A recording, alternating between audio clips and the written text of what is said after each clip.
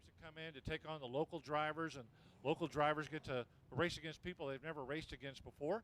You got cars coming in that have never raced at Cotton Bowl Speedway before, so it's going to be a really great night. We have a great crowd here tonight. I think it's members of the Chamber of Commerce or something like that. Very good. Bastrop Chamber of Commerce. Very good. Give yourself a round of applause. Make some noise. There you go. Yeah, very good. All right.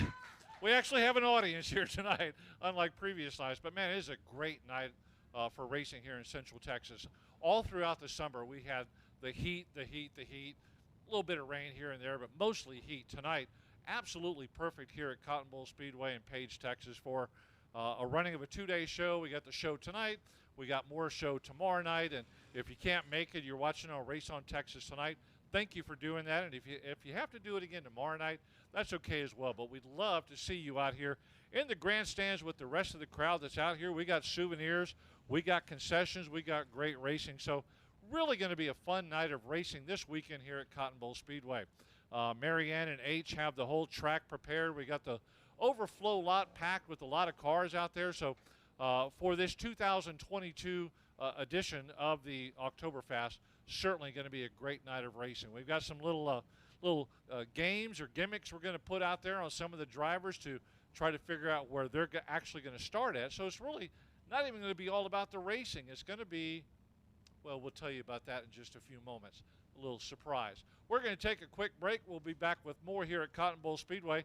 It's the 2022 edition of OctoberFAST, brought to you by the pre-race show, brought to you by Day Motorsports. If you need something in the motorsports world, Day Motorsports is the place to get it.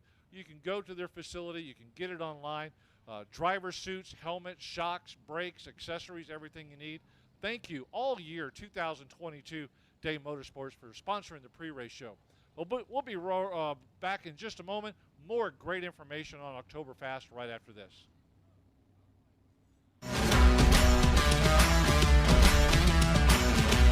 Hi, welcome to Day Motorsports. How can I help you?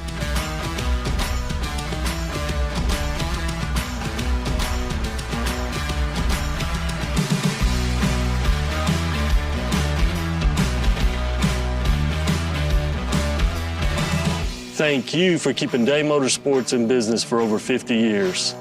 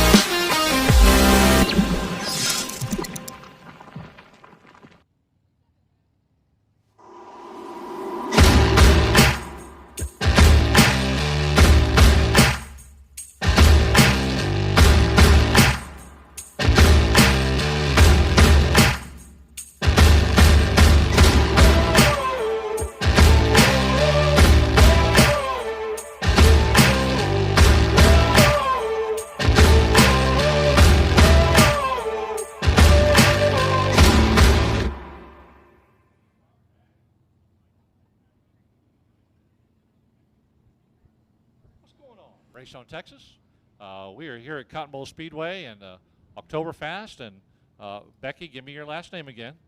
Womble. Okay, Becky Womble here with the Bastrop Chamber of Commerce. And you got a bunch of crazy people here tonight. I've already heard them yelling in the background. Of course, I asked them to do that. They're not crazy. No. They're just enthusiastic. They're very enthusiastic. I like that. Unlike those realtors that show up here on a real estate night at the races. Those those are members too. I love those real estate agents, man. But they must have a bedtime of about 9:30 because they were out of here early. But I noticed all the wine was gone too, so that may have been a reason. Okay. But we appreciate. Well, I hope we don't run out tonight. Oh no. But we appreciate all the support that the real estate agents give us, and you're with the Chamber of Commerce here in Bastrop. So tell us a little bit about what's going on here tonight at the track. Well, tonight we're here helping the track celebrate their 5-year anniversary. And so Marianne came to us about 2 months ago and had this idea to have a Bastrop Chamber Night at the Races. And so we came out here and had a ribbon cutting out in the pits a few minutes ago and helped them celebrate their 5-year anniversary. And we had 7 wonderful businesses who stepped up and helped sponsor food and drinks tonight, so our chamber members could come out here and socialize and just support a fellow chamber member. So I wonder, with the chamber stepping up like this, and I'd asked the question when the real estate agents came out, how many of the chamber partners even knew that there was a racetrack here? Because sometimes this is our sweet little secret out here, and we'd like more people to know about it. Were people kind of surprised, like, oh, there's a racetrack? Oh, we've had some, but I think there's others that are big supporters of this track, and so they come out here often. But to be honest, the Realtor Night was my first time to come out, even though I grew up going to the races. So it's been a great experience, and I'll be back. What kind of races did you used to go to? Did you grow up at a racetrack? No, Okay. my dad just is a big fan. Sure. My dad has actually been here, and he lives in New Braunfels. Okay. Has brought my boys, but this was only my second time to come. No, it's always exciting, and there was a lot of wide-eyed people. You know, the first time the real estate agents came out, we're always happy to have them. Like I said, it's kind of a little secret out here, and sometimes folks don't know, and this is how we get the word out, whether it's through Race on Texas or the chamber or the real estate agents or just word of mouth. And it looks like you've got a really good crew out here tonight. So anything else going on tonight, or are y'all just going to socialize and watch the races? Just socialize and enjoy the races. It's here, going to be a great night here. And, you know, Chamber of Commerce, in 5 years, Mary Ann's sitting behind the lights there. I see her over there. And 5 years been a lot of fun, hasn't it? Yeah, for sure. And her and H have put in a lot of effort out here and moved up from the track down in Kyle. It's been in her blood forever. So when she was able to grab this track, she's really made it, you know, a nice home for a lot of drivers and staff, and it's been really good. So 5 years has flown by for Cotton Bowl Speedway, and here we are on this edition of the 2022 OctoberFAST, where everybody's going to go fast out on the racetrack tonight. And we're going to talk a little bit more about qualifying and how cars are going to get lined up here in just a moment. I don't know who's going to sit in this chair next, but we're going to find out right after this break. You're watching the Day Motorsports pre-race show here at Cotton Bowl Speedway.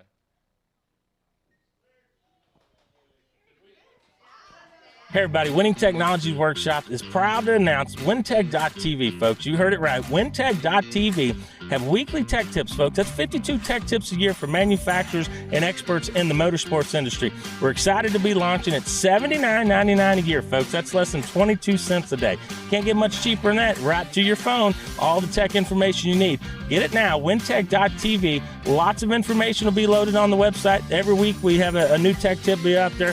There'll be manufacturer discounts for products and things to help your race program. So for less than 22 cents a day, folks, WinTech.tv is your source.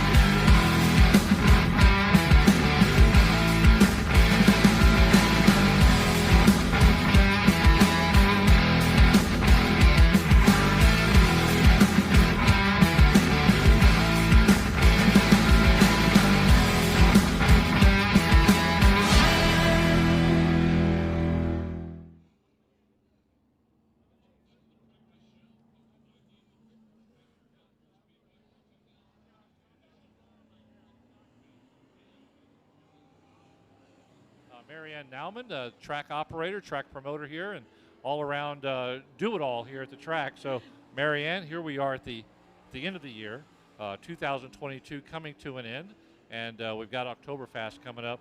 Tell us your thoughts on 2022 and the excitement of this big event tonight.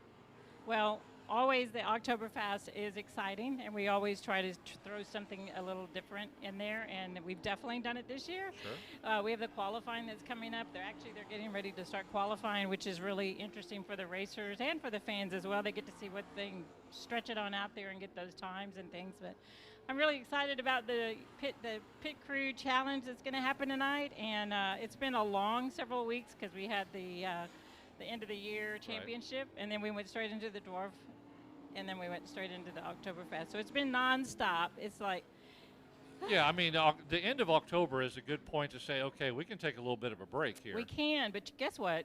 There is no break. There in is no break racing. because you have to start planning for 2023. We do that. You got to get your sponsors lined up. You got to get, then you've got to get, your touring series lined up. So it goes really right back into it really quickly. But well, when we were talking to Becky a moment ago, and it's great to have the Chamber of Commerce so out great, here, and so great. tell us your feelings about this, recognition, 5 Yes. years. But you also want to throw in a little extra information about that 5-year mark. I do. This is the 5th year that Man Racing Promotions has operated Cotton Bowl Speedway. So I used to have the track in Kyle, Thunder Hill Raceway, and when that track closed down, it was about a 3-year stretch in there. By that time, a lot of the racers that raced at Thunder Hill asphalt started coming to the new track, the dirt track here. And so when the track wasn't going to reopen, some of those racers reached out to me and said, "Oh, you can't let it go. You can't let it go." And I'm like, I know nothing about dirt track racing, but the guys were having a great time, and my son raced here, and it was like, I kind of dig this dirt racing. It's three wide is like very common. It was a new thing for H too. Absolutely. Totally different Absolutely. from what he had dealt with in the past. And my husband supports me 100%, and I could not do it without him. It is my passion, but he works so very, very hard for this on the dirt itself. Yeah. That's the difference between asphalt and dirt. Asphalt, you just blow it and go. Dirt track, you got to do all the prepping. He was telling me earlier this afternoon when I was visiting with him that he was really thankful the moisture Yes. held in on the track today, and he really didn't have to water as much and as often. And we got a little bit of a rain shower that kind of wetted the ground up here and kind of held that moisture in. Absolutely. Unlike your house where your furniture got blown off the In my back porch. patch. Yes, that was crazy. He was here, and I was on my way to the house when that happened. I was going, oh, I can't imagine if that happens to the racetrack. And he said it just sprinkled. Steve Sims actually posted something on Facebook about it raining in Austin. I think it was Tuesday or Wednesday. I'm like, no, go away. We have to race this weekend. Yes. But H was talking about how it just really passed right through. It did. He said it started raining on him on the track, on the front straightaway, and by the time he got to the exit back on turn 2, it had already stopped. Yes. So it's been a long 5 years. It's been a fun 5 years. And a lot of the racers came, like I said, from Thunder Hill, and I loved all my racers at Thunder Hill. Oh, sure. And I have grown to really love and adore all of the drivers here. So year 5 has been really exciting. When I was walking back in the pits earlier this afternoon, a lot of cars in that Lots. overflow parking. Yes. And we're pushing 125 right now in the Yes. pits, and the factory stocks are really bringing it tonight. They are. And that's a Friday night factory stock That's count. right. I'm thinking, if nothing goes wrong with the cars tonight, the Saturday factory stock count could go up, 10 or 12, 15 more cars. Yeah, payout, we're at $32,000 on Okay. if I'm not mistaken, on the payout for This these is, racers. So they're man, hungry. It's going to be a fantastic show. They're out packing the track and hot lapping behind us right now. That's all the noise you hear. The weather couldn't be nicer. It couldn't be. It's very comfortable out there. It'll cool down. And we're getting this in just in time. Mother Nature's coming in like Sunday and I know. Monday. And you can say, come on in Sunday and Monday. Just don't come in Friday and Saturday. That's right. And in Milton, I really want to thank the Bastrop Chamber for coming out and sharing tonight's experience with us, and hopefully coming back many more times. And what a great job Becky does with the chamber and all of the members there. So thank you to all the Bastrop Chamber for being here, and I hope you have a great night tonight. Yeah, I think it's going to be a great night, and for those that have never been to a racetrack before or ever seen stock car racing, they're really going to get some excitement out of it. I'm a football guy, I'm a basketball guy, but a lot of these people are the same way. But then when they see stock car racing, it's like, oh, you mean there's another sport out there I can enjoy? And that's what brings them in. You get them out here once or twice, and they're hooked. The last thing I want to say is I hope some of these chamber members can see the value in sponsoring the racetrack and advertising here. We have a few that already do. Sure. Lynn Shirk is huge. I mean, very, very big with the helping to make sure we have this VIP area available for things like this. And gosh, there's just Amelia. I mean, there's several that are already chamber members that help, but I think those two ladies can definitely tell you the value and helping to keep the racetrack open, and that's what keeps us open is the sponsorships. No, that's for sure. So it's going to be a great night. I know you got a lot to do. Everything's on your plate. So we're going to take a quick break. We'll see who slides in here next. We're going to take a quick break here on the Day Motorsports Race on Texas pre-race show. OctoberFAST. It's 2 days. It's tonight, Friday, and tomorrow, Saturday. Both nights are going to be exciting. If you can be here live, join the fans that are out there in the grandstands right now. Very, very comfortable. But if you are on Race on Texas, tell all your friends, email them how they can get all access and join us. I'll be putting that email out later on. And it's always interesting to see where people are watching from. So we're going to take a quick break, let Mary Ann get on the way. We'll be right back with more of the Day Motorsports pre-race show right here at Cotton Bowl Speedway. Thank you, Milton.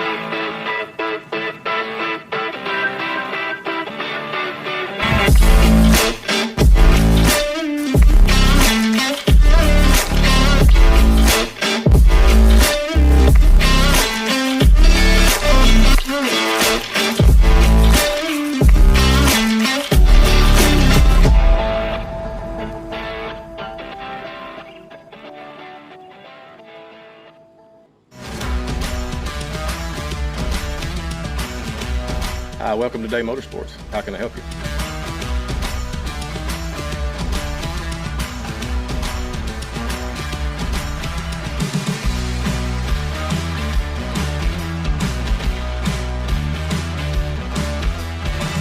Thank you for keeping Day Motorsports in business for over 50 years.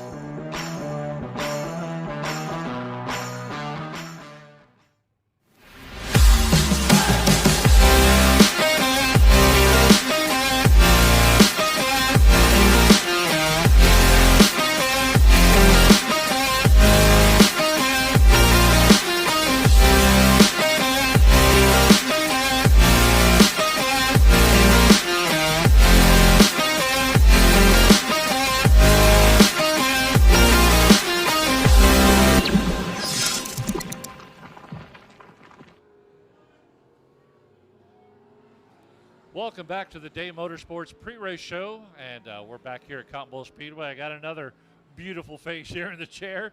Well, I don't know. I don't know about Ruben Morales is jumping in here, and a lot of you folks know him announcing all over the country, and he's come in to help out a little bit. And Ruben, this is going to be an exciting night of racing here at Cotton Bowl, and tell the fans a little bit about what's going to be going on tonight. Yeah, it really is. Of course, it's night 1 of 2 of OctoberFAST. What that means, you got to be fast on night 1, Milton. And you have 38 factory stocks. You know what I mean? Factory stocks are big here in this Lone Star State. And tonight, there is a tire challenge for the redraw. So there's going to be 6 heat races for the factory stocks. Top 6 go to the redraw. So that means only the winners of those heat races, Milton, they're going to be stacked. Now, it's not your typical redraw where you just pull a chip out of a bucket. There's going to be a tire challenge tonight down there where their pit crews are going to have to change a tire. They're going to have to make a whole lap around the racetrack, which we'll get to in detail. We'll cover that down in the infield later on tonight. That's the redraw for the starting lineup tomorrow. And it's these fun things that, you know, you can draw chips, you can roll dice, you can flip pizza boxes. We've seen all sorts of things at tracks. But having your starting position determined by your crew is where that car owner and driver may have to pick the right people to change that tire. They really need to earn their pit pass tonight. Oh, yeah, that's for sure. That's They're actually going to have to do some work that really means something. I mean, they get the setup, they do the tire changes in the back, and you know, they cheer on their driver, but now they're going to be... And it's really neat because now the pit crew gets a little bit of the spotlight, you know what I mean? And it's going to happen with the IMC ice stocks as well. Yeah. There's I got the confirmation from Cody, timing and scoring 2 heat races, so it's a little easier for them because the top 3 out of each heat race will get into the redraw. Okay. But yes, going back to the pit crews, it's really cool to kind of get the spotlight on them too. This is what's exciting about special shows like this. You can ham it up a little bit, you can add something to it. And, you know, originally earlier in the week or so, people were worried that everybody's starting spot was going to be determined by a tire change. There's no way we could put 36 factory stocks out there to do tire changes. We'd be here till 4 o'clock in the morning. So they've got it really wrapped up well. And the main event tonight for the Sport Compacts will be the only time they race this weekend. Sport Compacts had a great season this year. And then tomorrow night, the Sport Compacts will be taking their place will be the Texas dirt truck. So it's going to be a great night of racing both nights. Of course, we've got the street stocks, iStocks, mods, sport mods, factory stocks. I mean, all of our regular classes are here tonight. Sport Compact tonight, Texas Dirt Truck Series tomorrow night. And man, we got some big names out there too. We were looking really on Race Pass. Yeah, on my Race Pass, there's a lot of great drivers. How you said, some guys that haven't been here all season long, they're going to mix it up with the weekly guys, you know what I mean?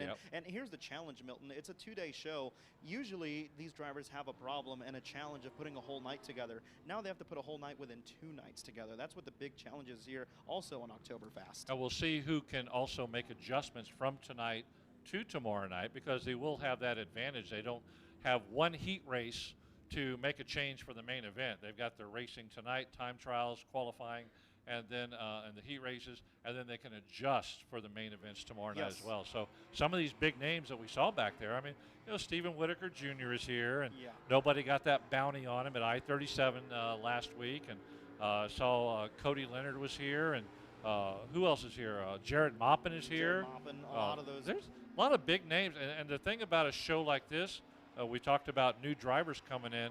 They want to go down and show that, they want to come here and show these local guys, y'all aren't the cream of the crop. We do racing at Heart of Texas. We do racing up at 105. We do racing here. We're going to come take your money. And the local guys are like, no, we want to keep that local money here. And you also got to keep in mind, these heat races are so stacked. Not only are you going to possibly miss the redraw, but you could possibly miss the feature. There's going to be B-mains tomorrow for the factory stocks. So it's about putting on a whole night tonight and tomorrow for the big prize tomorrow. It's going to be some exciting racing here at Cotton Bowl Speedway. The 2022 edition of OctoberFAST. Excitement coming our way, and they're out there hot lapping right now, getting a good feel for the track. H put some water on it. Mother Nature helped us a little bit. The Chamber of Commerce is here. Ruben and I will be on the call. He's going to have some interviews if possible. He's going to do the tire change. We're just going to have a lot of fun. Just wing it, wing it and sling it, and we're just going to have some fun, and whatever happens, happens. For those of you that are watching at home, like I've done all year long, I'll throw that email address out later on. Send me an email of where you're watching from, who's watching with you, and if you're cheering on somebody. And I've had emails from Japan. That's I've had them from Hungary, Germany, and then, of course, all across the United States on a weekly basis. When I was here earlier this year, there was a fan from Maine tuning yeah, in on Race yeah. on Texas. So there you go. I'm wondering if Phil Whipple's going to be tuning in tonight. Now, Phil, last time we were here, it was 90-something degrees, and it was 48 up in Maine where he is. So, Phil, if you're watching, I expect to see an email. But we're going to wrap it up here, the Day Motorsports pre-race show, OctoberFAST. It's a big two-day event. We're getting ready to go green flag racing here in just a moment. Ruben and I will join you over on the other side, but we're going to take a break. We'll see you real soon.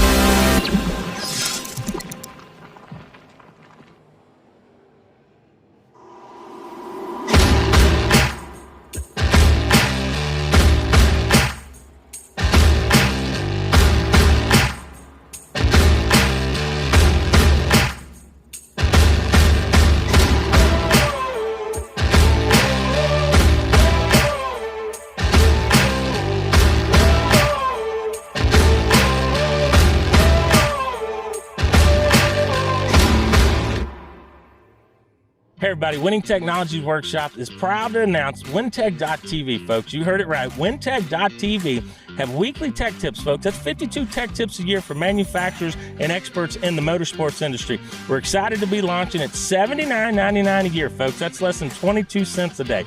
Can't get much cheaper than that. Right to your phone, all the tech information you need. Get it now, WinTech.tv. Lots of information will be loaded on the website. Every week we have a new tech tip be out there. There'll be manufacturer discounts for products and things to help your race program. So for less than 22 cents a day, folks, WinTech.tv is your source.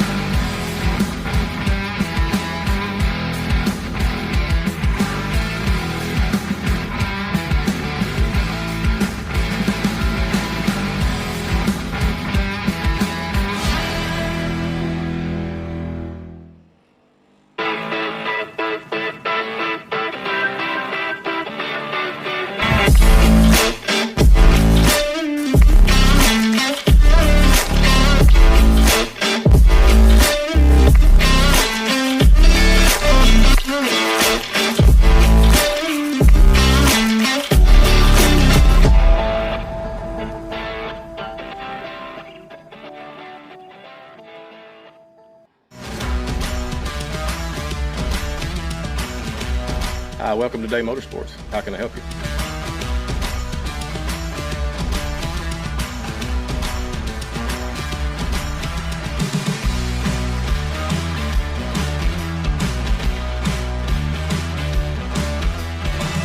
Thank you for keeping Day Motorsports in business for over 50 years.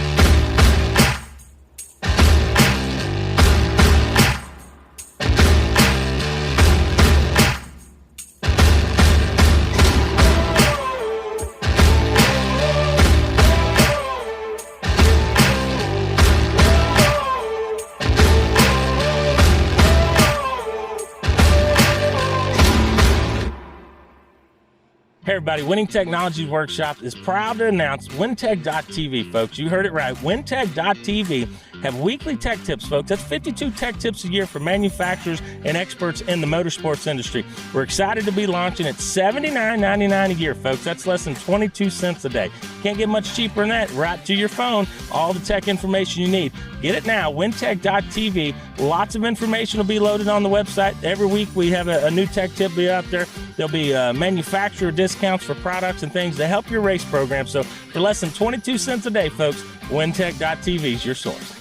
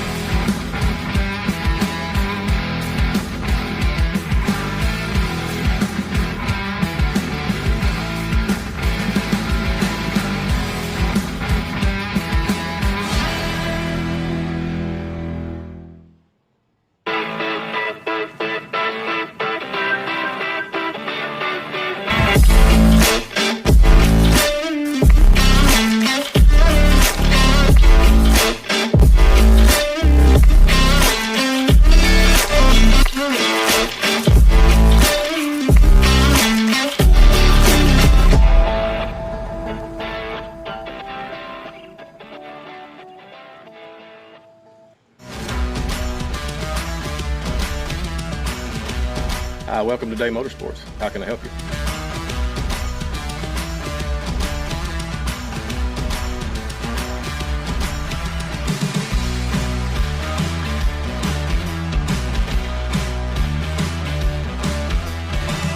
Thank you for keeping Day Motorsports in business for over 50 years.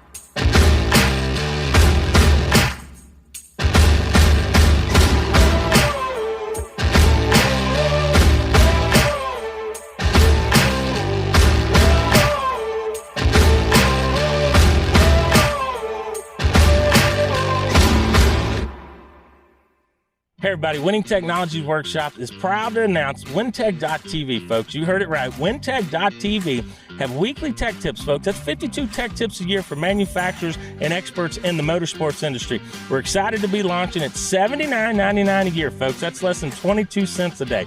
Can't get much cheaper than that. Right to your phone, all the tech information you need. Get it now, wintech.tv. Lots of information will be loaded on the website. Every week we have a new tech tip be out there. There'll be manufacturer discounts for products and things to help your race program. So for less than 22 cents a day, folks, wintech.tv is your source.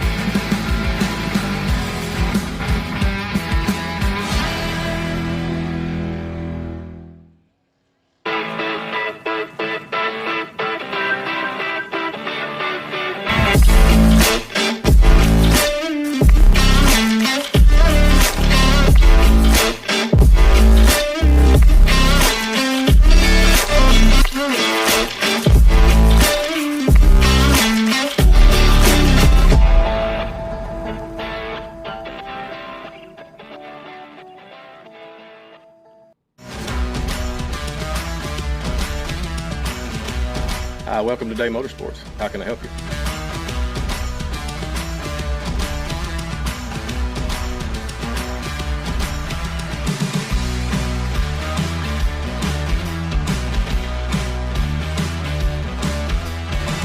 Thank you for keeping Day Motorsports in business for over 50 years.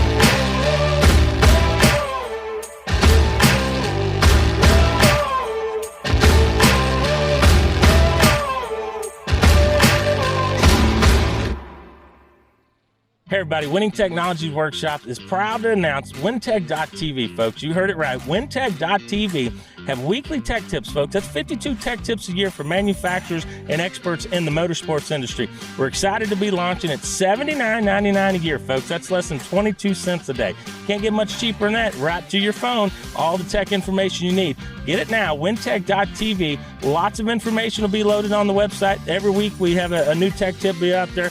There'll be manufacturer discounts for products and things to help your race program. So for less than 22 cents a day, folks, wintech.tv is your source.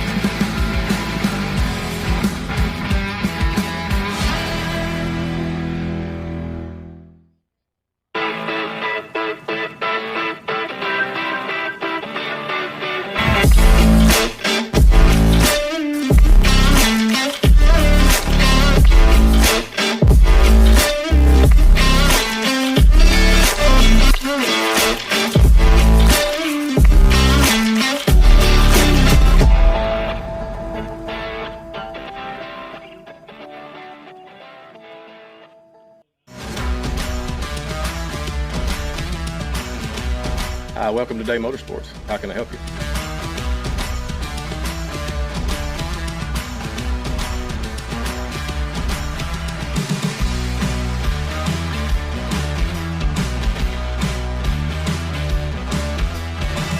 thank you for keeping Day Motorsports in business for over 50 years.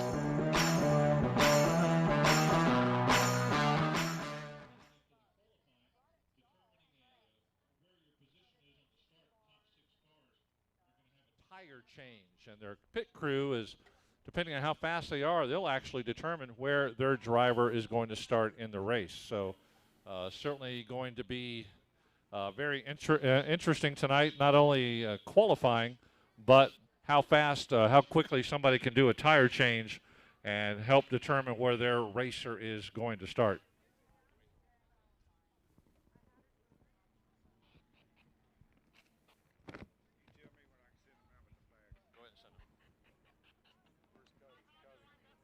Yeah, going to be a whole lot of fun here tonight, and we, tell your family and friends to come on out. The Bastrop Chamber of Commerce is here tonight, and we appreciate them up here in the VIP booth and around the grandstands. Going to be a good night of racing.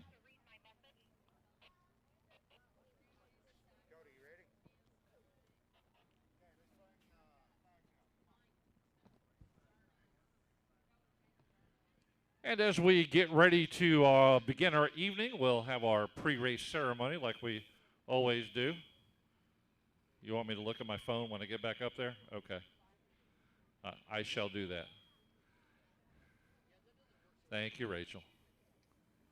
All right, good times here at the track. And, hey, the souvenir stand down there, we got some Race on Texas hats for sale. We got some Cotton Bowl Speedway shirts and hats. Rejoice for the people who walked from the rubble and sobbed for the ones left below. Did you burst out with pride for the red, Colors of America coming around the track. Please rise as our nation's colors come around. Did you look up to heaven for some kind of answer and look at yourself and what really matters? I'm just a singer of simple songs. I'm not a real political man. I watch CNN, but I'm not sure I can tell you the difference in Iraq and Iran. But I know Jesus and I talk to God, and I remember this from when I was young. Faith, hope, and love are some good things He gave us. And the greatest is love. As the drivers come around, Sport Compact 00 Cody Crabb finishing first in points this year. Second in points, Bo Bollinger in the 42. Factory stock 8-star Tim Holmeyer, your champion at the track this year. Second in points, 58 Steve Sims. Also carrying the color street stock champion 88 Robert Danielson, and second place Dwayne Toyin. IMCA stock cars, we have Chris Birmingham, C3, I don't see him out there. 777 James Honish in the Sport Mods, along with 32 Robert Stewart finishing second in points, and the IMCA Modifieds 94 Chris Morris, your track champion down there as well. We want to thank all these drivers finishing in first or second place this year in points, and some of them it's not their first time. So appreciate all these cars and drivers. Join me in a moment of prayer as we get ready to start things here at the racetrack. One note that we will give if you've been making your way around the track at the front gate, the pit gate, stuff like that. On our poster, there was a wonderful picture of a young lady that devoted her life over the years to racing. Her name was Aaliyah Kirshner, and she was a trophy girl here at Cotton Bowl Speedway for several years. She was the trophy girl for the South Texas Street Stock Shootout for several years. She's been a trophy girl at tracks down in South Texas, whether it's I-37 or down at the Race Ranch, South Texas Speedway. But we tragically lost Aaliyah earlier this week in a horrible accident down in Corpus Christi, leaving behind a spouse and a little child. And it's just certainly horrible that she's dedicated her life to racing. She was a great representative for Race on Texas, who broadcasts and live streams our races each week. So the racing community has definitely got a dent in its side tonight, as we certainly miss Aaliyah Kirshner. We'll have a moment of silence.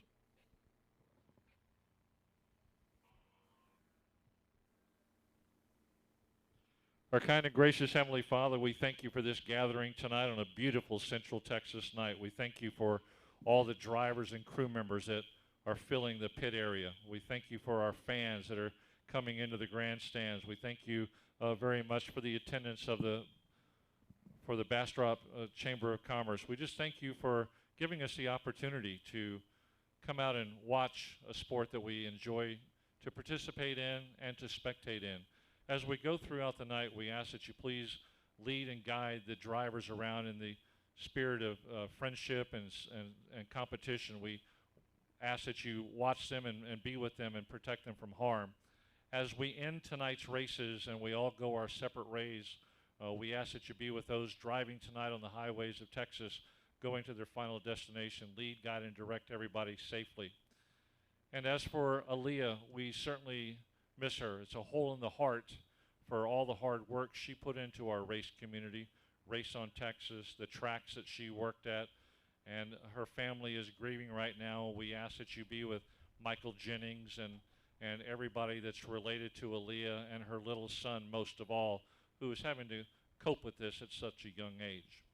We ask that you be with our armed forces, men and women spread across the globe, and also, most importantly, for our first responders right here in the United States, our police and fire, EMS, doctors, nurses, all those that are first responders. Be with them.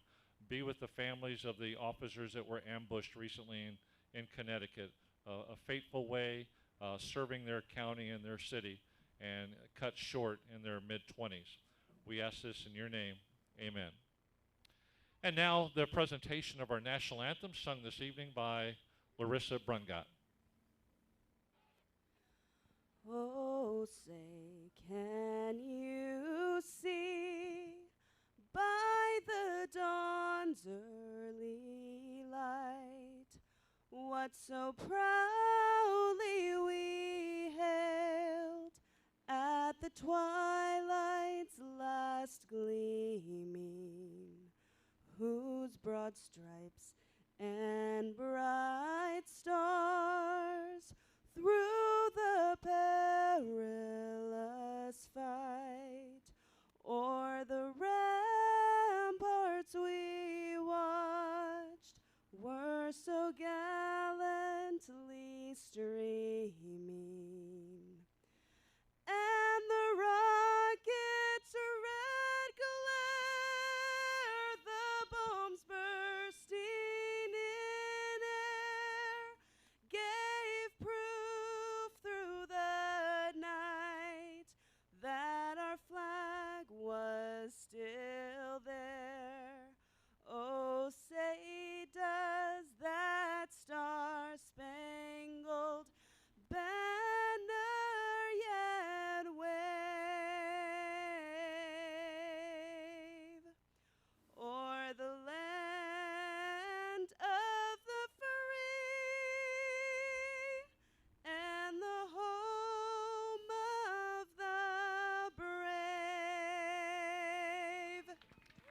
Thank you, Larissa. Thank you to all the drivers out there on the front straightaway, our trophy girls, and Nathan Lavender up there in the flag stand. We're going to have a good night tonight here, the first night of OctoberFAST 2022.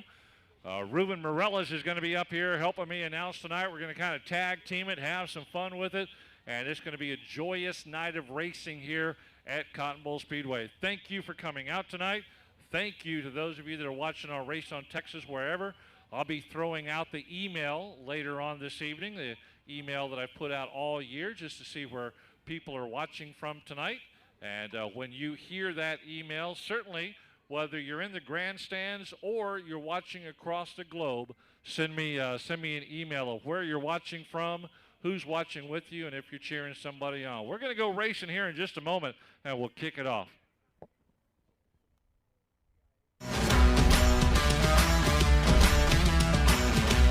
Hi, welcome to Day Motorsports. How can I help you?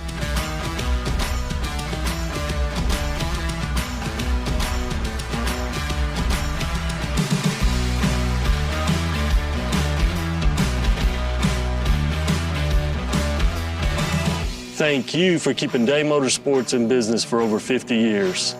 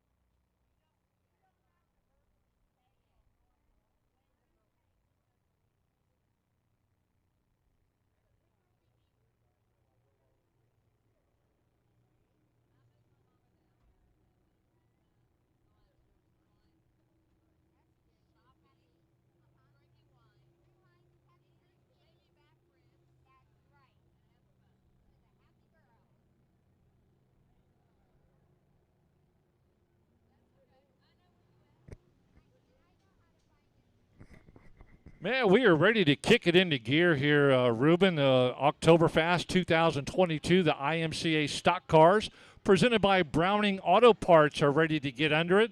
Now, you're seeing on your screen a 200-lap qualifying, but, Ruben, I don't think they're going to qualify for 200 laps. What do you think? We'll be here all night, man. We'll take the average. We'll take the average lap time. Yeah, we'll be here all night. No, they're definitely not. It's just for timing and scoring Yep, the way they're that's doing it it on My Race Pass. Obviously, they don't have the format on My Race Pass, how, National Series or Tours do. So they're going to do it their way. It's going to look like a feature, but that's just the way they're going to use it for qualifying. I do believe they get 3 laps, and I believe we'll have them out there 5 cars at a time, Milton. Yeah, they're going to be out there on the clock, and we're going to kind of adjust Ruben here just a moment. Ruben, tell us more about the qualifying. Yeah, so this is the way the qualifying is going to work. It's OctoberFAST, how we mentioned. You have to be fast. Night number 1, we're going to qualify heat race tonight, and then that's going to set you up whether you're in the redraw tonight or tomorrow, and then a B main and a feature tomorrow, which will be ran tomorrow. So the way qualifying is going to work, we're going to kick it off first here with the IMCA stock cars, and with the stock cars, we have a total of 15 IMCA iStocks, so therefore there'll be 2 heat races tonight, Milton. Top 3 to the redraw after the heat races. So since there's 2 heat races tonight, the top 2 fastest guys will start on the pole of their respective heat race. 3rd and 4th will start second, 5th, and et cetera, et cetera, et cetera. So that's the way qualifying works here with the iStocks. You have to be fast in order to get a good starting spot in the heat race, and out of the heat race to get into the redraw.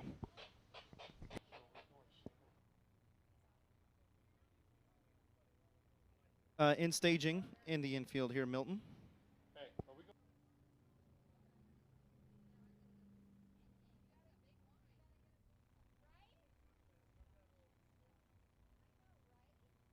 So we will get ready to qualify them. There are going to be groups of 5, and of course there's going to be some left over, Milton. So we'll just fill the groups as they remain. Yeah, poor Dammer down there. She thought it was going to be single car qualifying. I thought it was, and then we heard 5 cars at a time. But, that's what's a good thing about the racetrack. You just have to be flexible. Word gets spread on how things are going to get done, but we get it sorted out eventually. Good to have the Bastrop Chamber of Commerce out here tonight. A lot of good fan count out there. Of course, we'll be back here again Saturday night with a second night of racing of OctoberFAST 2022. But, yeah, it's going to be great. So it looks like Sport Compacts will be main events only. So we're going to have stock cars presented by Browning Auto Parts starting off the qualifying, followed by the IMCA Southern Sport Modifieds presented by USA Wrecker, followed by the street stocks presented by Advanced Auto Parts. Then it'll be the IMCA Modifieds presented by Magnum Trailers, and then that huge group of factory stocks here presented by Side Piece Packing Company. And we're going to get spaced out here. Our race director, is talking to the drivers right now, Ruben, telling them in their headset, okay, we're going 5 at a time. Space yourself out so we can get a good run here. once you get on the racetrack, of course, you can't see behind you here, but you just want to get spread out because at the end of qualifying, they only get three laps here, Milton, and you don't want these guys to say, hey, well, I wasn't spread out. Well, guess what? This is your opportunity to get spread out. They're going to come to a green, another green, and then a green-white checkered. So 3 laps here. They're getting up to speed, Milton.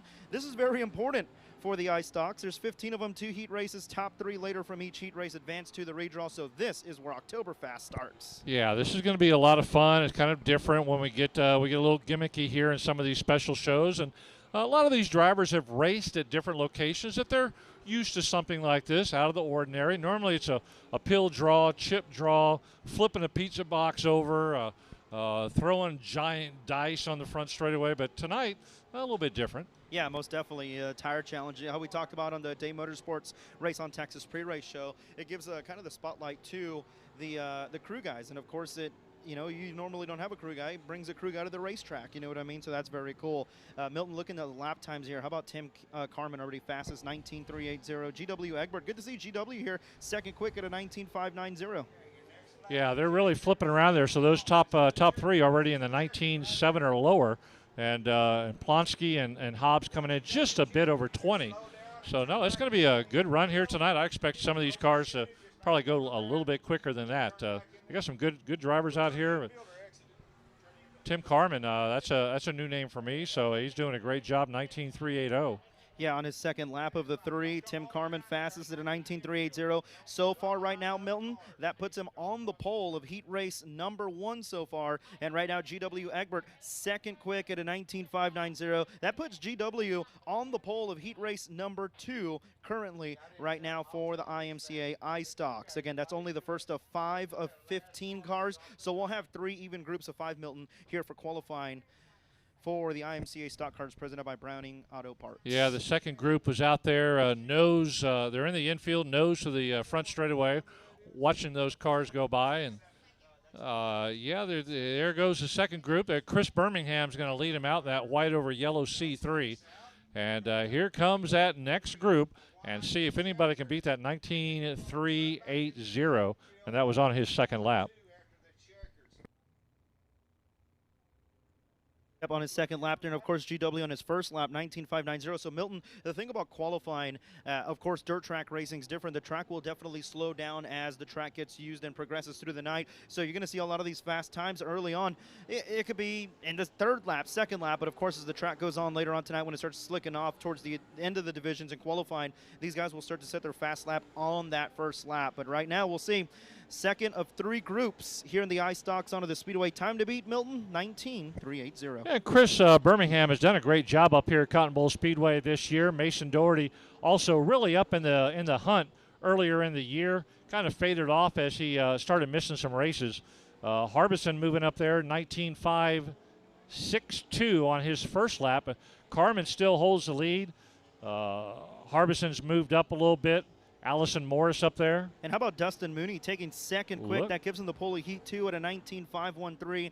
And how you said, Hardison now third quick. Yeah, these times are constantly changing on each and every lap, and they can leapfrog somebody. And Birmingham came out in the front. He's a 20.085. Dustin Mooney on his second run got up to a 19.369. That's so fast time. He takes over the fast time and bumps Carmen back to second, Harbison to third. Yeah, so now Austin Smith crosses the line. He's 9th quick. Dothery 6th quick. And how about Dustin Mooney? Fastest here in iStock qualifying at a 19.369. New fast time here in group number 2 at a 19.369. And Tim Carmen from group 1 still second quick, which gives him the pole in heat race number 2 at a 19.380. Now, Milton, you know, if you want to start on the pole, you can start on the pole, but really top 4 is where you want to be if you want to start on the front row of one of these heat races. Oh, yeah, most definitely gives you the advantage. The other thing, too, about qualifying is, yeah, you can be a fast car, but we know how it is when you get 20 cars out there, 15 cars, you get caught behind somebody. So fast is fast, but then it comes down to driving skills once you're out there with a group of cars. Yeah, most definitely. All right, final 5 cars in IMCA iStock qualifying, presented by Browning Auto Parts onto the Speedway Milton. Time to beat, 19.369. Well, looks like we've only got 3 cars out there right now. Yeah, so we'll see how things match up here and see if everybody is able to move up or stay in contention. Should be the 98 Jeff Whitehead, Kobe Allen in the 27, and Nate Robbins in the 704. Gotcha. So 13 entries, not 15. Okay. There we go. Whitehead goes 9th quick at a 21.24. Allen goes 12th quick at a 29.07.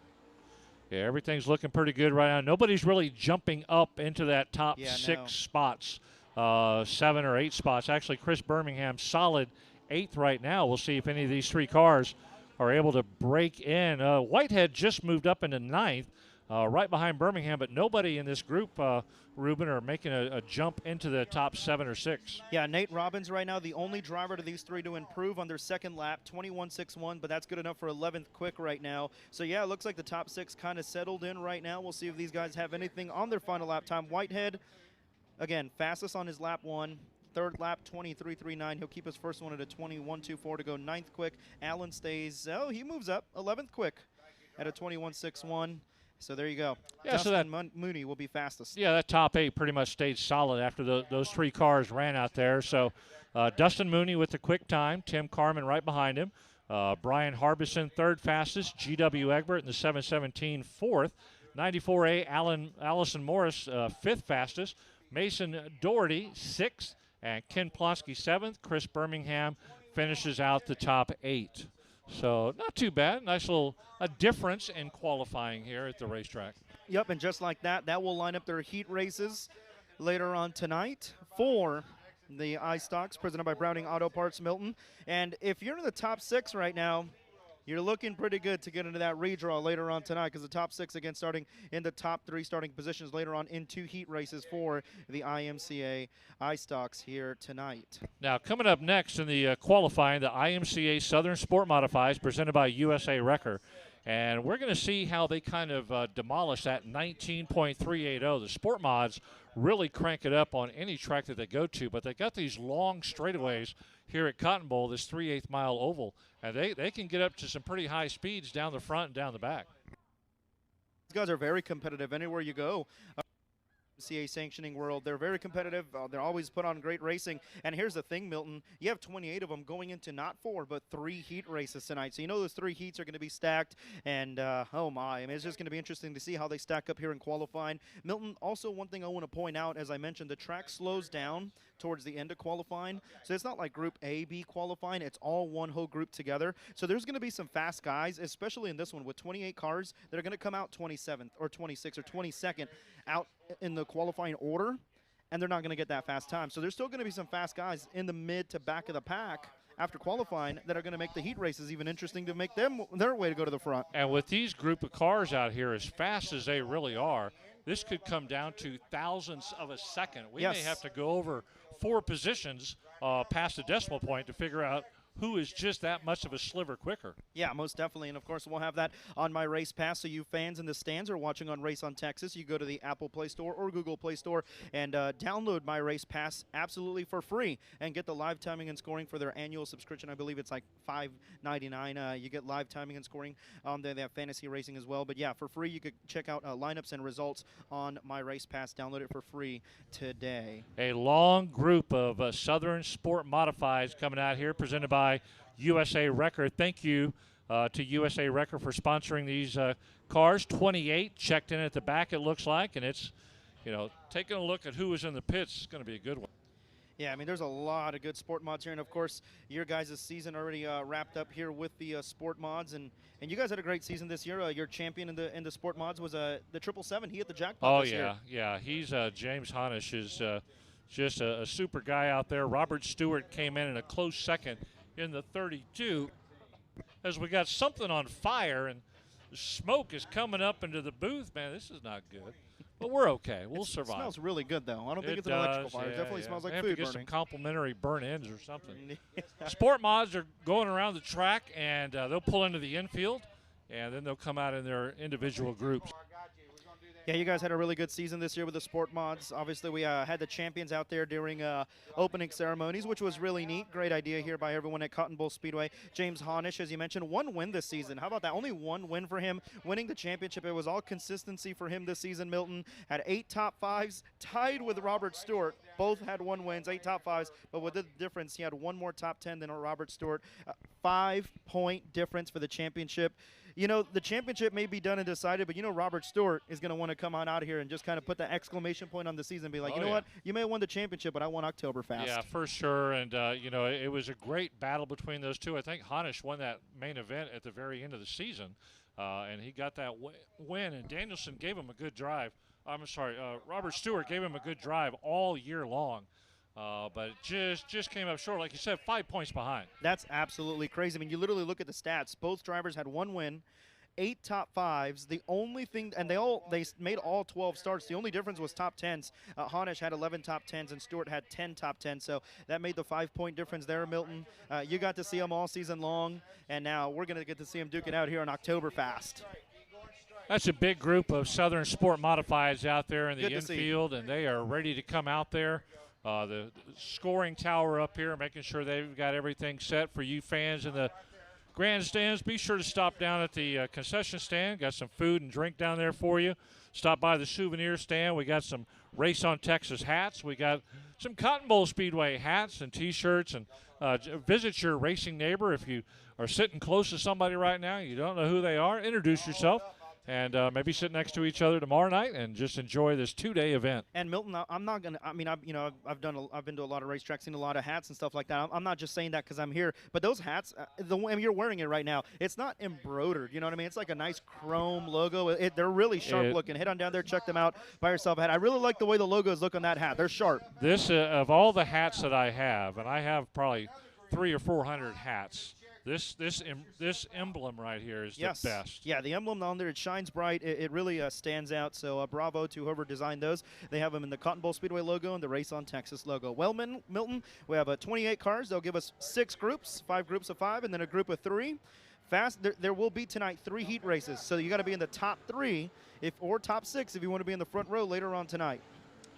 Robert Stewart leads them out there in the 82, second in points here at the racetrack this year, and he'll begin to pick up speed. We'll start to see the times pop up here on the screen, and let's see how fast they're going. Now, remember, the stock car fast time was 19.380. Let's see how fast this is. 18.814 for Robert Stewart, and now Chris Florio actually faster at an 18.803. Yeah, so now things are starting to move around. Taylor Florio jumps up there. No, Joseph Ponton Jr. jumps up in the lead, 18.288. Now Robert Stewart back to the top. That didn't last long at all. No, lasted about a quarter of a straightaway. 18.221 for Robert Stewart. He's here to prove a point, Milton. Yeah, Robert Stewart's got the fast time right now with Joseph Ponton Jr. right behind him. Ponton now jumps over Stewart on that second lap. So right now your fast time, the high 5 of Joseph Ponton Jr. And Robert Stewart settles into second. Taylor Florio third. Jared Maupin, just a driving machine. This guy, he drives here. He drives at I-37. He drives at South Texas Race Ranch. Always in the winner's circle. Right now, Jared Maupin on his third and final lap. Yeah, moved to third. Why did he get 3 laps and everybody else got 2? No, so basically here on Race On, there it is. That's the lap they did it on. Third lap, Jared Maupin. Maupin, the only driver, Milton, to improve on their third and final lap. That's pretty good for Maupin. And we talked about Robert Stewart. He's second quick, 18.221, and then Ponton fastest at an 18.197. And we talked about the difference. Stock cars 19.380. The first group fast time 18.197. So a full second and a little bit faster than that. These guys know how to move out here. And of course, track conditions changing as they progress, and the track. Great shape here tonight for opening night of OctoberFAST here at Cotton Bowl Speedway. Time to beat, Milton, 18.197, set by Joseph Ponton Jr. in the H15. Yeah, the high 5. Well, that didn't last long. Trent Beaver jumps out there, 18.150, pushes Ponton back to second, Stewart back to third. Looks like everybody's settling in about 6th and lower. Michael Dabney moves up to 6th, 18.464. But right now, the top 5 aren't moving. Yeah, Trent Beaver just did it again on his second lap. Yeah, improving in the second lap. He's the only one in this group, Milton, that has cracked the top 5, top 6, really. Really doing a good job out here.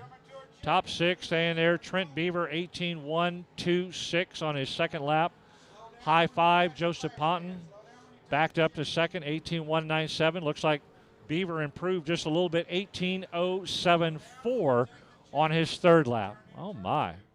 So Ponton gets shuffled back to second. Stewart back to third. Maupin back to fourth. Taylor Florio finishes out the top 5. Florio at a very decent 18.376 on the second lap, but not quick enough as Trent Beaver comes up to Cotton Bowl Speedway. We don't see him here very often. He puts a fast time out there, 18.074. I was probably looking at your guys' points here for the IMC Southern Sport Mods. 54 different guys entered, and he was not one of them. So first ever visit to Cotton Bowl here in 2022, and he goes to the top of the charts at an 18.074, improving on his third and final lap. The only car to break the top 5 in that group, Milton. Next 5 on the racetrack. Yeah, this is going to be good. We'll watch these numbers shuffle, and see if anybody can improve on that. The Sport Modified division, one of the most popular divisions, Sport Mods and factory stocks, really at all the racetracks, really have good car counts floating around. They'll get on the clock here, see if anybody can jump into the top 5, 6, or 7 as they continue to go around. So far, nothing has changed. Beaver, Ponton, Stewart, Maupin. Yeah, Davis goes 12th quick, 19.207. Tosh 13th quick. Billingsley 11th quick. So these guys really not cracking the top 10 here, Milton. Yeah, they are getting those average speeds out there, almost stock car speeds right now. And that's not saying that they aren't good race car drivers. They just don't have speed, but they know how to maybe maneuver through traffic once you get all the cars out there on the track. And as I mentioned to you, Milton, you know, the track is definitely going to slow down as it progresses. But, of course, we saw a driver in the second group get the top spot, so it's not out of the question. The fastest guy in this group is Charles Riley, 10th quick at a 18.629. Stephen Davis, 13th quick. Tosh is 15th quick. And 12th quick for Billingsley. So the fastest driver out of this group, Milton, 10th quick, Charles Riley at an 18.629. So the top 8, top 9 were actually safe. They're still locked in where they are right now, but it's not over as the Southern Sport Modifieds will send out the next group. And we got a lot of big names out here at Cotton Bowl Speedway tonight, and sometimes it's not all about speed, but you do want a great time out here. There goes Heath Stewart in the H14 leading out this next group. He's very familiar with the track, homegrown and home operated here, so he's got a good feel for this track. Of course, experience going to pay off here for a lot of these guys, and some it may not. You just got to know how to wheel that race car. We saw Trent Beaver hasn't even turned a lap here in 2022, Milton, and he's already fast time at an 18.04. We'll see if anyone has anything for the top guys here in this group as they cross the line. Trent Beaver still leads at the top as the clocks are ticking off. Somebody's missing data. Jason Hubert, 12th fastest, 18.632. But really in this group here, again, nobody's cracking into that top 9. Everybody's staying 10 and below. There's the 10th fastest right there, James Cole. That's the 14 car you were talking about. That first James one right there. Cole. That's when this is missing data on race on race. That's My Heath Race Pass. Stewart that's missing Yes, the data. So he's 10th. But if that's the James Cole that I know, I can't believe he's back in a race car. That is James Cole. He used to race big time down at San Antonio Speedway on the asphalt track. 12th quick. Cole, 12th quick. First time here at Cotton Bowl. Hubert, 9th quick right there, 18.503. So, again, the top 8 are safe there. Michael Dabney holds on to that 8th position, and everybody else ahead of him stays safe. Now, you said that 14 was James Cole. Now, the other one was Heath Stewart, correct? Yes, so Heath Stewart was the fastest in this group. He's 10th quick, Milton, at an 18.541. Next 5 rolling onto the Speedway. Time to beat still is Trent Beaver at an 18.074. And the last, second to last group, I guess we're going to hold on to these two cars. So second to last group for the Southern Sport Modifieds. Yeah, that's the great thing about racing. You get multiple numbers. Then you have to start thinking about paint scheme. Who's the dark one? Who's the light one? And sometimes they're the same paint scheme, so then Yeah. you got to go through fonts. That Chris Morris and his race team, man, 294. Brenda Kirby, you had yeah. to go. Brenda Kirby had pink wheel covers, and he had yellow. And it's like, Oh, man. yeah, you have to break it down scientifically. All right, let's take a look at the top 8, see if anybody can crack it in this group here. Oh, we got Whoa, spinner, watch turn out, 4. spin up in turn 4. Yeah. That'll cost him right there. That's Yeah, it's definitely going to hurt his speed crossing on his first lap. So looks like Andrew Supak. Yep, 24th quick. Okay. So really that top 10, again, staying right there. Heath Stewart is the 10th fastest right now. There's Vince Loudon in the 16th spot. Joe Garcia, he's got the 14th fastest on that last lap. Gilbert Perez, 16th. Doug Ripple, who had a tough go at it a couple of weeks ago, got spun out up in turn 4. 24th fastest there. So, again, it looks like, we throw the checkered flag out there. Top 10 are safe one more time. With only 2 cars remaining here in qualifying as well, Milton, it's looking good for these guys. And again, with 3 heat races, top 3 are going to start on the pole of their respective heat race. And then 4th, 5th, 6th will start on the outside of front row. And then 7th, 8th, and 9th, 10th, 11th, and 12th will all start in the second row of a heat race coming on later tonight. So really, you gotta get it rolling here in qualifying. Trent Beaver, first laps here at Cotton Bowl Speedway in 2022. Fastest at top of the charts from group number 2 in qualifying at an 18.074. We'll see if anyone has anything for him. Final 2 cars, Milton, on the Cotton Bowl Speedway. And when you're doing qualifying like this, Ruben, you cannot spin out. You cannot shimmy and shake. You can't lose control of that car because you've only got a few laps to get on the clock, and if you have to get that momentum back up, you're dead. Yeah, you already throw away lap number 1. If you make a mistake on lap 2 or lap 3, you really only have 1 lap to depend on. So really every lap is so essential here for these drivers to get around Cotton Bowl Speedway. And, of course, the track has a lot of speed still in it right now as we get ready for the final 2 cars here in IMC and Southern Sport Mods. Yeah, Dash now on the 69, got 26 quickest. He's out there on the track right now and moving along here. Oh, my. I think that's Cody Leonard in the 12. He moves all the way up to third. Quick, 18.208. How about that? Man, here he comes flying around one more time. Let's see if he can improve on it. Third quickest right now, trying to get by the high 5 of Joseph Ponton into second. Let's see if he does it. Nope, stays right there in the 3rd position. Cody Leonard, 18.208, right behind Ponton at 18.197. And then your leader, Trent Beaver, at 18.074. Wow, good opening lap for that driver. And he goes to second quick, 18.136 on his 3rd and final lap. He will start on the pole of heat race number 2. You never give up, and Cody Leonard is a wild shoe all around South and Central Texas. Him and his dad went to a couple of big events around Texas and over in Louisiana. Doing a great job wherever he races. Kind of hasn't raced as much as he has over the years. He's kind of taken a break, but he didn't show it right there as he bumped up all the way to second fastest in the Southern Sport Modifieds presented by USA Wrecker. Next up on the grid is going to be the Street Stocks presented by Advanced Auto Parts. The Street Stocks have 21 cars through the back gate tonight. Yeah, 21 cars for the Street Stocks, and that's going to put 3 heat races, Milton. So, top 3 again is where you want to be if you want to start on the pole position. Top 6 if you want a front row starting spot. And that's where it makes it tricky. 7 cars in each heat race, so you don't want to bury yourself early in this one. That's why it's OctoberFAST. You got to be fast in qualifying and get yourself a good spot in those heat races because you know this track is going to be bad fast in those heat races, and you have to stay in the front. Yeah, Sport Modifieds clearing the infield now that they're time trials are over, and like we said, the Street Stocks will be coming out. Our Street Stocks presented by Advanced Auto Parts. Robert Danielson, the champion, and coming in second, Dwayne Toyin. I was talking to Robert's wife earlier tonight, and he may be getting out of the car driving business. They bought a new car. It'll be number 88 out here on the track tonight, so I think the 87 has been retired. Robert not going to be driving it. I think he said Brandon Spreen is going to be driving it. One of the Spreens is going to be in there.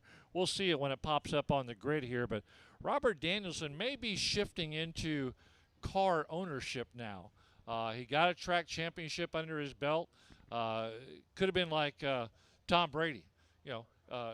He's going out on top, so to speak, where Brady is just kind of hanging on. So Robert Danielson and Bianca Danielson, that crew there helping out the 87 win that track championship just by a few points this year over Dwayne Toyin. But It'll be the 88 car tonight as the 87's been retired. Yeah, and you talk about the points. There are only 19 points separated the top two there, and 21 points separated the top three. So you guys had a great points battle there at Cotton Bowl this season. Another great division getting ready to come on out here, Milton. And this one's going to be interesting for sure. We just saw a guy go to second quick, and he was in the last group. So now it's really not starting to matter what group you come on out there. You just got to go out there and set that fast lap, and he'll put you up there in the top. A last group moving up to second. And not to mention his third lap, too. And minimal driving this year. Cody Leonard has not been out on the track this year very much. So his dad was telling me, it's like, we haven't raced as much as we have in the past, but we're out here right now.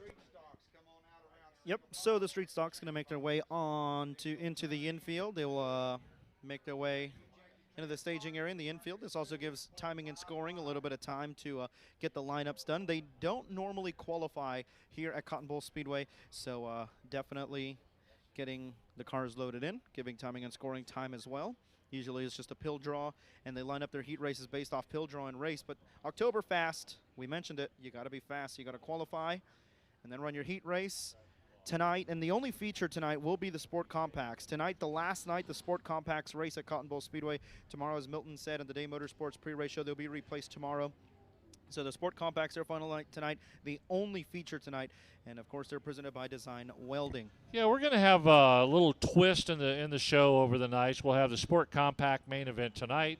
They won't be racing tomorrow, but the Texas Dirt Truck Series, who always put on a good show, that class is built up over the years where it only started with like 3 or 4 trucks, and you weren't sure, is it going to make it? Is it going to do it? And then next thing you know, they have a huge following of trucks that go to these tracks. Yeah, that's pretty neat. It's always good to see a class succeed, of course, out here in Texas, and it's really, really neat. So, Milton, also one thing I want to point out, OctoberFAST is so challenging. We touched on it just a little bit on the Day Motorsports pre-race show on Race on Texas. It's just, tonight, it's kind of half a program of a night for these guys. You know what I mean? Like, it's still a full race program with all the cars, 124 cars. But these guys have to now qualify, run a heat race, and if you're in the stock car division or Southern Sport Mod division, you have to do a pit stop competition. In the Sport Compacts, they have to race a feature tonight. So if you're these divisions, you have to put a whole night together tonight and then tomorrow. Because tomorrow, you could possibly be in a B main and then the features tomorrow. So now it's a matter of not putting one whole night together, but putting a whole night within 2 nights, which makes it way more challenging. And then also the drivers, Ruben, that don't drive a track this big, they've got to talk to people they know about gear ratios. What's that track like? Do you go high? Do you go low? Do you ride the middle? So these guys that are from out of town who don't really race here, that time trial, other than information from their friends, who may not always be totally outgoing with it. They don't want to give away the secrets. Yeah, your but they're getting a feel for the track in the time trials. They'll get a better feel for it in qualifying tonight. But then H may put a twist on it tomorrow. Will it be as wet? Will it be dry? Will That's it be the thing I was going to tacky? talk Will about. it be dusty? Yes. It's like you don't know. You could be a great setup for tonight's conditions and totally lost tomorrow night. H to our left here has the keys to the water truck. Only he's the one that will know, you know what I mean? So he waters when he wants to water. Yes, exactly. So it's not just putting a whole night together within 2 nights, but it's putting a whole night together also with 2 different track conditions or maybe same track conditions. And you brought up a good point earlier, Milton. We were in a commercial break during the pre-race show, and it's, these guys normally don't have the opportunity to change the setup, from a night to night. So now they have an opportunity to go down there. Do they overthink? Do they not overthink? Do they do the right setup? And they have a night to sleep on what they're going to do for the feature event. Well, you say they have a night to sleep on it, but actually they have a night to probably stay awake all night and try to figure out how to do this. And mentally that's going to affect you if you don't sleep well either going into tomorrow. Yeah, they may not have a lot of sleep, or some of them will say, we'll just go with what we got. And let's just say this. It's a 2-day show. There's a lot of campers down in the pit area. Some drivers might party tonight. There might be some beverages, so to say, taking place down there. Well, they do get thirsty. Of course, so they do. They got to stay hydrated, tonight. So, a lot of these guys have to mentally prepare for tomorrow. So, yeah, it's going to be interesting. These 2-night shows, always fun. And OctoberFAST is, you can already tell, the excitement is here. There's a lot of people up here. There's a lot of great fans in the stands. There's just that little spark of energy in the air that's going to make this weekend such a good one. While these cars go around, we're going to have our Race on Texas Director Scott throw up the email address right now. There it is for those of you watching at home right now. It pops up on your screen in just a second. It's coming. There you go. So it's really easy. You can even remember it if you're sitting in the grandstands or you're sitting in Japan. racelocation@yahoo.com. Let's load up my email, and let's start sending emails to where you're watching from, who's watching with you, and if you're cheering on somebody, we'll definitely be throwing that out throughout the night. So really easy for you in the grandstands. Racelocation@yahoo.com. We got the veteran emailers out there. Jared Moppin's grandmother, always sending emails. Always love to hear from her and the family down in the valley. We got the Steve Sims group that watches. And you're talking about Steve Sims. He just sent me a message. Now that you made me look at my phone here.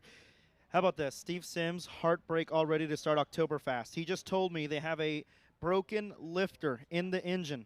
So they've already loaded up and left already to fix it tonight to race tomorrow. So tonight during the trophy presentation, he just wanted he sent me a thing to the people he wants to thank. So we'll do that later on tonight.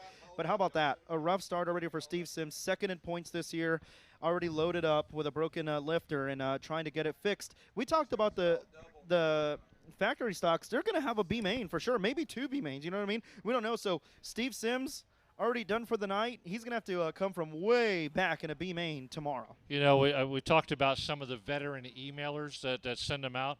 I just put race location at yahoo.com out there. Caitlin Leonard sent something 55 minutes ago. Remember we talked about Phil Whipple? Yeah, he sent something Whipple an hour ago. So some of these veteran folks, they know. So but let's get some new names on here. Yes, let us know where you're watching from. I'll start throwing these names out. Phil, certainly thank you, but we'll do the official shout-outs here in a little bit. Shannon Mowers out there. So I got more emails coming in. Keep sending them. Racelocation@yahoo.com. Where you're watching from could be the grandstands. Give me your section, section A, B, C, D, E, G, and we'll give you a shout-out. But the emails are starting to line up. Racelocation@yahoo.com. Send them in, and we'll start shouting you out in just a moment. Hello, Caitlin.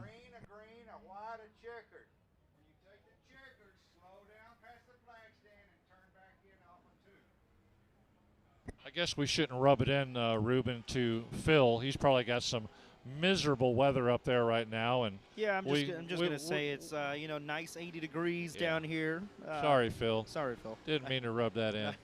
It's Texas, baby. Oh, my. All right, well, we get ready for the street stocks here, Milton. There's going to be 3 heat races tonight, 21 cars, so therefore 7 cars in each heat race later on tonight. Yeah, we're going to start to see the times light up here on the screen. And there's the quick one right there, 18.533 by Will Arnold. James Honish moves to second, but gets bumped down to third by Trey Votaw. And now Brandon Hood moves up. Drops Honish one more down. Brandon Spreen driving the 88 of Robert Danielson's car. And let's see here. Will Arnold quickest right now, 18.504 on his second lap. Trey Votaw, 18.752.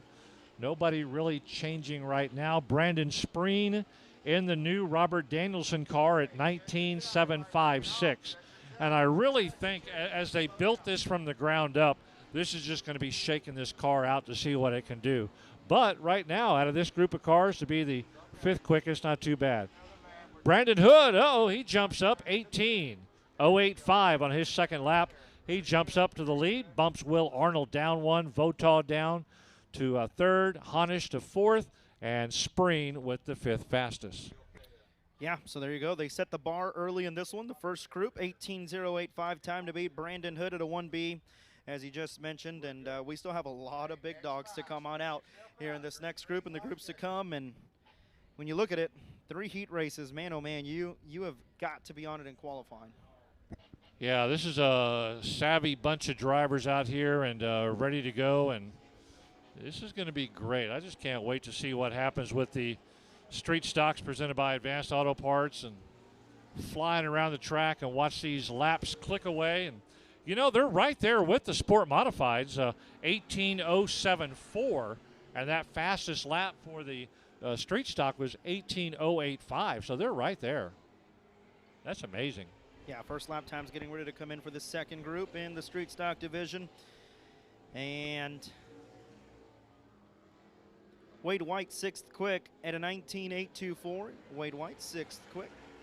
Lincoln Morris crosses the line. He goes 9th quick. Charles Milvini goes 8th quick at a 21.457. And Ryan Hopkins going to go fastest out of this group. That puts him 4th quick overall at a 19.068. 7th quick for Chad White Milton. Yeah, Brandon Hood still staying right up there in the top spot. Will Arnold, Trey Votaw, Hopkins, James Hanna still locked into that 5th position. Checkered flag coming up. Anybody going to pop up? Yep. Ryan Hopkins moved up to 4th. Yeah, on his second lap. He was the fastest out of this whole group here. Puts him 4th quick overall. So that puts him 2nd on the outside of the front row, heat race number 1 so far. Yeah, that last lap for Wade White, he jumped up to 9th. Shane Lander just knocked him out of the way. Lander with a 21.282. Hopkins up to 4th, though. That was his best lap, 19.068. On his second of the 3 laps. Pretty good lap for Ryan Hopkins. So we will see the next 5 cars roll into the Speedway. Brandon Hood, though, still laid a fast one, an 18.085, almost a 17-second lap time to kick off qualifying here. The competition would have really been in trouble because there's a 5/10 difference between the top spot and the second spot. Yeah, and every millisecond, every spot, really going to be determined out here. And they're pushing it to the metal. They don't have a lot of cars in front of them. They're good spaced out, so they're all getting a good run. Unlike in their racing conditions where they're all bunched up. So still plenty of time. We got this group and one more group. See if anybody can jump up into that top 5, knock anybody out of the way. If somebody can do it, could be the 3D of Darrell Rhodes. I remember seeing Darrell Rhodes earlier this season. Darrell Rhodes is a tough competitor, and he's fast, definitely. But the thing is, he didn't really spread himself out, Milton. Yeah, These I know. guys are told. He got right in behind him. Now, does that affect him? Now think about on the highway. You like to get in behind the Yeah. 18-wheeler to draft. Is he drafting, or is this a mistake? I mean, I look at this first lap, 7th quick for Darrell Rhodes, and he's the fastest out of all 3 cars on the Speedway, 19.348 out of all 5 cars. And now he's trying to pass. This is a time trial. Yeah. It's not qualifying. I'm sorry, but he improved 5th quick for Darrell Rhodes, 19.127. But I feel like he could do much better if he wasn't behind some cars here. He should have spread himself out just a little better, and he would have probably had a chance for the top spot. But he still has his final lap. Darrell Rhodes would have had a good run at the championship this year. Anybody move up right there? Nope. Nope, stays 5th quick on his second lap, 19.127. Darrell Rhodes would have had a really good shot at the points championship this year, if not second place. But during one of our races, he got a rock into the radiator, knocked him out for 2 complete races, and he was constantly in the top 3 had the every most wins Saturday this season. night. Yeah, 4 wins. And if he could have got 1 or 2 more wins, good finishes, he could have been up there. But those 2 late season misses just really affected him. Yeah, that really did. That's unfortunate to hear something like that happen, but glad to hear Darrell was okay and he's back out here racing. But yeah, 4 wins on the season, the most wins by any street stock driver, presented by Advanced Auto Parts here this season in the 2022 season at Cotton Bowl Speedway. But Brandon Hood, Milton, no one has touched his top spot. He's separated himself by 5/10 at an 18.085. Does anyone top that here in qualifying? Yeah, let's find out. Another good group of cars out here. This is the last group. We'll watch and see if anything shuffles. Predominantly over the past couple of groups, nobody's really cracked into the top 7. Other than Darrell Rhodes, just 5th. But other than that, you're right, no. We'll see what happens here as they start to make their way around. That's good to see Darrell up there in the top 5. G.W. Egbert, the 4th, just got 9th fastest. Dwayne Toyin, 2nd in points, 13th fastest. Chase Ellison just jumped up to 9th fastest, knocked Egbert backwards. Yep, 9th, 10th, 13th, and 15th. Not bad for the final group. Yeah, the track conditions are changing. Different cars, different driver experience. Egbert up to 10th now in the 717. Toyin in 13th quickest. Chase Ellison just jumped into the 9th position with a 19.530. Vickery in the 15th fastest. So not a lot of movement from this group into the top 7, let's say. Okay, checkered flag's out. Unless somebody got some Lightning McGreen material, that top 7 or 8 is going to stay the way they were. I will say one thing that was impressive about these drivers on this final group, with the slowest point of the racetrack, they all improved either on their second or third lap, except, nope, they all did. Yep, they all improved on their second or third lap. Really cool to see on the final group out there. But it's going to be Brandon Hood fastest here in qualifying for the Street Stocks presented by Advanced Auto Parts at an 18.085. Will Arnold second at an 18.504, and Trey Voda third quick. Those are going to be your pole sitters in the 3 heat races as he turned an 18.752, Milton. Coming up next should be the IMCA Modifieds presented by Magnum Trailers. While we clear out these cars and get ready to bring the Modifieds out, let's throw out some shouts to the emails that are rolling in. Matter of fact, here's Irma Alvarez watching from Harlingen, Texas. Irma and Eddie Alvarez watching No Stoppin' Moppin'. Jared Moppin, drive hard out there. I was talking to Irma. I was talking to Jared earlier tonight and told him about a couple of weeks ago or a month ago where I thought he might be from Texas. Texas Longhorn fan, and I got corrected real quick. So he laughed about that. He loves that you guys send the emails up here. All right.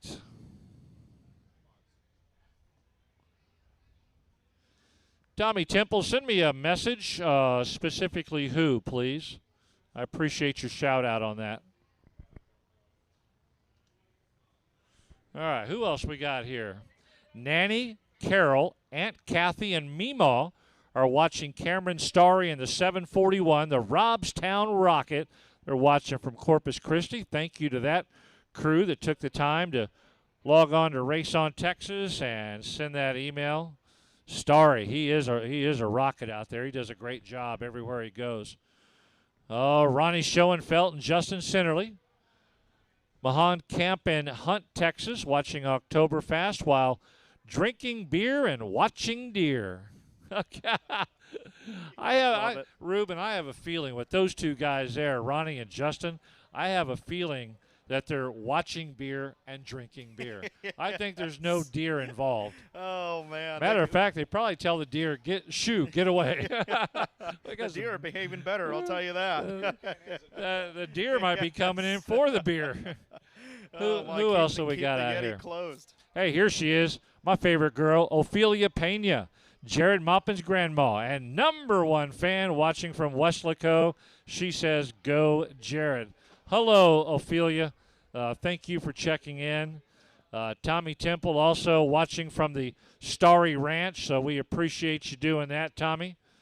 And we got the cars out yet? Nope. Taking your time. Let's see who else we got here. I'm interested to see. I mean, let us know where you're watching for. This is really fun. Watching from the race shop in Lavernia, Texas.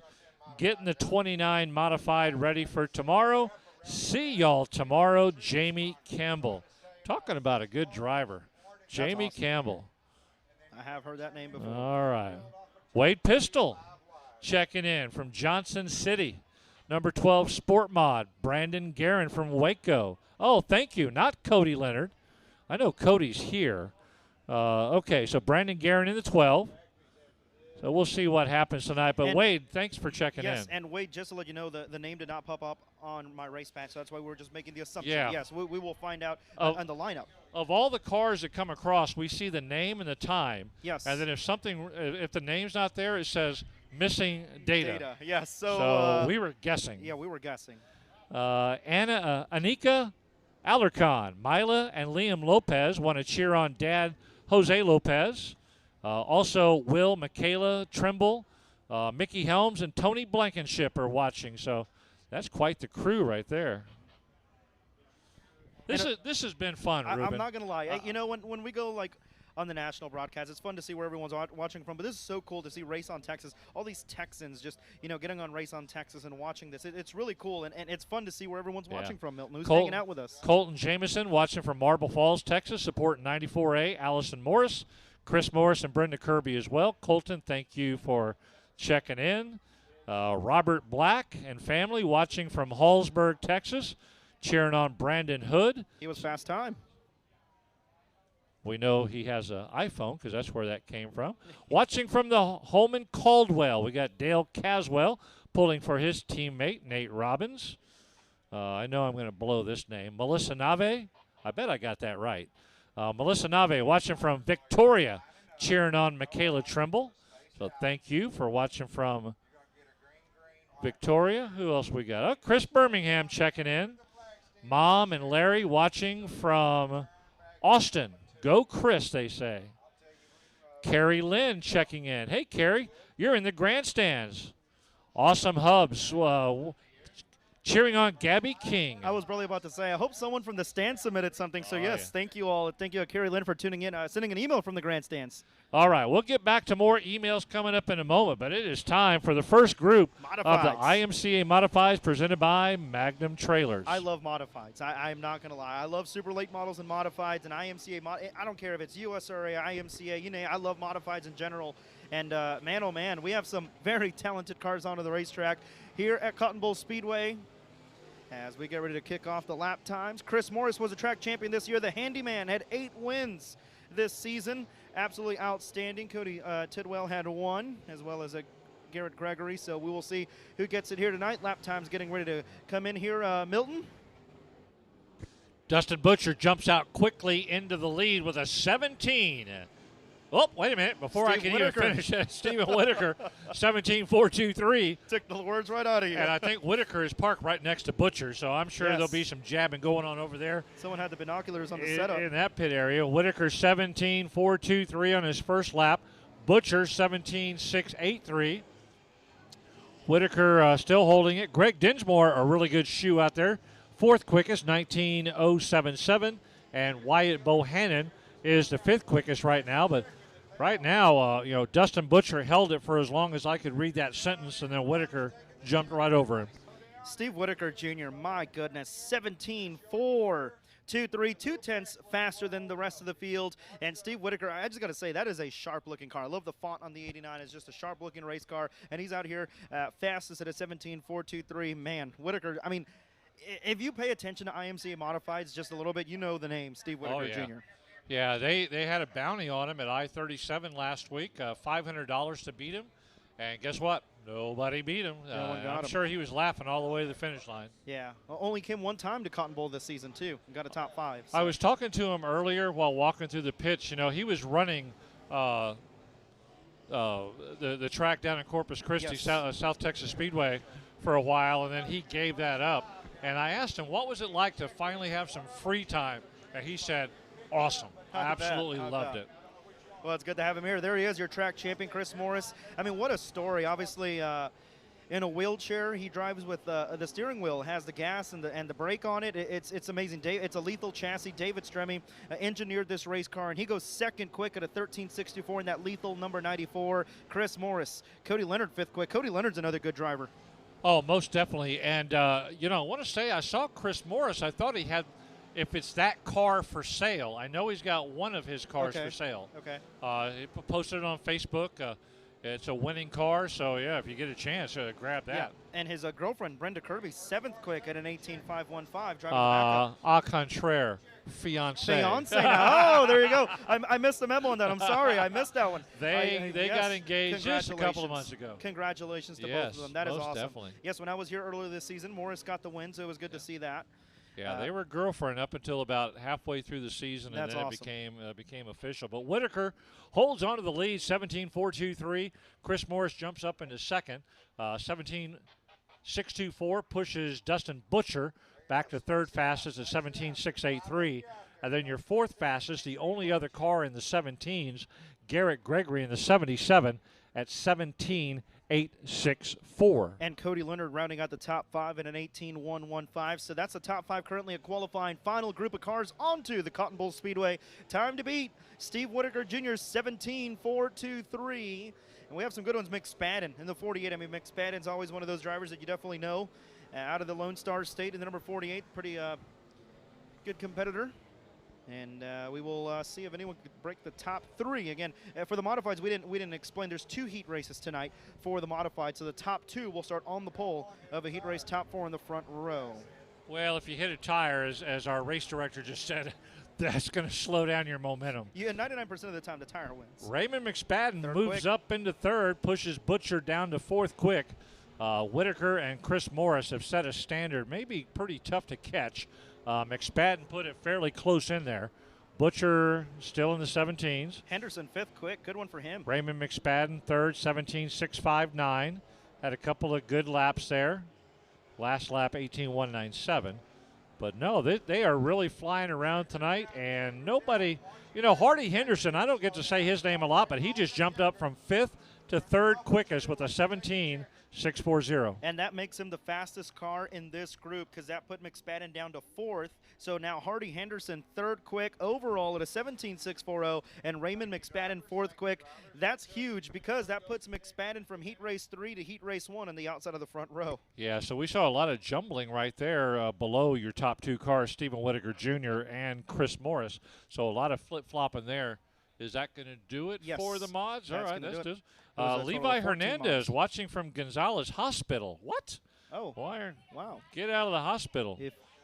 We wish you a speedy recovery if you're the one injured. Let's see here. Smithers is watching from Austin, Texas. Rooting for the pit crews.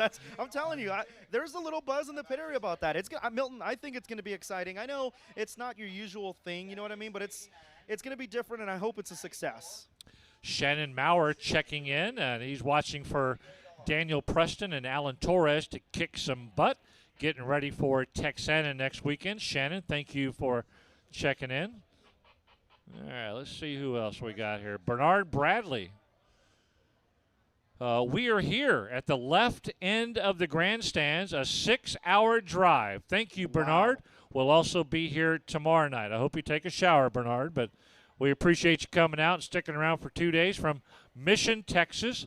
Finally made it to Cotton Bowl Speedway with his grandson, Jet Johnson, and family. So Bernard Bradley from Mission, Texas, thank you for coming on up. And Milton, I want to point out a thing real quick. These fans could have easily stayed home and watched it on Race on Texas, and we thank them so much for coming out. We want to remind all the viewers, you could watch at home, but of course you get that cool experience. If you can make it out to the track, please always do. But of course, if you can't, you always know where you can watch every lap live. Yeah, most definitely. Phil Whipple checking in from a balmy central Maine. Huge rain and windstorm. Now getting out of the way. 62 this evening. Thrilled to see Ruben up here. So I believe he's the one that tweeted at me last time I was here. Yep. Yes, thank you, Phil. And then mommy to be. Cody Tesh, Caitlin Leonard watching from Cuero with the kids, Brooklyn, Trinity, and Riker, Mama Cindy, and Daryl as well. Wish they were here. And Caitlin and Cody, we wish you and everybody was here as well. But thank you for tuning in to Race on Texas.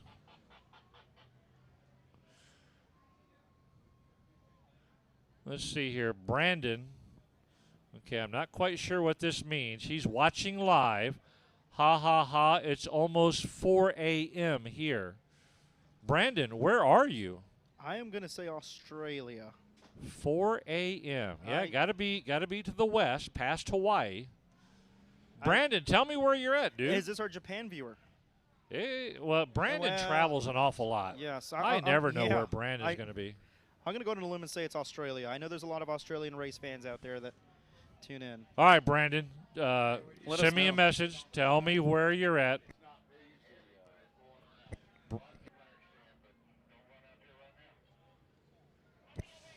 Well, Milton, do you have any more? Nope, that's it for perfect. now. Well, so let's load them back up if we can.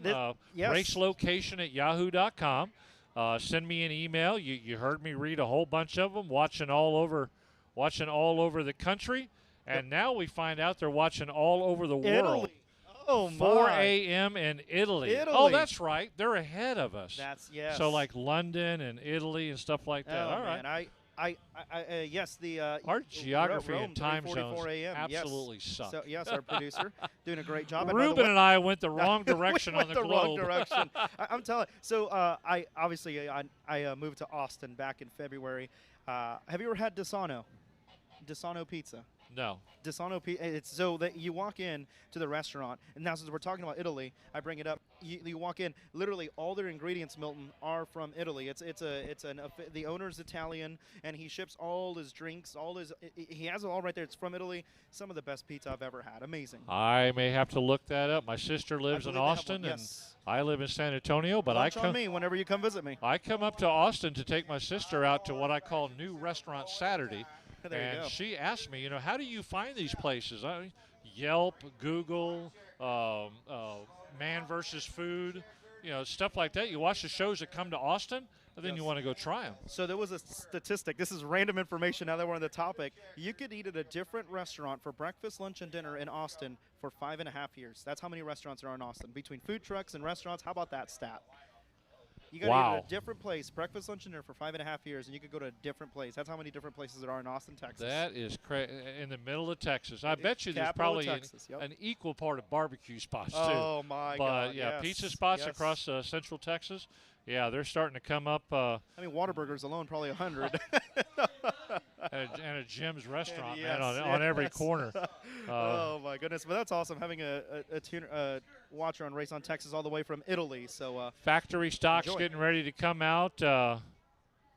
This is great. The Aaliyah Kirshner parents are watching from Aransas Pass. Thank you, Patrick and the family, and certainly condolences. You're very welcome for what I did. You're very welcome. Mallory Hickman, Nick Kane and Mallory watching from Cleveland, Texas. Donald Kane, you better win or don't come home. That's a good one right there. See what else we got going on here. Some guy, Ray Doyen, checking in. I think I know him. What's up, fellas? Watching from the ranch in Jourdanton. Ray Doyen checking in. Ray Doyen, yes. Yeah, Ray from Doyen, I-37 Speedway. Yeah, Yes, he thinks he's somebody. that Ray Doyen. I've seen a lot of late model racing in my life. When I went to I-37, he put on a show in his late model. That was fun. I'll throw this out for free. He can give me a Dr. Pepper when he sees me. 3D Landscaping. If you need landscaping in South and Central Texas, contact 3D Landscaping. They'll do a great job for you. There you go, Ray. You owe me a Dr. Pepper. And now he will send you the invoice. Nick Kane and Mallory watching. They say, Donald Kane, you better win or don't come home. Oh. There's our first threat of the night. What division is he in? Factory stock, matter of fact. Well, there's 38 of them, which we're about to see. That's gonna Here be tough. comes Corpus Christi, Texas, watching live from a high school football game. Oh. With Race on Texas, you can do two things at once. You can go to a live football game and watch racing at the same time. I mean, we all know you're there for the marching band at halftime. Let's be real. Let's go Gilbert Perez the third, BD1, Love, Mom, Mickey, and Sister Amelia. You can also watch a race from the grandstands and watch Race on Texas at a different track if you want to. Yes, that's right. Sonia Maupin checking in. Hi, Milton, cheering on my little boy Jared from Westlaco. Appreciate your kind words. And, yeah, a lot of fun up here. Paul Mascoro cheering for the brother-in-law in the 90K, Dustin Butcher. Also the 89C, Stephen Whitaker Jr. Well, Paul likes to go for the favorites. Yeah. Try something new. Two of the top guns in South Texas. But those two guys are really good. We'll get back to more of these in a moment, but it's time for more qualifying. What do we got here? Factory stocks presented by Side Piece Packing Company. Now, this is one of the two divisions that are going to have the redraws tonight, Milton. You have 38 cars into 6 heat races. Now, here's the point. 6 heat races, the winners only go to the top 6 redraws. So you have to be in the top 6 here to start on a poll of a respective heat race. There's going to be 6 heat races tonight. Qualifying, very important here for the factory stocks as we kick it off right now. Yeah, you love to get that pole and have that best starting spot. Now, that doesn't always guarantee a win because you can't have a fast car, but maybe you don't race well with others. So, yeah, but every position counts. No, most definitely. Of course, you want to be in the top 12. Start on the outside front row, the first 2 rows. You don't want to bury yourself here, so it's going to be interesting to see how these guys stack up. 38 factory stocks. Oh, man. You got to love them. Surely we can get another 7 to 10 tomorrow night. All right, here we go. Cameron Starry, we were just talking about him. Somebody cheering him on. He's got the fast time at 19.802. That was on his second lap. And G.W. Egbert in the 7:19, second quick. Jet Johnson, third quickest. And Wyatt Bohannon and Jason Altman round out the top 5 in that group. Yeah, Cameron Starry, good. Obviously, is a tough competitor out here at Cotton Bowl Speedway. 19.696, improving on his third lap. Egbert has a lot of laps under his belt already here this season. We saw him earlier in qualifying in one of the other divisions. He's second quick, 21.888. Jet Johnson, third quick, 21.89, and good top 3 so far to kick it off. You know, the factory stocks have really taken off here in Texas, and every track that you go to, factory stocks just keep coming in the back gate, and they always have a good showing and put on a great show out there. Some of the drivers who used to drive modifieds or sport mods have dropped down to factory stocks because it is so much more competitive, or they'll have that second car where they'll drive a modified or a sport mod, but they'll also drive a factory stock. And this class is so unique. You know, the slick tires on this division, no siping, no grooving is allowed on these tires. They're straight up slick tires. Slick tires on dirt, that's crazy. But man, they put on some of the best racing in this Lone Star State. You know, you think of Illinois, you think late models, you think Pennsylvania, you think sprint cars, but you think Texas, you think factory stocks, baby. These guys always know how to put on a show, Milton. Do they have, I'm not knowledgeable enough for the North and Northeast, do they have a factory stock type division? Nah, I mean, it's not different. They don't have the exact factory stock. No. I would love to take about 20 factory stocks to Maine or Ohio or wherever and show them what our guys can do. How about Jared Maupin, second quick at a 19.670. Adam Haw, is that correct? Adam Haw, yep. Fourth quick at a 19.943. Tim Homeyer, your track champion, jumps up to the lead with that 19.545 on that first lap, and Grandma and the family will be happy for Jared Maupin as he's moved up to second. Cameron Starry's got those fans cheering for him. He's in third. Adam Hall, a really, really good driver. He actually flipped here at our last race on a Friday night, flipped over in turn 4. Everything was fine, though. He's fourth quickest. Rusty Head in the 55R. He was one of those that had a sport mod and a factory stock and did well in both groups. Yeah, Tim Homeyer, fastest here to 19.545. I mean, 3 wins this season for the 8-star. I was here that one night when he was leading the way, and Steve Sims, and then we're battling it out behind him. He's just so smooth. He could put that car where others can't on the racetrack, and that's what separates him from the competition. And he's out here kicking it off fastest at a 19.545. Yeah, that's a great run. And Tim Homeyer, a multiple-time track champion here at Cotton Bowl Speedway, and he knows the ins and outs of this track. He's got a great pit crew that got that purple 8-star finally tuned for this 3/8 mile circuit here at Cotton Bowl. All right, next 5 cars onto the Speedway. We'll see where they stack up here. Sharp-looking race cars onto the Speedway. Man, Milton, this is just so intense. You know what I mean? 6 heats. Oh, it's going to be so tough. Dylan Kowalik, who's made the move up, 19th. Oh, there's Chad Roebuck, the best power washer in the state of Texas. He's up to 5th now. Chad Roebuck with a 19.863 on his first lap. Seth Davis, 12th quick at a 21.170. Oh, Dylan Kowalik now moves up to 5th. He moves Roebuck back, but now Chad Roebuck jumps over him. So Roebuck up to 4th, Adam Hall 5th. Dylan Kowalik gets bounced down to 6th. Taylor Stewart also making the move from Sport Compacts to factory stocks this year. Having a good run, still getting the feel for the car, I'm sure. Dylan Kowalik, he's doing fine out there in that 29K, 6th fastest right now behind Adam Hall. Chad Roebuck, wow. That's pretty good. Yes, Tim Homeyer, though, absolutely. He's a beast. He really is. I mean, he definitely made a statement the first night I came out to Cotton Bowl Speedway, and man, right now he is just absolutely looking good again. Didn't separate himself too much, just by a 10th, but you know that 10th could go a long way. Jared Maupin still 2nd, Cameron Starry 3rd, and Chad Roebuck 4th, and Adam Ha in the 5th. And we really felt bad for Tim at the end of the season because he blew up his engine during hot laps, and one of our other competitors, Kevin Najek, loaned him his car to, participate. And he had a So a is big this the enough first points time lead. Homeyer's back in his car since then? Yeah, I think so. Yeah. Wow. Yeah. So it's a whole new engine, different weight on the car, different everything. It just changes it up. You know what I mean? It's a different groove out there right now as this next group comes out. They know they've got their work cut out for them. These drivers know when they see the back gate, they drive around in their four-wheelers or their golf carts, they see who has shown up, and they know this isn't just a regular Saturday night. We got our work cut out for us. No, Cotton Bowl Speedway has done a great job promoting this event and building the hype for it. Of course, it's OctoberFAST. It's the big party, the final race of the year for Cotton Bowl, and these factory stocks will travel far and wide for this one. And you know they want to win it. A lot of money on the line. You know, and I don't know if ever any driver privately would say, "Oh crap, he's here." Yeah. You know, he came in the back gate. You know, I'm not going to use a name, but oh Lord, he's here. We're done. I don't think any of them would do that. They all want to be competitors out there. Yeah, you have 38 of them here, and 25 of them could win it. You know what I mean? If they thought that was the case, then they wouldn't be here. And Exactly. so there's no doubt about that. Mahler 12th quick, Robbins 14th at a 21.035. The double zero is Zach Freeman 12th quick now. Jerry Miller 15th quick at a 21.106. Ed McKinnon 14th quick at a 21.016. So no one really cracking the top 10 here in this group. And Tim Holmeyer still fastest overall at a 19.545.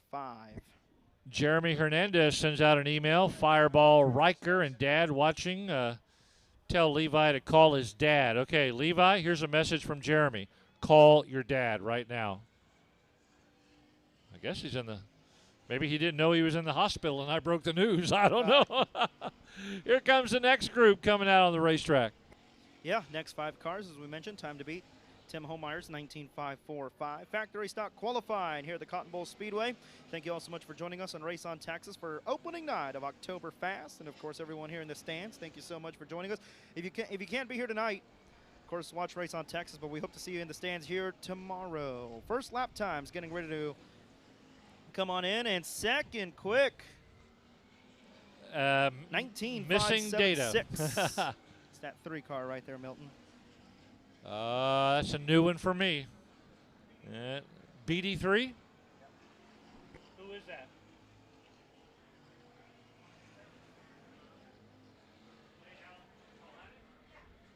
The BD3 away to Alan Kolhanek moves up into the second spot. 19.576. Like we said, some of these things don't give us the information. It just says missing data on there, but that's a good run. Johnny Torres moving up into the top 5 with a 19.713. Gotcha. All right. BD3, Ray Allen Kolhanek. Johnny Torres 5th. Chad Roebuck still in 6th. Adam Hall, 8th.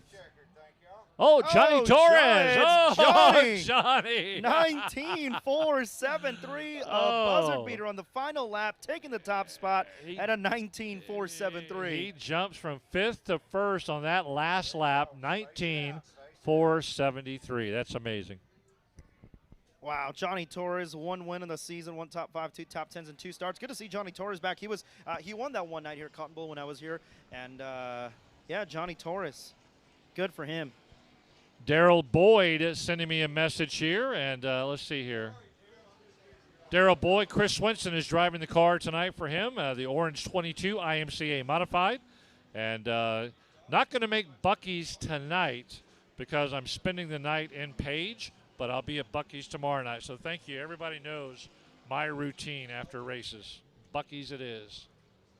Buc-ee's on the way home for me tonight, so I think I'll have to make a Whataburger stop. But man, where are you going? Going back to Austin. 290? I believe, yes. You know, you can get to Austin through Bastrop and But see, stop I at live Buc-ee's. in North Austin, though.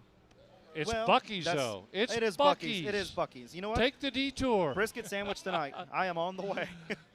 Some guy put a article out that the brisket sandwich was the worst thing sold at Buc-ee's. Oh, no. I gobble those up.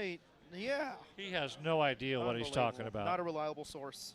Johnny Torres got the fast time, did that last group out, 19.473 on his 3rd and final lap. Billy Rozetsky moves up to 29th as a checkered flag comes out. No real movement in the top 10 on that group right there. Missing data moves up to 20th. They must be related. There's like 5 missing data out there. Yes. It's a family. It's like George Foreman named everybody the same, all of his boys the same name. George. Someone gave their best friend naming rights. Oh, my goodness. Missing data. Missing data. MD. He's going to call him MD. Derek Oh, boy. Gonzalez with good pal Jarrett Barber from Corpus Christi cheering on the squirrel. Daniel Preston, yeah, he is a squirrel. I think everybody knows that. Daniel Carroll checking in, watching from San Antonio. He'll be there live tomorrow. There you go. Get his warm body up here.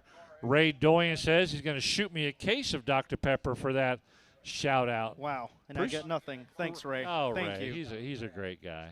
I love Ray. Let's see here. Here we go. Derek Gonzalez cheering on the squirrel. Okay, we know. Oh, Cody Beto. Yeah, here we go. Cody Beto watching from Corpus. Hello, Cody.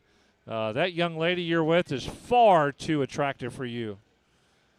Congratulations to both of you, man. Good luck to you, and hope to see you up at the racetrack one day. All right, next 5 competitors onto the Speedway here for qualifying in the factory stocks. Yeah, this is a second to last group. Looks like we only have 2 out there to go. They'll run on their own, but they've got this group out here. The remaining cars really got their work cut out for them with those fast times in the top 5, but especially the top 3.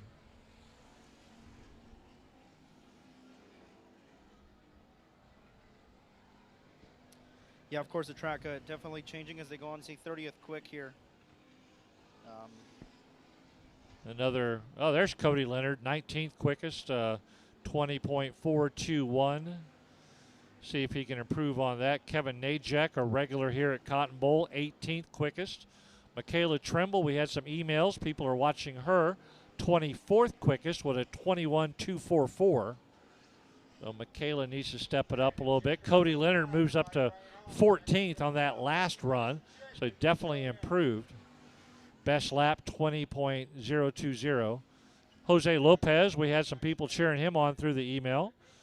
Trimble still 24th quickest as they're getting ready to wrap up, and we got just a couple of more cars to go out there on the grid.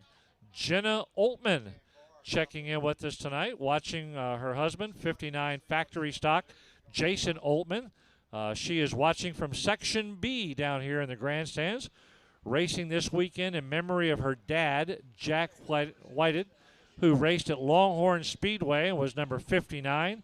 He passed away 15 years ago today. So, Jenna, what a great tribute that is, and thank you very much for the email. Shelly and Lauren are watching from Spring, Texas, over by Houston. Final 2 qualifiers, I just want to bring it up again. One qualifier that has not come out is Steve Sims. Remember, Steve, broken lifter in the engine, and they already loaded up and left Cotton Bowl, and they are on their way to Tommy Garrell's shop to get that repaired and get it back for tomorrow. So that's an update for the Steve Sims fans tuned in on Race on Texas and in the stands. If anybody can get it fixed, it's Steve Sims and Tommy Garrell. They will get that fixed, even if they have to go sleepless all night.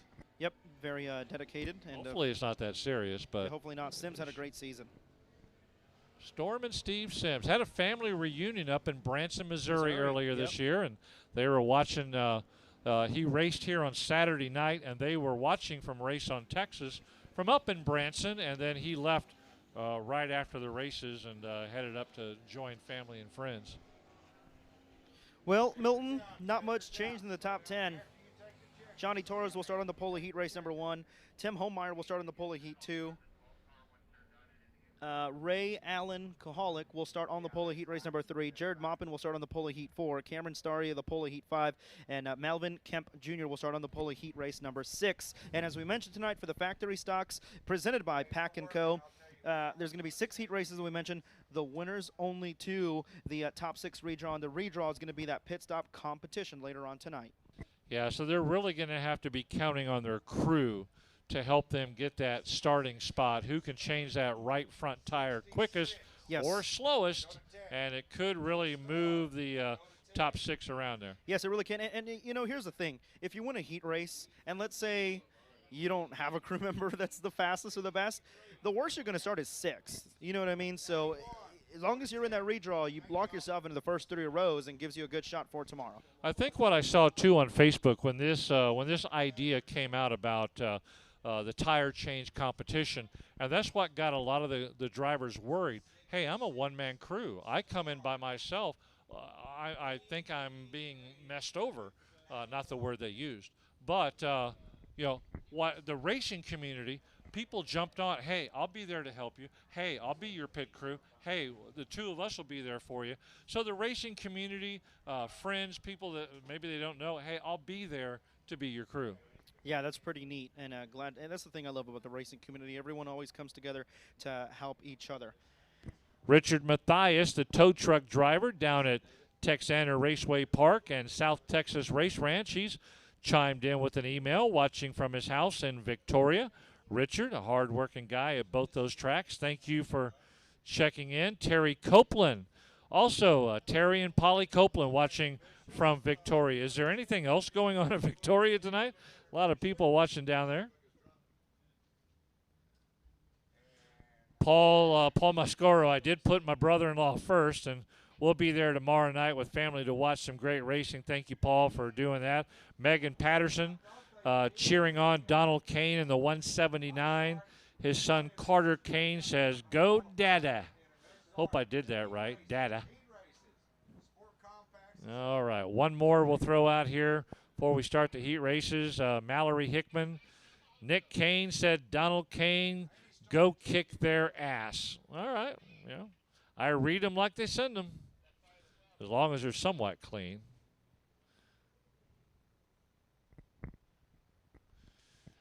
Good times here. A beautiful night. That flag out there in the infield barely moving. The temperatures are good. Fans coming out live tonight. Those watching our Race on Texas, the Bastrop Chamber of Commerce, having a good time here at the racetrack this evening. So certainly we appreciate all the folks that are involved tonight when you have so many other things that you can do in your life and you've chosen to be here live or watch Race on Texas.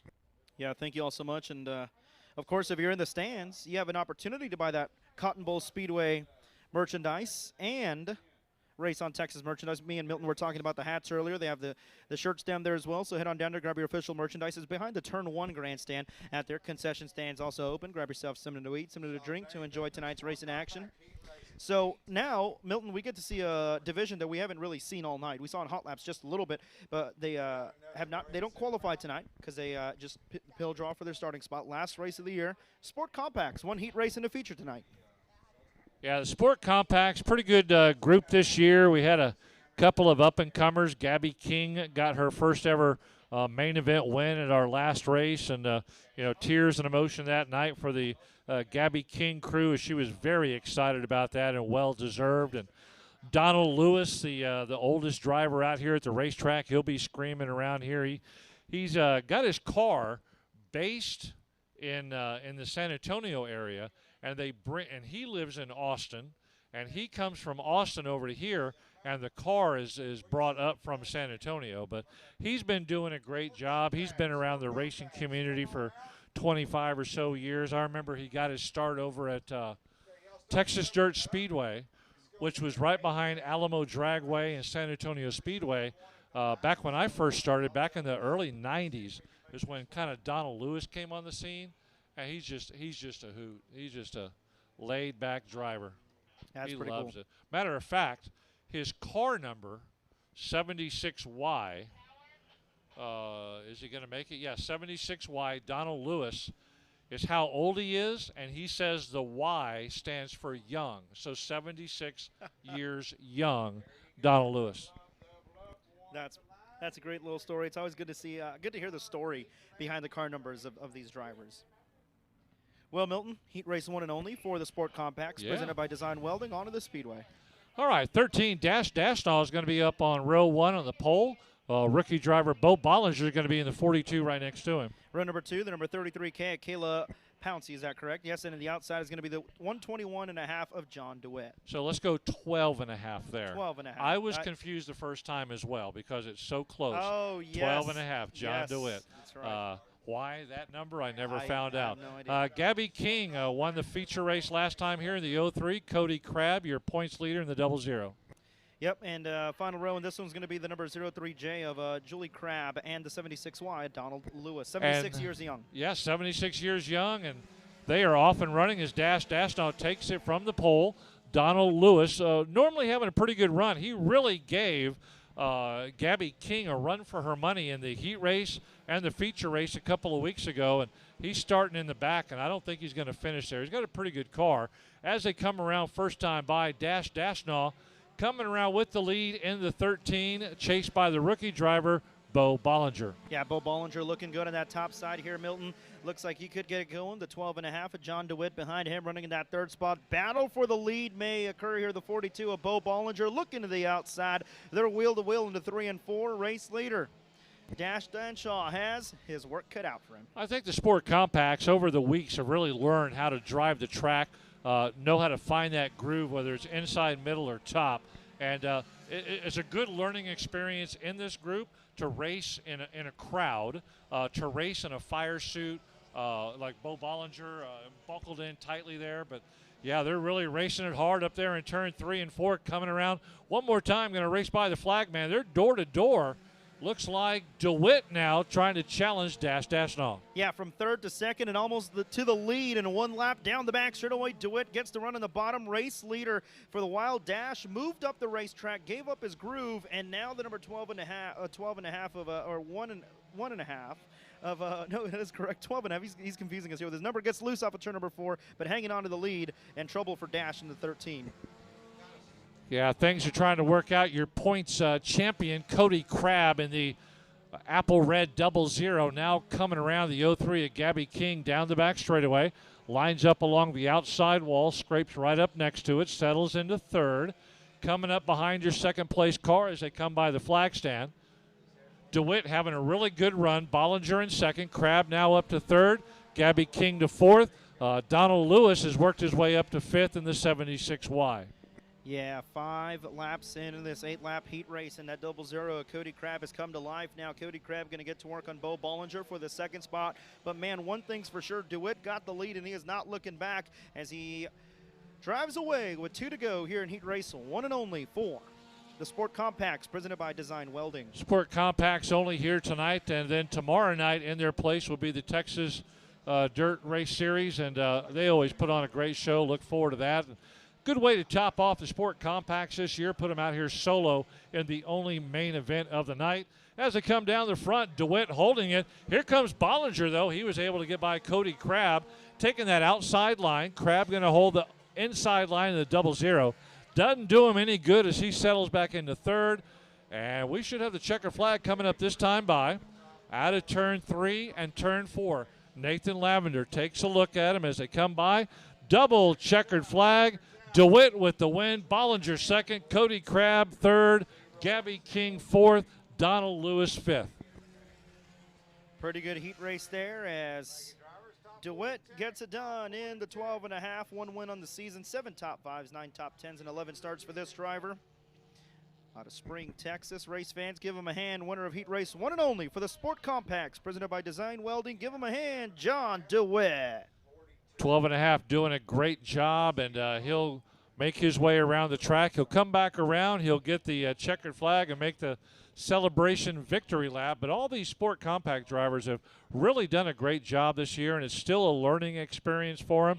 Gabby King, I think she's 16, plays high school softball, has a twin sister. Her family has really gotten into the racing bug up here, and the crew was just over the moon at our last race where she won that feature race. She could barely talk in the winner's interview down there. She was just emotional, which you get your first ever main event win. That's going to happen.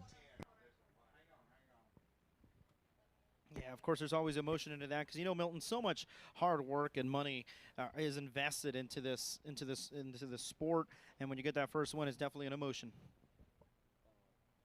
So we get ready for.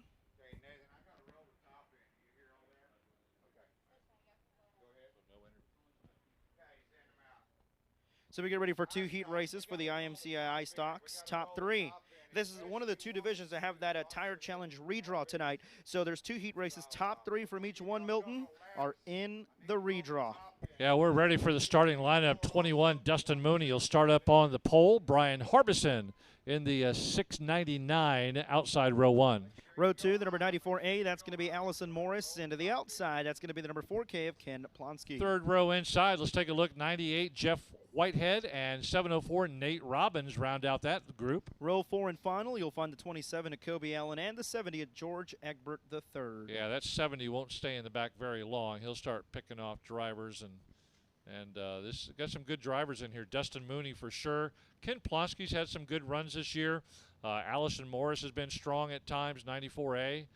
Nate Robbins, a really good driver in the 704, so I'm excited to see who has learned this year and who's got their car fixed up to have a good showing in this heat race for the IMCA stock cars presented by Browning Auto Parts.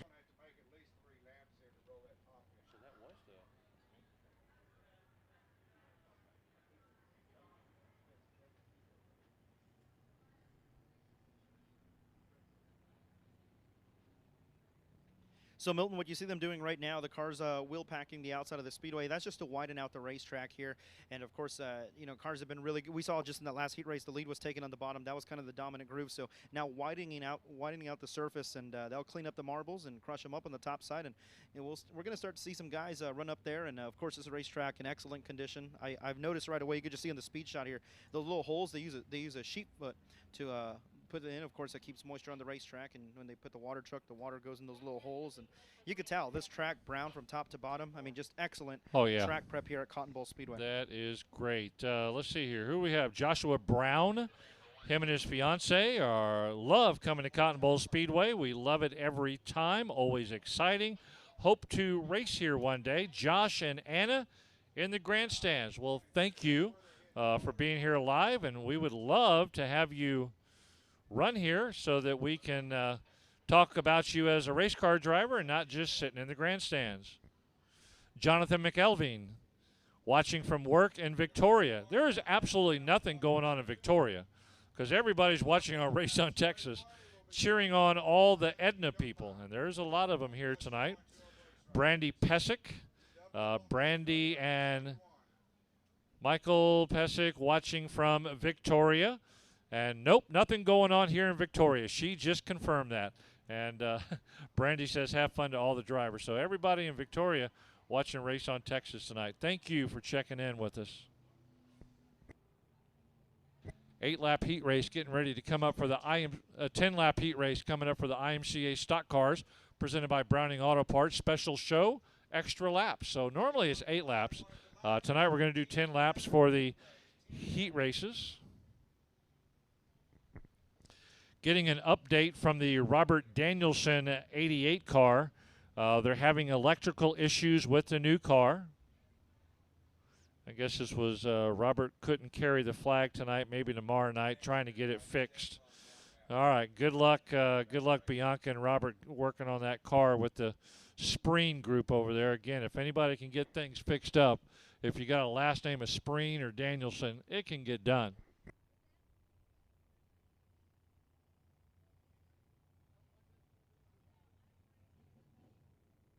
Fielding the 2x2 formation, ready to rock and roll here in heat race number 1 of 2, 10 laps the distance. Top 3 is where you want to be. That's where you go to the redraw tire challenge. Later on here tonight, we're underway in heat race number 1. The lights are out. Green flag, green light as they take off, and Dustin Mooney is going to lead them down in the dark corner of turn 1 and 2. Comes out of 2 with the lead, about a 2-car length lead going down the back straightaway. He's trying to separate himself early as other cars trying to pick up speed and find that sweet spot to make a move. Coming around lead lap number 1, give it to the number 21, Dustin Mooney. He'll show the way. Brian Harbison hanging out of that second spot, and you can tell they rolled that top siding because now they're starting to run that middle to top groove here in this heat race. 699 Harbison's got one of those car numbers that you have to squint your eyes and kind of look down on top of it so you can see what the number is, but he's doing a great job. Got to hold on to second, though. He's got to watch out as they keep coming on around. The 94 of Allison Morris doing a great job closing ground. Morris getting right up on the backside of Harbison, now backing off down the back straightaway. Rest of the group not really pushing each other. Yeah, Allison Morris really putting on a good show there for that third spot, trying to reel in runner-up And that's 699 right now. But the number 98 machine of Jeff Whitehead trying to get around Ken Plonsky for the 4th position. That's a good battle there off of corner number 2. They go side by side down the back straightaway. Here comes the number 98 of Jeff Whitehead. Dustin Mooney is having nothing to do with anybody tonight. He jumped out front, now opened up that 10, 12, 15 car length lead over Harbison down the back front straightaway and now the back straightaway. And it's just not a fair fight when you have that big of a lead. Doing a great job in the heat race. Dustin Mooney doing what he needs to do. Harbison doing the same thing, holding on to that 2nd position. Yeah, doing a solid job here. 5 in, 5 to go in heat race number 1 and only. Again, top 3 is where you want to be. So you want to be in that redraw tonight. That'd be the last thing you're in. Everyone else going to go to their feature tomorrow here in night number 2 of OctoberFAST, but off of corner number 4 this time. Dustin Mooney just looking solid here in 21. Laps clicking away. Our flag man, Nathan Lavender, all year long doing a great job keeping an eye on him. Got that safety helmet on. Matter of fact, I guess about a month and a half ago, a bolt came up on his left side, ricocheted up and nailed him right in the side of the helmet. Took out a chunk of that helmet. Thank goodness he had that on. Yeah, of course, safety gear always doing its job when these drivers are out there on the racetrack. Thank all the manufacturers and the safety gear industry, and always glad to see their products doing its job when things like that happen. But right now the battle for the 4th position is on. The number 4 of Ken Plonsky has it. Jeff Whitehead looking to the inside, and here comes the number 704 Nate Robbins as well. The 704 Robbins going to that top side. Look at that, he's going to go 3 wide, leave the left front at home, down the front straightaway, 2 to go. What a battle for 4th.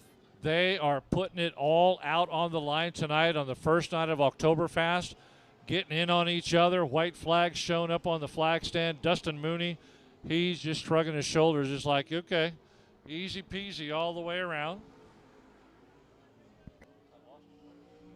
Dustin Mooney going into turn 3 and 4. Well, a super huge lead, like he's the only car out there on the track tonight. He takes a double checkered flag. Everybody else is way back behind him. Here comes Harbison down out of turn 4. Going to cross up in 2nd in the 699. Morris crosses 3rd in the 94.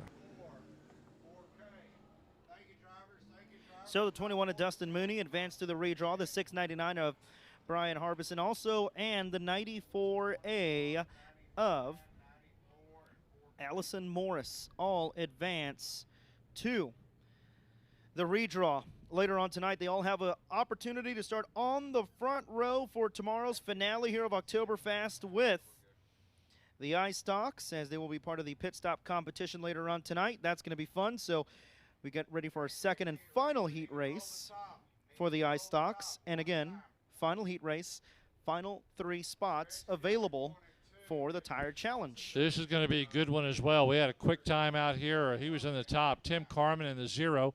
He'll be up on the pole. G.W. Egbert, the 4th.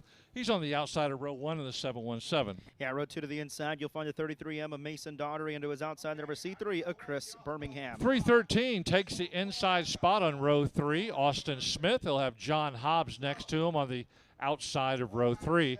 And then the 01 of Terry Scherner, a very familiar racing name here at Cotton Bowl Speedway, the Scherner family, normally participating as a group. And Terry out here, the 7th car out in the 01. Yep, so we saw 3 wide action in that last heat race for that 4th spot, and that's because that top groove came in, Milton, and right now they're going to roll in that top side again as race director H to our left side here of the broadcast booth going to have the drivers roll in that top side once again, and it definitely paid dividends in that last one. So final heat race of the night for the IMCA stock cars getting to roll. Then we'll have 3 for the IMCA Sport Mods, 3 for the Street Stocks, 2 for the IMCA Modifieds, and 6 whopping heat races for the factory stocks. 6. That's going to be awesome. I'm ready for it, Milton. That's I'm ready. Great. Love to hear that number. Nathan Lavender throws up the rolled up green flag. He's letting him know next time by we are going at it. As they cruise on by the flag stand, a good-looking group of cars. Now, the 33M Mason Daugherty had some really good runs during the 2022 race season here. Did really well. I'm not sure if we can find him right there. Yes, 3rd in points. Yep, 5 top 5s, 6 top 10s, and 11 starts. That's pretty good. Actually, there was a tie. How about this? The 68 points, Chris Birmingham and Daugherty trailed Jason Batt, a tie for 2nd in points. And Birmingham and Daugherty are out there on the track, Yeah, so good they for tied Daugherty. in points, and now they're In the front next row. to each other. Yes. Row 2 right next row to 2, them. yes. Here we go. Green flag, green light, off and running as the cars take off down the front straightaway into turn 1 and 2. Let's see if we have a breakaway like we had the last heat race, or will it be more competitive this time around? As they go into turn 3 and 4, watch out. Almost got sideways coming down the front straightaway. First time by the flag stand. Let's see who it is. That is the 717 of G.W. Egbert, the 4th. Yeah, G.W. Egbert making his way to the front as he goes to the bottom. They're side by side, 2 by 2 around the Cotton Bowl Speedway. Battle for second and battle for 4th.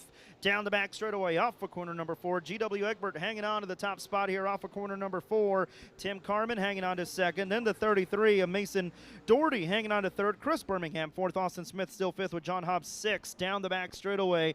Cars starting to make their way to the top of the racetrack. Track coming in really nicely here in heat races, but keeping on to 33. Mason Doherty may have something for the number 0 at Tim Carmen for second, Milton. Yeah, I tell you what, it's almost not fair to put an Egbert up front because they always have really, really strong cars. They're showing it right there right now as GW down the back straightaway holds that lead in the 717, trying to separate himself. Doherty staying right there in the 33 within striking distance as the flagman Lavender keeps an eye on him. Doherty trying to move up one additional spot on the Tim Carmen 0. And Austin Smith jumped to 4th over Birmingham there for 5th. So Austin Smith on the move. You can see that 13 machine down the back straightaway almost has the left front up in the air. He's going to close in on your top 3 here off of corner number 4, Milton. 5 in, 5 to go in heat race number 2. Top 3, remember, advance to the redraw. And Doherty knows he's in the top 3 right now, but he doesn't care. He's trying to make a good move there. Tried to move up to second, got right up on the left quarter panel, but could not make the pass as Lavender throws out that flag, letting him know how much more time is left in this race. And what a great run right now by Egbert in the 717. Doherty, that may be it right there. He's going to have to hustle, but he hasn't been able to make any move on the second place car. Yeah, well, Doherty still has 4 laps to go in this one, and right now he takes peeks to the bottom but doesn't commit down to the bottom. And now you can see Tim Carmen going to the bottom of the racetrack there just a little bit, but not enough for the door to open for Doherty. So Doherty's still in 3rd, and Milton, again, that's the final transfer spot into that tire challenge. That's all you need to have an opportunity for the pole position tomorrow night. Yeah, I think we see the top 3 breaking away, and that's how they're going to finish unless something happens. But you're right. I mean, you don't want to get up there on that second place car and take him out or yourself out. You're in the redraw. You're in the redraw right now. So just easy all the way around and take what you got. If you see an opening, grab it. But, you know, like you said, Ruben, he's kind of snuck a peek in there. He might have that much confidence in his crew guy.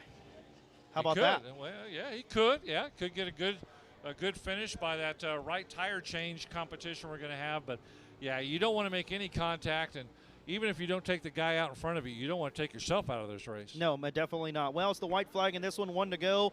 As Milton, looks like the top 3 has been decided. Single file all the way around. Doherty looking, but I think he's just going to hold his line right there.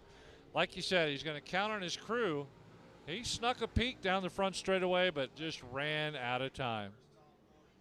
Egbert with the win. Carmen 2nd, Doherty 3rd.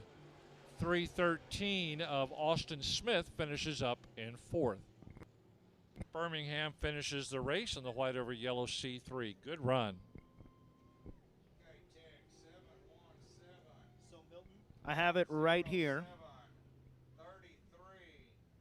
Here is your top 6 redraw for the iStocks later this evening. The number 21, Dustin Mooney. The 717 of G.W. Egbert. The 699 of Brian Harbison. The 0 of Tim Carmen. The 94A of Allison Morris, and the 33M of Mason Doherty. That is your top 6 redraw.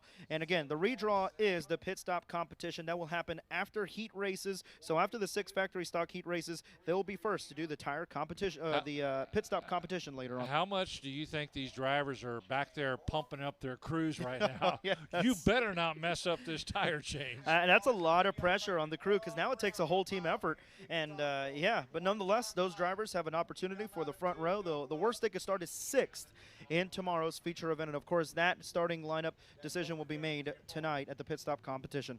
All right, Milton, we get ready for 3 heat races with the IMCA Sport Mods presented by USA Wrecker Service. 14T, man. Trent Beaver set the fast time in his group, and overall, I think it was. And, you know, first time up here, row 1 pole, going to have Robert Stewart, a veteran driver, very familiar with the track on the outside of row 1. Row 2, the number 21 Tia Taylor Florio and the 717 of Michael Dabney. Third row back again, very familiar. H14 Heath Stewart, 3 Charles Riley outside row 3. Row 4 and final here in heat race number 1 of 3. You'll find the 791 of Vince Loudon and the BD2 Daniel Preston. That is your starting lineup here in heat race number 1. I said, Daniel, how you doing today? I'm doing pretty good. What you been doing lately? Making babies. That was his answer. Cassie Preston and Daniel Preston, what a great little family they have. And I remember watching Daniel get a start down there at I-37, and Cassie, just a great family. She has a nice smile, and school teacher, I believe, down there down near Corpus Christi. And thank you. what she sees in Daniel, I don't know, but she must be doing some sort of community service to be married to that guy. We jest. It's all for fun. Oh, yeah, nothing but love up here in the tower. All right, lights are out as they go into turn 3 and 4. Getting ready to kick off the IMCA Southern Sport Mods presented by USA Wrecker. Picking up speed. Listen to those engines. Green flag, green light. Off and running is Trent Beaver, who set one of the fast times earlier tonight. Off and running.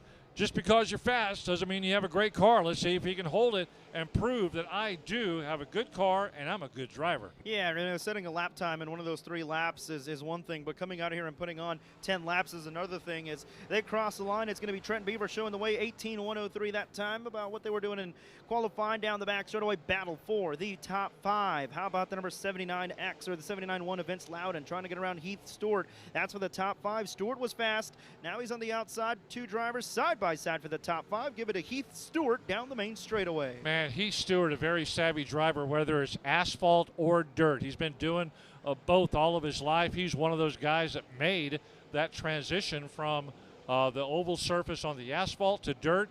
He's done a really good job. He ran in the street stock shootout a few years ago that Stephen Danielson put together.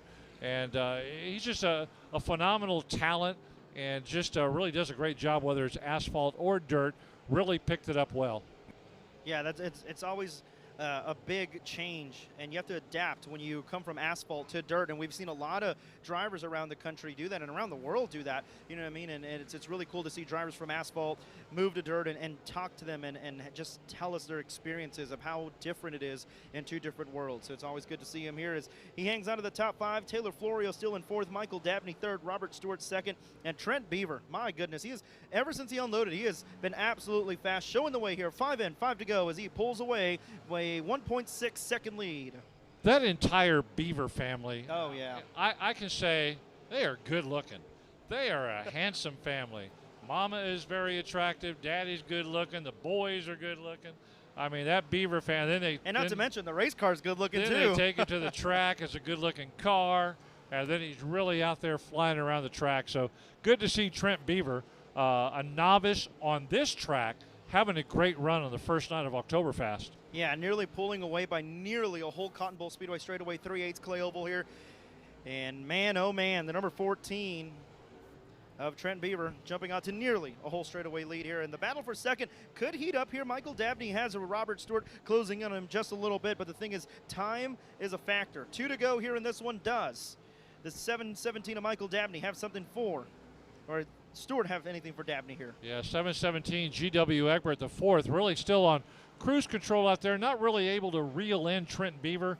Egbert just kind of sitting there in 3rd. Robert Stewart sitting there in 3rd, not able to reel in the 2nd place car of Egbert, and Beaver is just putting everybody to shame in this race right here. Really taking advantage of this smooth clay surface as the checkered flag comes out. Trent Beaver, 717 GW Egbert the 4th, and Robert Stewart in the 32. Those are your top 3. Well, Trent Beaver getting it done. How about this? The most dominating win this evening, 2.6 second victory for Trent Beaver. Absolutely put on a clinic in heat race number 1 for the IMCA Sport Mods presented by USA Wrecker. That boy can drive the socks off that 14. Now he had that pedal to the floorboard, I promise you. Let's get 22 cars out there and see what happens. And the track slick off a little bit more. That's going to change it up. Starting spot, something happens in front of you or beside you. We never wish that on anybody, but it's racing, and Oh, yeah. you know, he's got a fast car. The thing is, jump out quick and get away from everybody. Yeah, starting on the front row is one thing for sure, but you put the whole field together and get shuffled in there, it's a whole different ball game there. All right, Milton, we get ready for heat race number 2 of 3 for the IMCA Southern Sport Mods, presented by USA Record. I'm going to thank USA Record for sponsoring the IMCA Southern Sport Mods here at Cotton Bowl Speedway. They're going to roll that top side once again. Make sure the track is nice and ironed out. We got more shout-outs. Yeah. Chris Freeman and family watching their nephew Cameron Starry, the 741, watching from the Robstown Rocket. They're watching from Sinton, Texas, down south. And then Dina Hamilton, hope I said that correct, watching from Harker Heights, cheering on her brother Hardy Henderson in the 163 modified. Go, go, go, she says. My name is pronounced Dinah. You should have put that up front. Thank you, Dinah. Well, at least she's not watching from Victoria, Texas. Oh, so we have the whole goodness. town of Victoria watching. There's a little watch party in downtown Victoria. Oh, do we know? Yeah. You could go rob the bank in Victoria because they're all watching Race All on Texas right now. Yes. Let's take a look and see who we got. The 12 of Brandon Guerin is going to start up front. The 91, no stopping, Jared Moppin. He's on the front row outside. And row 2 to the inside, the 03 of GW Hessong with the 778 of Jason Hubert Sr. on the outside. Third row inside, the 14 of James Cole as they pick up speed. Down they come on the outside, 10D Don Painter. Yeah, row 4 was a 00K of Oliver Billingsley and the 95S of Sterling Tausch. Yes, with the 69 of Dash Danshaw. As they race down the back straightaway, Milton. There we go. Watch the 91 of Jared Moppin. He will look to attack. You could put him on a talk-a-toy, and he could win a race. He's just a phenomenal race car driver, and there he is out front, coming out of turn 2, down the back straightaway. We had a bunch of emails, grandma and family watching down from Harlingen and Weslaco, cheering him on, and he's out front. He's very familiar with that position. As the 12 car settles up behind him, Brandon Guerin. Down they go, looking good for no stopping Moppin. Yeah, Moppin looking really solid up front. And how about this battle here for the 4th position on your screen? That's going to be Jason Hubert Sr. and the 03 of GW Hessong, those two. But give it to Hubert as he holds him off down the front straightaway. GW Hessong is one of those drivers that when he gets out on the track, he's a force to be reckoned with. He's got some very good driving experience here in I-37, Texana Raceway Park. And he always does a great job, and just kind of has to dial it in. But there's great competition out there tonight. Could be anybody's game as Jared Moppin takes it down the back straightaway with Brandon Guerin staying right there with him. But I don't know if he's really in an attack mode right now. He really can't close the ground on Moppin. Yeah, I really can. With 5 in and 5 to go, we'll see if things change in the second half of this race. And how about the battle for 4th right now? Big slider in turns 1 and 2. And wow, what a move. Don Painter up to the 4th position. Wow, what a move. And now we have a 3-car battle for that spot. What a race here in heat race number 2. Don Painter able to slide by the 03 GW Hessong. He has driven the 747 for as long as I can remember. I'm not used to seeing him in an 03 car. So GW had the slide job pulled on him up there, but right now Jared Moppin leads the race. Guerin staying right there with them. They're pulling away from the rest of the group as they go on down the front straightaway. Oh, in trouble. Oh, I thought that was Moppin that slowed down the back. Sure, it's not. Just identical colors. It was not Don't Moppin scare slowing. the grandmother. Don't scare, exactly. Don't scare the grandmother. Moppin stays in the lead here with 2 to go down the front straightaway. As you can see the signal by our flagman there. 2 to go, and right now Brandon Guerin, time running out for the number 12 machine if he wants to win in this one. And looks like the number 95 off the racetrack, but no harm, no foul. Sterling Tausch taking the, Owen Pittman calls that the agricultural route, going through the infield, but that doesn't pay off as a white flag came out. And the next thing that Jared Moppin is going to see, watch out, there goes a blown engine on the GW Hessong 03. Big wad of smoke comes out of there as Jared Moppin is going to come across for the win. But you hate to see that for GW Hessong in the 03 Sport Mod. Boy, that lit up like a 4th of July barbecue right there on the front straightaway. You hate to see that, especially on opening night of OctoberFAST. When you're running that good and, putting yourself in a good position for the feature tomorrow, and all of a sudden you're outside looking in like that, that's a tough pill to swallow. But there's no stopping Jared Maupin as he picks up the win here in race number 2. Yeah, 91. Brandon Guerin did what he could, but if he sees Jared Maupin in front of him, he may shrug his shoulders and say, I'll follow. But good group of cars. James Cole out there in the 14 getting a feel for it. 00 had a good run, but we're ready to move on, it looks like, to the next. Southern Sport Modifieds presented by USA Wrecker, as G.W. Hessong is going to get the unceremonious push off the track. It looks like they're going to go ahead and get him out of here now instead of after all the heat races are completed. Tough break, though. Man, you hate to see that happen as the next group will come out. Oh, I've been waiting for this email. I knew it would be coming in.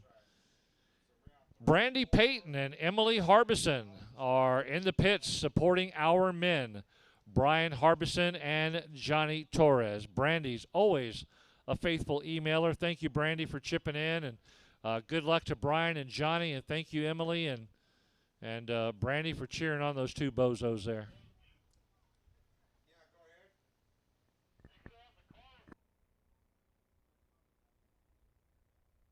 So Cotton Bowl Speedway officials just going to roll in the fluids that were dumped from GW's blown engine and make sure the track's in good condition. We don't want the next heat race to come on out there and just slip and slide and wreck into each other. So we'll make sure that is rolled in real quick before we bring out heat race number 3 and final heat race. Yeah, you see the safety crew there, and they're taking a look at it, and they'll feel it, and they'll talk to H up here, our race director, let him know how bad it is, and how many extra laps they may need to run the cars through it. Unlike asphalt, we could be here for an hour to clean up that mess on asphalt. Here, they'll just run it into the dirt. I know asphalt uses speedy drying. You don't see that in dirt racing, but I have seen some tracks use the speedy dry, and it does work. But yeah, it looks like they're giving it a thumbs up. It's not too bad, and we should be okay to bring out heat race number 3 momentarily. Well, back in the day at San Antonio Speedway, where I was announcing the asphalt track there in San Antonio, and you're right, they had the kitty litter, the speedy dry, whatever they could come up with, but it's not always a quick process. So you got to drive down there, you got to unload it, you got to shovel it, you got to work it in, got to pick it up. Asphalt is just a completely different bear than dirt, but both of them are fun. This just makes it a little bit quicker. And plus, you'll get this next heat race group of cars. You have 9 cars, so how they were rolling the top side in, they'll also help roll in the fluids leaked, and it'll be good to go. Yeah, H.E. Nauman, our race director up here, is talking to the drivers in their headsets right now, letting them know, okay, here's the problem on the track. This is where the issue is. Here's what we want you to do, and then we're going to put the officials out on the track to show you where we want you to go. And it just kind of hopefully all works in harmony. And most of the time, 99.9% of the time, the drivers get right there, go where they need to go, get it soaked in, rubbed in, and we're back racing very, very quickly. Yeah, so heat race number 3 making its way to the Speedway Milton as... Yeah, let's take a look and see who's going to try to beat who in this one. The high five of Joseph Potton Jr. He's going to be on the pole, followed by BD1 Gilbert Perez III outside row 1. Row 2, the number 13B of Bryce Reed, and the 777 of James Honish on the outside of row number 2. Row 3 inside, 23 Joel Garcia, and 21 outside Chris Florio. Row 4 to the inside, the number 18D of Stephen Davis, and the number 1T of Nathan Titzman. And the back one, all the way back by himself, the 115, Andrew Supak. Well, you have James Honish in this one. Honish, obviously your track champion this year at Cotton Bowl Speedway, starting in the outside of row number 2. 1 win in the season for him, 8 top 5s, 11 top 10s, and 12 feature starts. So we'll see if Honish can get it done from the outside of row number 2.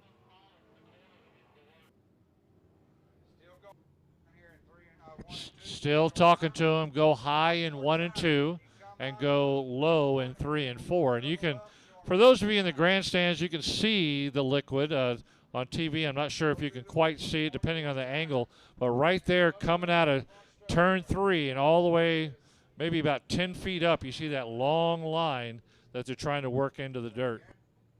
Yeah, so drivers will Let's roll that in, and H going to give them the command to line up this time. They'll get the 1 to go signal this time at the flag stand, getting ready to go.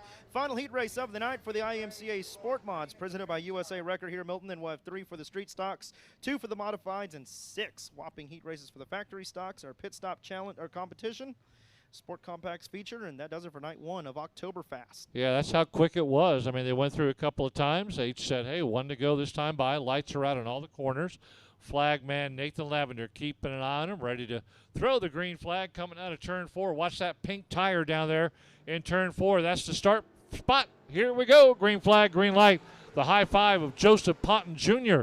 leads them down the front straightaway into turn 1 and 2. Already trying to jockey for position, battling for second and third down the back straightaway. 13B, Bryce Reed in contention for that. Yeah, Bryce Reed going to get around Gilbert Perez the third there for that second spot, and Perez going to have to settle for third on the opening lap. He's going to go to the bottom of the racetrack, and here comes 4th place. James Honish, track champion. Started 4th, runs 4th. Does he have anything for the top 3 here? Off of corner number 4. Potton continues to lead here in the 5. Honish sniffing around the outside of your 3rd place car, down the front straightaway along the white wall, all the way into turn 1 and 2. Honish taking that mid-groove out of turn 2. Down the back straightaway, look who's in 3rd place, James Honish, as he shuffles the BD1 back 1 spot. Successful season, a lot of good momentum for him coming into OctoberFAST, up to 3rd, but now has a big gap between the top 2 and himself. He'll have to get to work on that, and we may have a battle for the lead here. The number 13 of Bryce Reed reeling in Joseph Potton down the back straightaway into turns 3 and 4. Both drivers right around the top side off of corner number 4. Oh boy, a little bit of squirreliness there from the 5 of Potton, and he hangs on to the lead. This one might get good here. Potton's really going to have to be on his P's and Q's right now as he's got that second place car hot on his heels. Bryce Reed within striking distance and plenty of time to do it. Potton, a very good driver on his own. Got a main event win here this year that I can remember off the top of my head, but now he's in the race for his life to finish up first in this heat race as that 13B Bryce Reed staying right there with him, almost putting some of his wrap on the backside of Potton.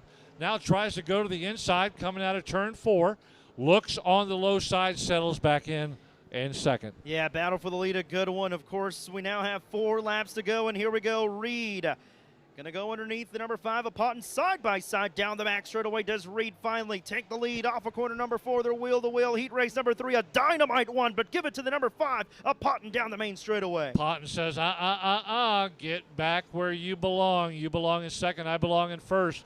Potton doing everything he can to outrace Reed. Reed had him definitely coming out of that turn, but he could not hold it. And Potton staying up front as the laps click away, 2 laps to go. And trouble for the number 18D, Stephen Davis. Looks like white smoke under the hood. Hopefully nothing too severe, but it might be a power plant on the number 18D. We stay green. He made his way to the infield. This time, wave of the white flag. 1 lap to go, and oh my, what a battle for the lead down the front straightaway. Potton, can he hold off Reed? Milton, bring us home here in the final heat race for the Sport Mods. Look at him go up into turn 1 and 2. Potton holding it, turning that steering wheel as hard as he can. Reed staying right there with him. He's going to keep an eye. Is there an opening in turn 3 or 4? Reed looks, backs off. Looks like that's how they're going to finish, bringing it on home. Joseph Potton Jr. starts up front, finishes right there in the same position.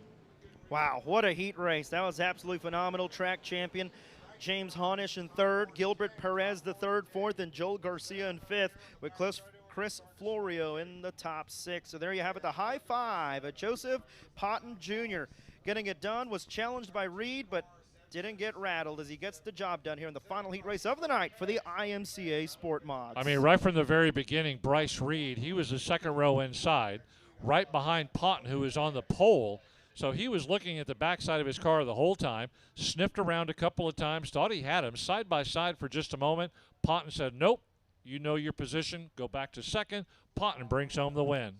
Yeah, good for Potton getting it done in that one. So we will see him tomorrow in the feature event. His night is done. He can go and relax as we get ready for 3 heat races with the street stocks. Then we'll have 2 for the IMCA modifieds and 6 whopping heat races for the factory stocks. That will conclude heat races.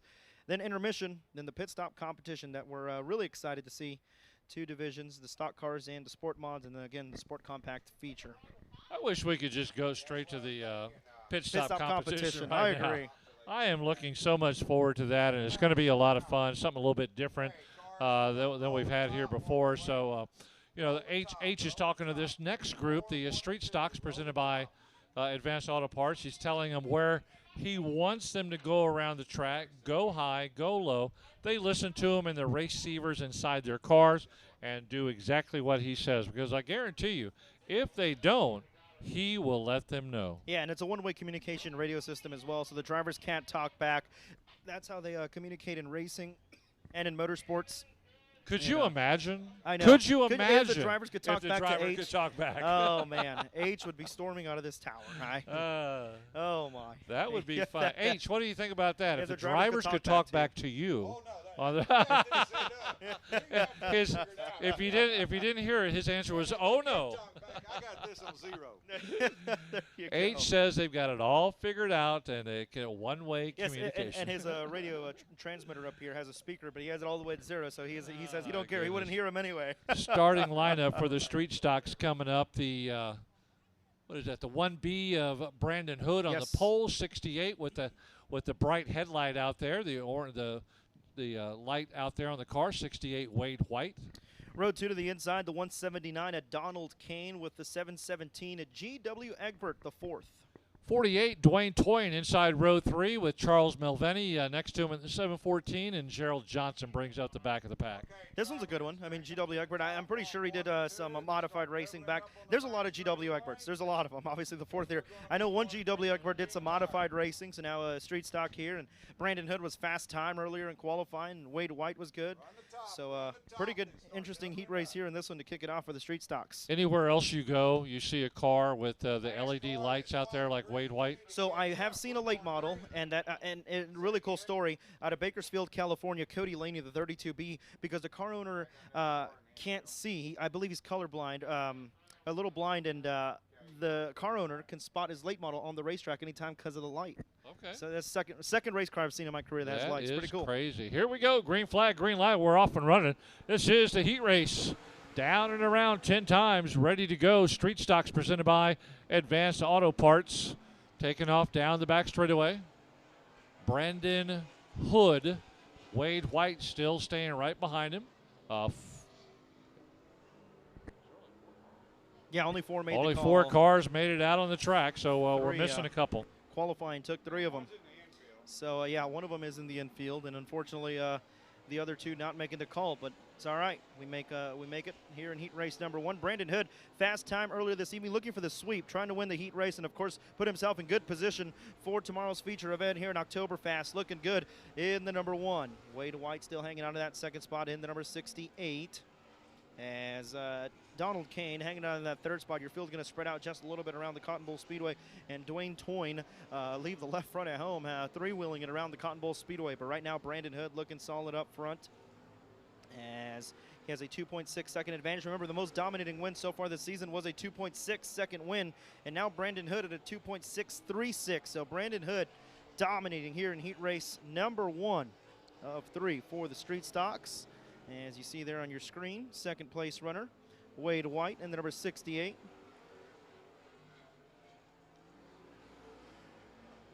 Donald Kane in 3rd, and the number 179. And off of corner number 4 this time, 5 laps in, 5 laps to go in heat race number 1. Brandon Hood hanging on to the race lead here in this one. Hood in his 2nd visit of the season to the Cotton Bowl Speedway. Got a top 5 in his earlier visit this season in 2022. White, on the other hand, also made 1 visit in 2022, making his 2nd visit here tonight. Got a top 5 that night as well. And Donald Kane making his 1st visit to the Cotton Bowl Speedway here in 2022. So laps ticking down here in this one. Talk about Dwayne Toyin. He finished 2nd in points, 19 points behind Robert Danielson. Got 3 wins this season, but right now struggling in this heat race as the top 3 have driven away from him, running in that 4th position. So he's going to be buried in tomorrow's feature. But nonetheless, this time Brandon Hood will have 2 laps to go. But as Milton mentioned earlier, these guys will have all night to really think about these setups and sleep on it. Some may overthink And Dwayne Toyon obviously would love to redo this one. Click the restart button as he finds himself in fourth, almost going to get lapped here by the number 1B. 2 laps to go here, Milton, in heat race number 1. Yeah, Nathan Lavender doing a great job keeping an eye on up there, showing the white flag as they went by. And, you know, when you plan to be at a race like this and you plan, and then something goes wrong where you can't even make the heat race, that's just got to be so frustrating. But they're coming around. Here's a checkered flag. Will be coming up this time by. There he goes. There's your Brandon winner. Hood absolutely dominating this one by nearly almost a half a racetrack. Absolutely dominating. Yeah, it was half a racetrack. There you go. He led off too. That was half. 10.1 second win. A 10-second advantage. Brandon Hood with a dominating win so far of the night over Wade White. Donald Kane third and Dwayne Toyon fourth. And that rounds out heat race number 1. So Brandon Hood winning by 10 seconds. That's half a racetrack. Over half a racetrack here at Cotton Bowl Speedway. Brandon Hood, fast time earlier this evening. Winner of heat race number 1, looking for the clean sweep here in OctoberFAST. Well, we get ready for heat race number 2 of 3. Hopefully everyone makes the call here in street stock heat race number 2 of 3. Cars and staging, getting ready to roll onto the racetrack here. And we'll give you the starting lineup. Milton? I got no idea what that was. Okay. Here we go. There you go. There we go. It was there. It was gone. Now it's back. 7A Will Arnold up on the pole. 3D Daryl Rose ready to show what he can do from the outside row 1. Row 2 to the inside. Car number 2, that's going to be Joe Garcia. And it was outside the 88 of Brandon Spreen. 05 of Daniel Gaudette. And these on the inside of row 3 with Shane Lander in the 64L next to him. Yeah, final starter in this one going to be the C3 of Chris Birmingham, as that's your starting lineup here in heat race number 2 of 3 for the street stocks presented by Advanced Auto Parts. And Milton, I always talk about it. You know, the sponsors, we always talk about the sponsors, and, you know, they don't have to sponsor the racetrack, but they do. They stick their hearts into their pocket and pull money out to support the racetrack, and that's what keeps Cotton Bowl Speedway and a lot of racetracks around the country and these race cars going. So anytime you need something for your vehicle or something like that, support these sponsors. Think of Advanced Auto Parts. You know what I mean? If it's windshield wiper fluid or, I don't know, something, whatever you need, go to Advanced Auto Parts. They support Cotton Bowl. You support them. Support the ones that support racing. 10 times around the track, ready to take off street stocks. Presented by Advanced Auto Parts, picking up speed. Will Arnold and Daryl Rhodes come down the front straightaway. Daryl Rhodes getting that nose out there quickly. Into the top side of turn 1. Rhodes goes around the outside of Arnold. Rhodes trying to grab the initial lead down the back straightaway, and he does. A tough late season for Daryl Rhodes with the rock through the radiator, missed 2 races, and now he's out front in the first night of the OctoberFAST. Got Will Arnold coming up behind him in second, not making up any room as Daryl Rhodes trying to take it away. Well, he's back like he never left. 4 wins this season for Daryl Rhodes at Cotton Bowl. He'll take the lead down the front straightaway off of corner number 4. He'll lead, and man, oh man, Rhodes looking good here in this one. The number 7, and Will Arnold still second. Third, 4th, and the battle for 5th right now is the one I want to point my eyes to is Daniel Gaudette and the 64 is Shane Lander. Those two at it side by side. Give it to the number 64, Shane Lander. He'll take 5th down the back straightaway. In this heat race, it could be a 2-car breakaway now as it's setting up that way for Rhodes and Arnold. Just the cream of the class right here as the other cars got a text message earlier. The 88 was having electrical problems. Okay. The Spreen car, he was able to get back out here, but that may be showing in this heat race, and he's in 3rd, but maybe having some issues still with that car. Yeah, Brandon Spreen, though, still in 3rd, running good and setting himself up good for tomorrow. Joe Garcia hanging on to 4th. Shane Lander has that 5th spot over the 09 now, and right now you have a good shot of Will Arnold there on your screen on Race on Texas. Hanging on to 2nd, 1.3 second advantage for Daryl Rhodes over the number 7 of Will Arnold. Does Arnold have anything here on the closing laps of this one? It's going to be a tough one. That Daryl Rhodes is just a tough hombre to catch up to from Daisetta, Texas. Daisetta, D-A-I-S-E-T-T-A. I mispronounced it the first time ever, and he corrected me very quickly. And then every time I walk by his pits, he says, how do you say it? I say Daisetta, Texas. So he's doing a great job representing that small East Texas town down the back straightaway. Will Arnold doing a good job, but just got nothing for Rhodes in the heat race. And Daryl, the cool thing about his car, I did an interview with him on Race on Texas, and I was here early this season. He has the report card on the back of his car. So if you ever want to know how he did, I believe that is that car. Yes, he does. There's a report card. You can kind of see it right behind the fuel cell. Has a report card every finishing spot. I think they drive 4 hours every single Saturday, and of course now Friday, to come on out here and race here. So they dedicate their whole life to this, and it's so cool to see them that dedicated and have success on top of that. Exactly. I think Phil Whipple did an article on him as well. I didn't get a chance to read it yet. I may have to go back and do it, but it sounded like it was a very interesting article. If you give Darrell Rhodes the microphone, you may never get it back. You may never. The interview that we had, it was like about 10 minutes, and 2 of it was probably just me talking. I mean, it was awesome. Yeah. He is such a great guy to talk to. If you ever get the chance to go down there, they always barbecue and hang out down there. Really cool. And right now, he could seal the deal here in heat race number 2. Yeah, that checkered flag's going to come out. Nathan Lavender will stand up there and throw it as Darrell Rhodes will come across this heat race winner and made it look really easy out there. Will Arnold hung as close as he could. About a 4-car length lead for Darrell Rhodes, Will Arnold in second. Well, there you go. Heat race number 2 of 3 in the books for the Street Stocks, presented by Advanced Auto Parts. And Darrell Rhodes getting it done. Yes, he's going to be happy. He's always happy as it is. And now he's going to be really happy after getting it done here in this one. Yeah, I mean, you won't meet somebody more friendly than Darrell Rhodes No, you out will there. not. And Probably the friendliest Arnold, guy in the pit area. Oh, yeah, probably so. And one of the older guys, too. He talks about But how I'll tell you what, he is so energetic for Yes. how old he is. He eats his Wheaties every day. He's that's got for sure. more energy sometimes than I do. So good to see well, him. you're young, though. Yeah, sure.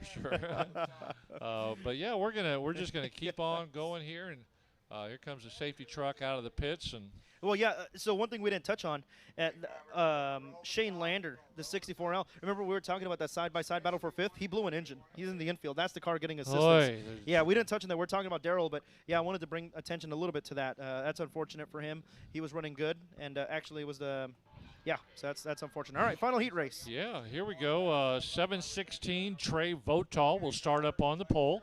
777 James Honish again in another race car out here ready to go. Row 2 to the inside, the number 39 of Chase Allison, and the number 468 of Ryan Hopkins. The 05X of Russell Vickery, 73 Lincoln Morris rounds out the outside of row 3. And yes, row number 4 to the inside, the 00, Colton. I'm going Abshire. Yeah, that's we're what gonna I've go with said Abshire all then, year, yep, and that's Colton what I'm Abshire, going with. Yep, and the number 4T of Mike Trigg in the 4T. So that's your starting lineup. Final heat race of the night for the Street Stocks presented by Advanced Auto Parts.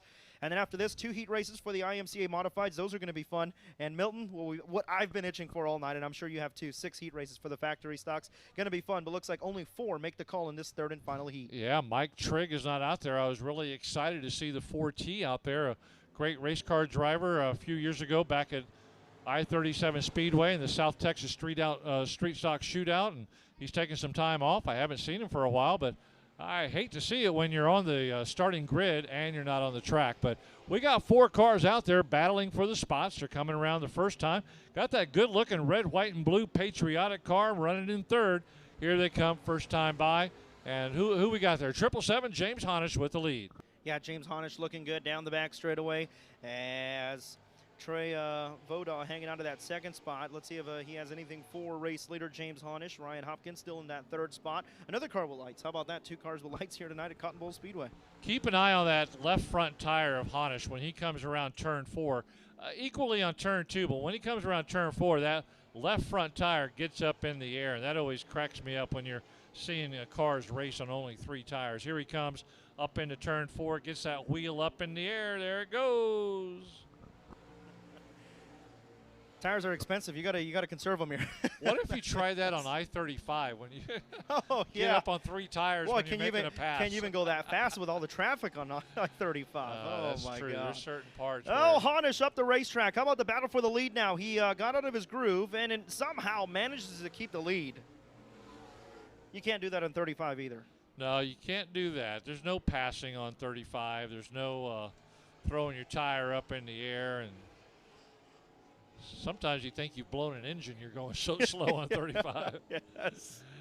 Honish running great out there on the track, and no real threat right now as they're kind of settling into that 4-car groove, single file all the way around. Nobody's really making an advance on anybody else, and this could be how they finish. We'll check it out as the laps click away. Yeah, this time 4 laps to go in heat race number 3 for the Street Stocks, presented by Advanced Auto Parts. And right now, Honish still looking good up front, as he had that one hiccup in turn 4 where he slipped the racetrack, got out of his groove. But other than that, he's been smooth in the 777. Trey Vodon still hanging out in second, and Chase Ellison in third, with Ryan Hopkins still in fourth. This time, Milton, 3 to go around Cotton Bowl. Yeah, they're going around. And Honish, again, very familiar, drives a couple of cars out here and does a really good job. And he's got a good feel for the track, the corners, the straightaways. He's got that car dialed in. Not much Votal can do to catch up to him, as Nathan Lavender shows him. 2 single flags side by side, 2 more times around 3/8 mile oval here at Cotton Bowl Speedway. Again, pristine racing conditions. The American flag out there just barely moving. I wish I could get this weather on the golf course. It's just so beautiful out there. The temperature is comfortable. Everybody's comfortable in the grandstands. No jackets, no blankets. Great night of racing here. I love October in Texas. You can't go wrong. And battle for the lead down the back straightaway. How about Dre Voda to the inside? They'll drag race down the back stretch into 3. Honish has a checkered flag in the air. Milton, who's going to win? Heat race number 3. Oh, watch out. Votal gets loose. He may have raced it too hard. Watch out for the tire. He's going to come across second. Oh, he raced it hard. Votal coming across for second, taking a little shortcut there, but it wasn't going to impact the finishing status there. James Honish, right there at the end, had to race that race. Well, it was 8 cars scheduled for this one. Only 4 showed up, but you know what? At the end of the day, you only need 2 cars to make a race, and it was a good one. Yeah, and heat race number 3. That came down to a great finish, and Votal got a little loose, but it didn't cost him anything, as he took a little shortcut, but he's okay, as these cars will leave the track. Up next, we get ready for 2 heat races for the IMCA Modifieds, as the Modifieds get ready to roll onto the Speedway. Of course, the Modifieds presented by Magnum Trailers. Modifieds being instructed to roll in the top of Cotton Bowl Speedway. Going to go along the outside walls down the back straightaway. They're doing it right now. They'll come down into the corners and down the front straightaway, and they know they're doing this. They know they're doing it for a purpose. Something has seen or happened up there. The race director, H.E. Nauman, lets them know, hey, go along the outside. Sometimes it's the inside. Right now they're doing a great job just following those directions and rolling it on in. Let's take a look. Oh, this is almost unfair. Starting on the pole, the 89 is Stephen Whitaker Jr. and 163 Hardy Henderson right next to him. Rotate to the inside, you'll find the number 90 at Dustin Butcher, with the 77 at Garrett Gregory outside row 2. Third row inside, the 22 of Chris Swenson, a great driver in his own. 27S, Mark Strong, and Greg Dinsmore in the 8G. Good to see Greg Dinsmore up here. Do you write the check now, or do you wait to see this one? I mean, Steve Whitaker Jr. on the pole, that's going to be tough. That's, that's like me playing LeBron James in basketball. It's just not fair. Stephen Whitaker. But you know what? Hardy Henderson, good race car driver in his own. I hope we're not jinxing Whitaker. Steve Whitaker, yeah, giving hopefully. him the win already.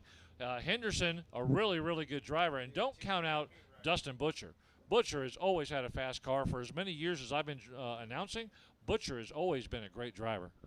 Yeah, and of course the track is wide enough where there could be some sliders thrown. There could be some fireworks popping off here in heat race number 1 of 2 for the Modifieds, presented by Magnum Trailers. Race fans, sit back, relax, fasten your seatbelts. This is going to be good, Milton. I think Henderson just jumped out in front of Whitaker to let him know what the view is going to look like.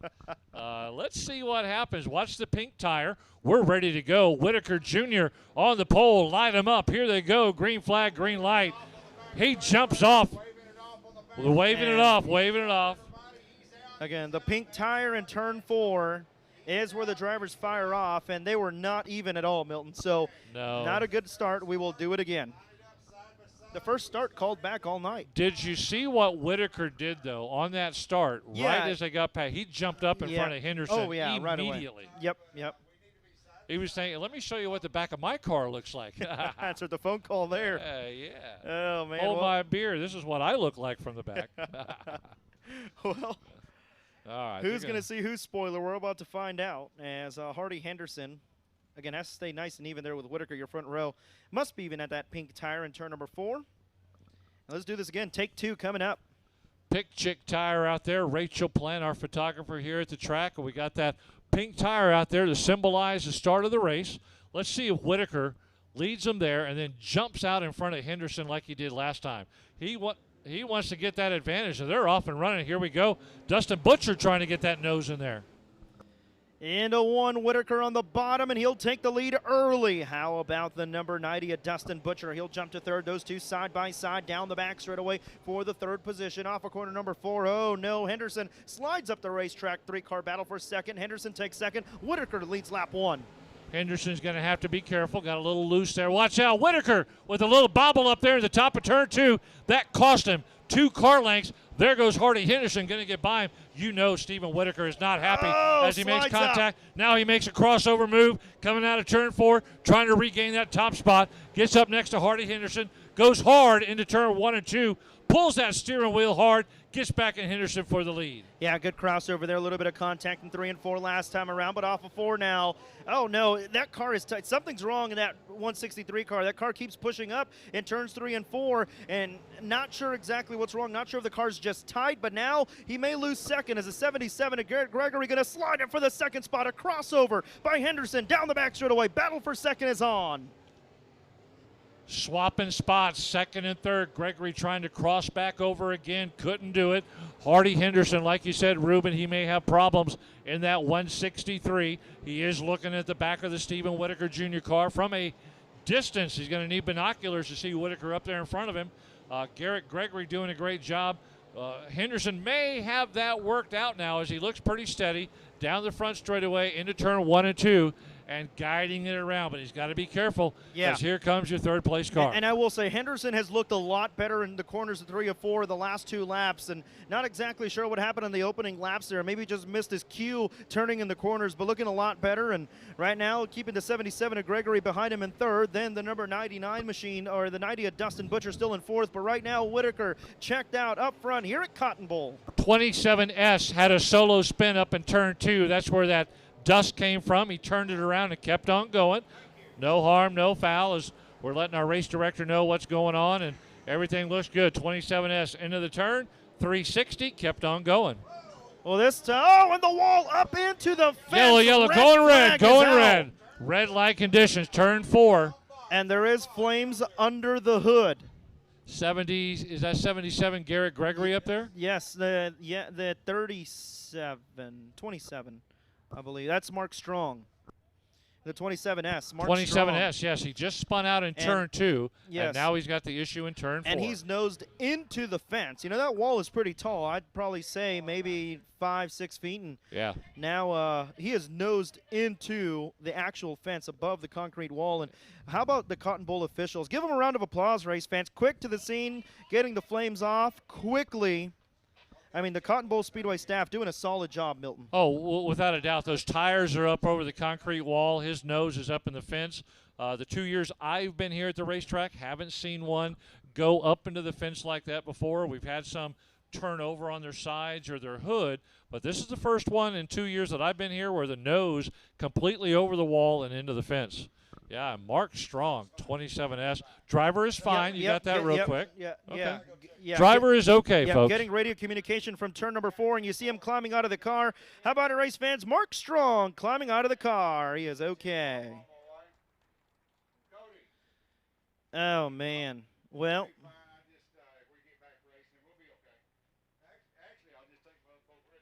Now the damage with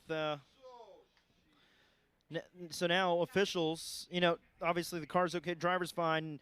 Now the problem is the catch fence. You know what I mean? The catch fence there in turn number 4. So officials and the tower are going to have to go down there and evaluate the damage and make sure that they don't have to do any repairs to the catch fence, because obviously that's a big part of the driver's safety, the catch fence there. We don't want them flying out of the racetrack if another driver does go up and over the wall there, so they're going to go check that out. Yeah, H.E. Nauman, our race director and overall good guy that takes care of the track here. He's getting ready to head down there, I think, and take a look at it. Daniel Ware from Refugio, or as we call it, Refurio, sending up an email. Daniel, thank you for checking in tonight on the email. And who else do we got? Tommy Temple, the binocular man at the Starry Ranch Race Barn. Watching the Robstown Rocket, Cameron Starry. So thank you for the emails. You can still got plenty of time. We may have a little break in the action. Ruben and I are going to take just a quick break to get some water and just rest our voice. But, hey, if you want to send an email, whether you're here in the grandstands or watching somewhere across the country or in Victoria, Texas, everybody else is, send it to racelocation@yahoo.com, racelocation@yahoo.com. Tell me where you're watching from, who's watching with you, and if you're cheering on somebody. We're going to take a quick break. We'll be right back.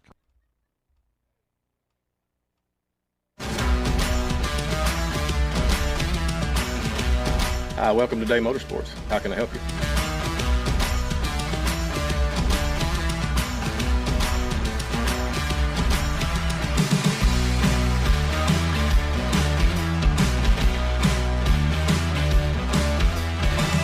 Thank you for keeping Day Motorsports in business for over 50 years.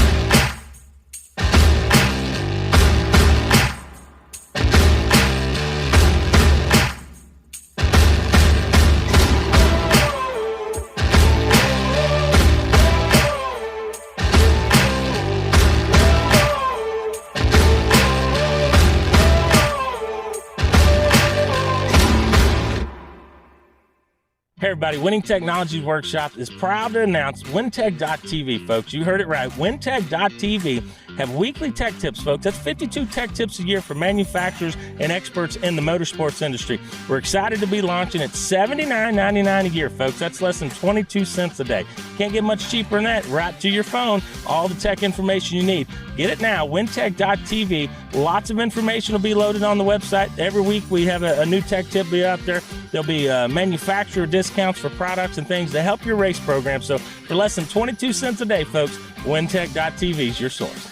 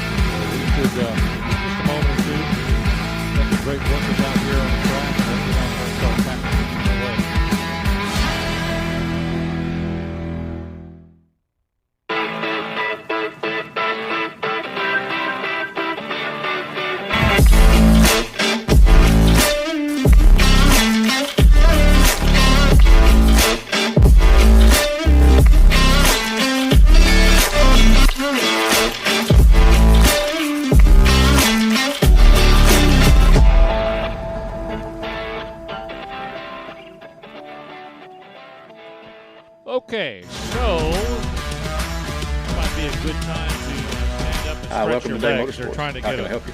welder over there to that fence, so we could be maybe a 20 to 30 minute fixer-upper here. So give us a few minutes, visit with your racing neighbor. We're going to clear the cars off Thank the track. you for keeping Day Motorsports in business for over 50 sit years. back and relax. This is the first time this has ever happened. I think in the 5-year history that Marianne the safety measures to get that be back with you in a moment. I'm going to come out the grandstand, say hi to some of y'all.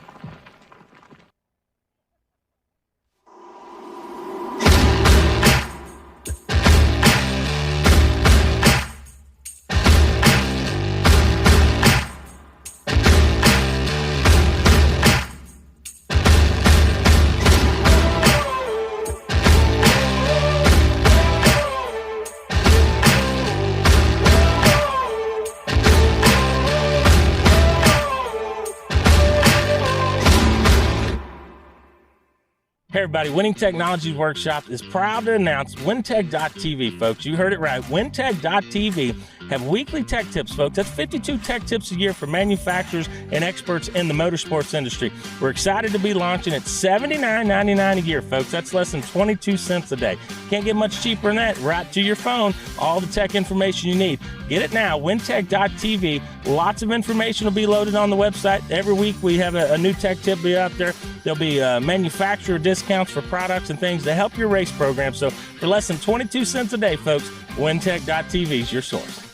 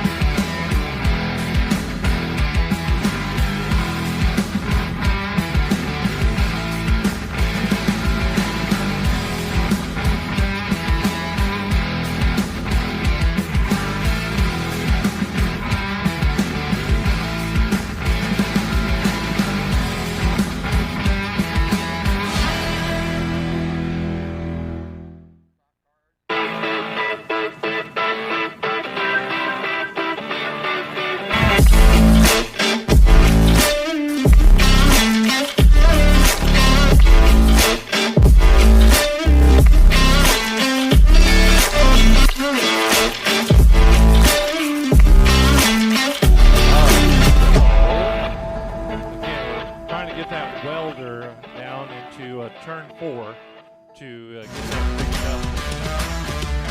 5 years history of Welcome to Day Motorsports. How can I help you? Serious position up there in turn 4. Had a almost up in turn 2 and threw that dust up in the air. And then next time around on turn 4. Thank you for keeping Day Motorsports in business for over 50 years. The fence is not. Safety reasons.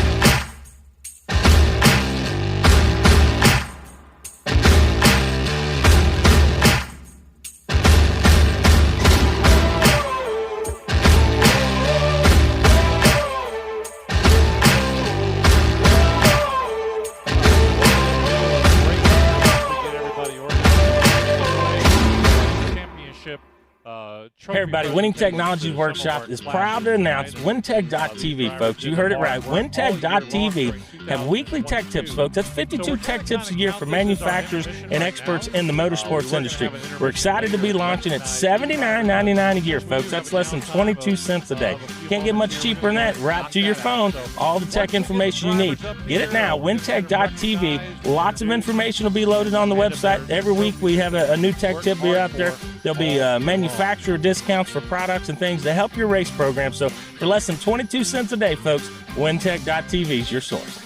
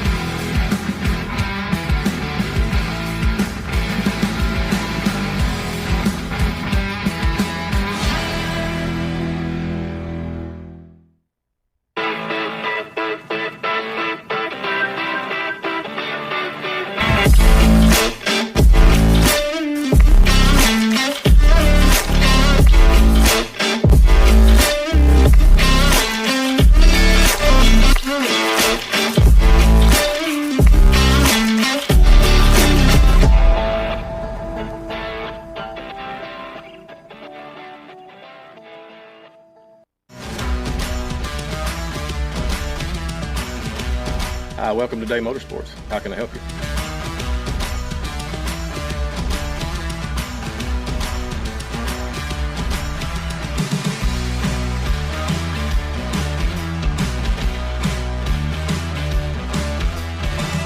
Thank you for keeping Day Motorsports in business for over 50 years.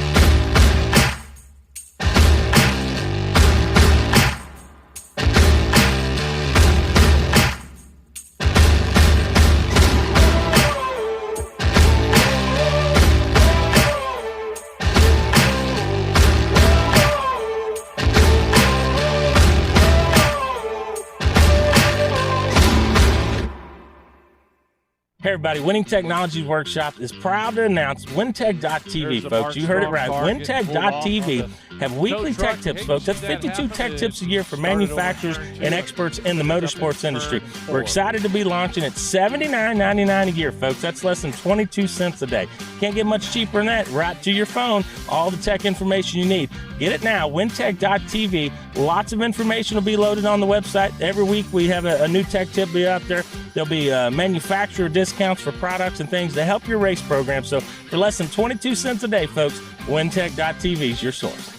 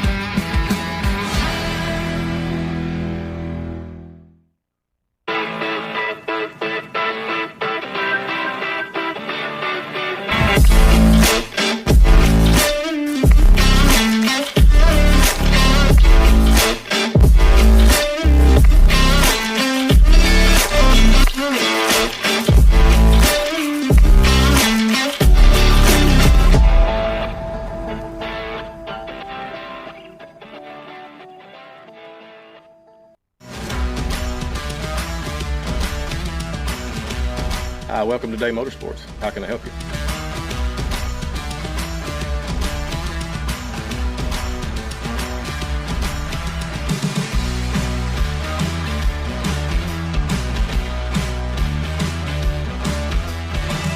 Thank you for keeping Day Motorsports in business for over 50 years.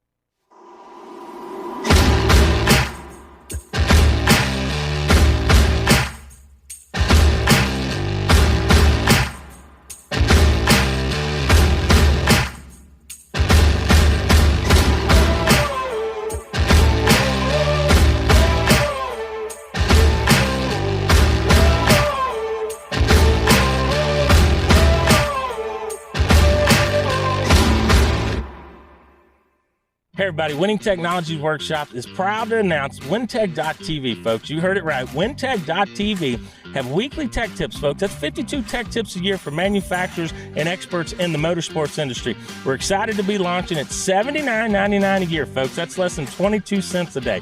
Can't get much cheaper than that. Right to your phone, all the tech information you need. Get it now, WinTech.tv. Lots of information will be loaded on the website. Every week we have a new tech tip be out there.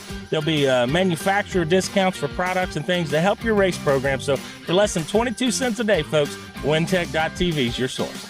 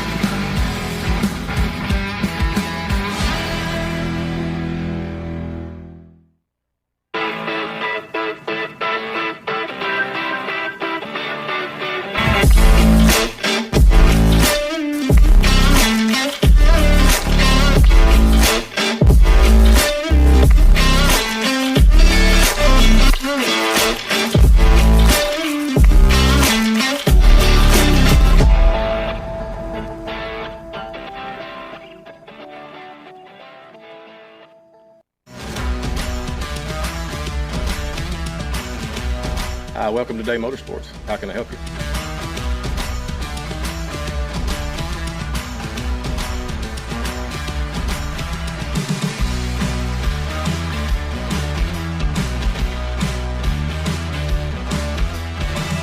Thank you for keeping Day Motorsports in business for over 50 years.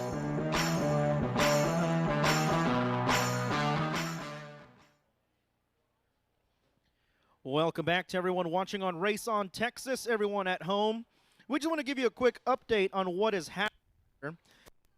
You can see the damage to the catch fence on the top of turn number 4.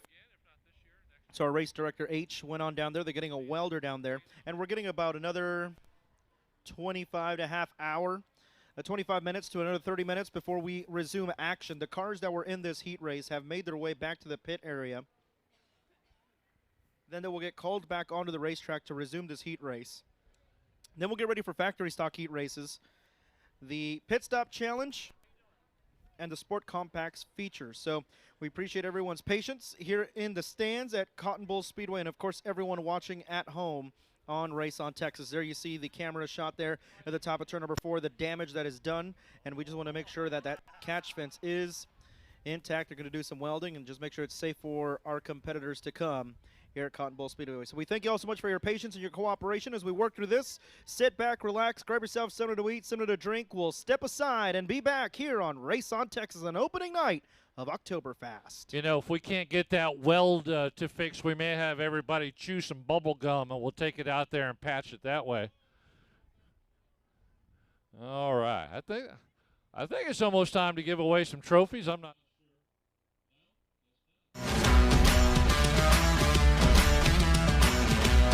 Welcome to Day Motorsports. How can I help you?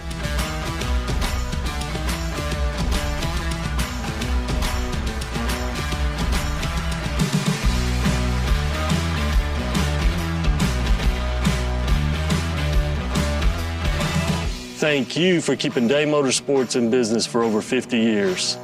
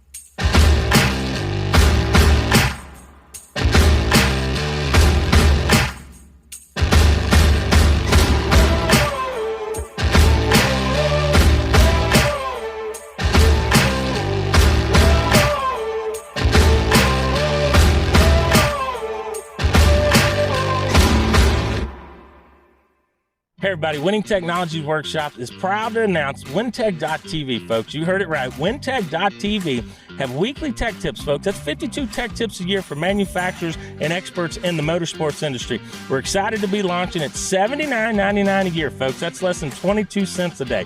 Can't get much cheaper than that. Right to your phone, all the tech information you need. Get it now, WinTech.tv. Lots of information will be loaded on the website. Every week we have a new tech tip be out there. There'll be manufacturer discounts for products and things to help your race program. So for less than 22 cents a day, folks, WinTech.tv is your source.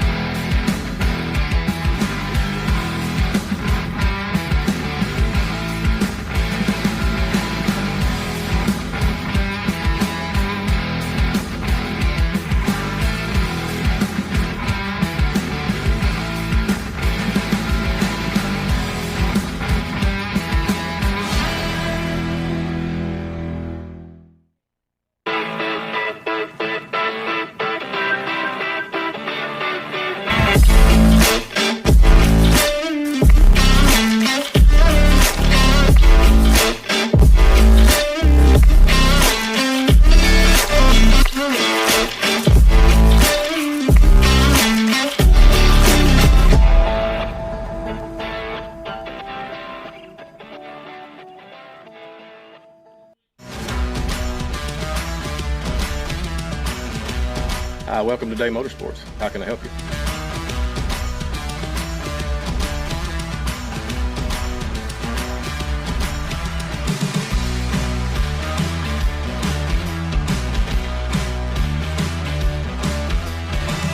Thank you for keeping Day Motorsports in business for over 50 years.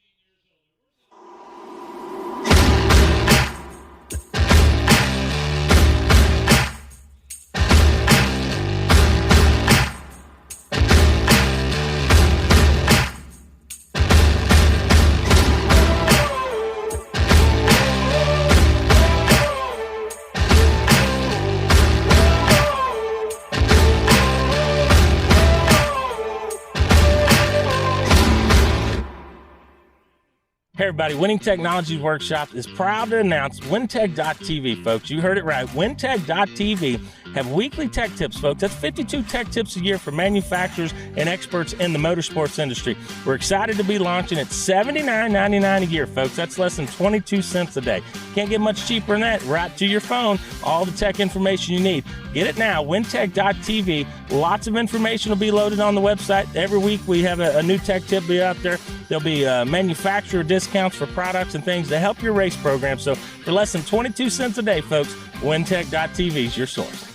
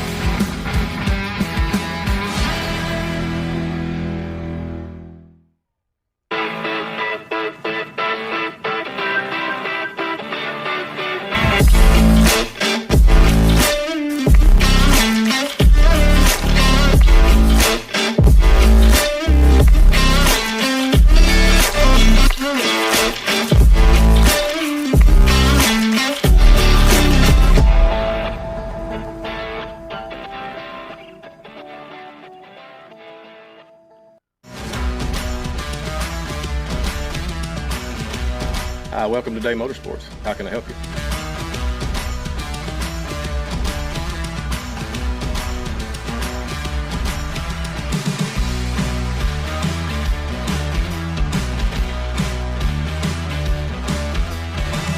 Thank you for keeping Day Motorsports in business for over 50 years.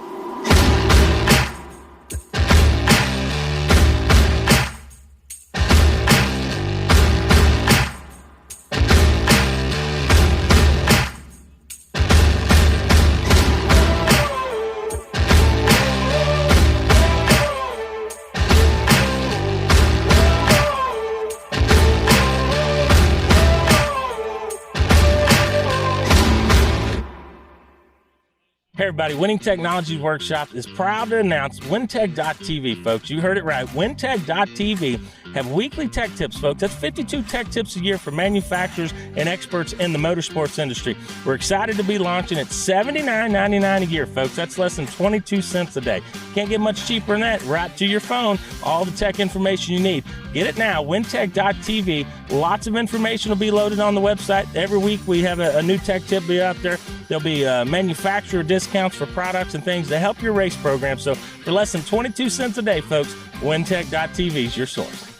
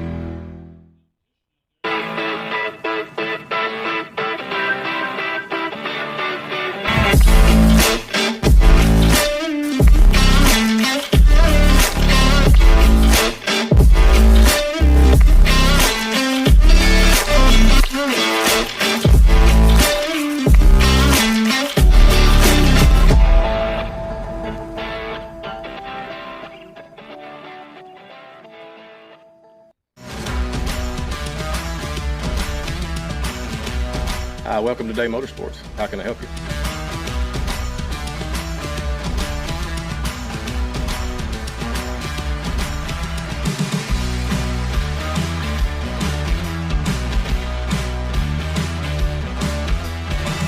Thank you for keeping Day Motorsports in business for over 50 years.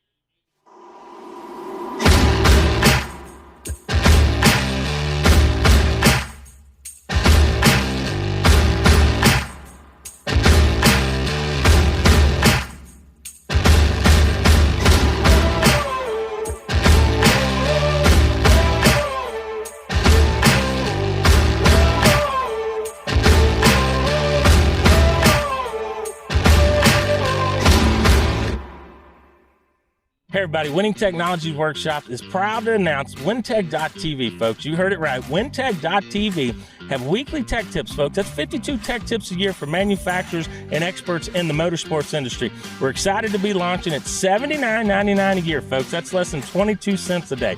Can't get much cheaper than that. Right to your phone, all the tech information you need.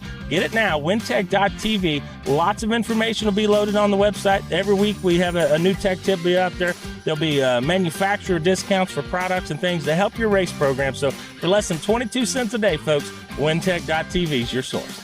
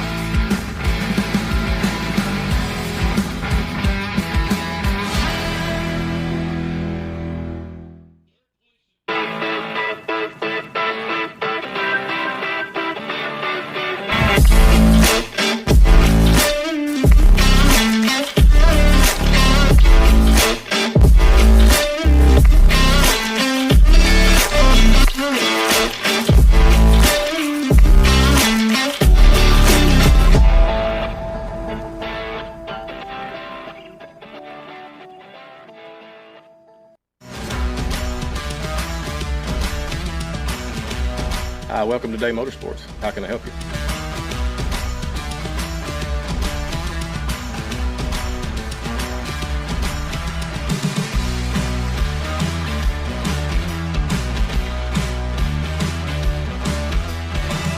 Thank you for keeping Day Motorsports in business for over 50 years.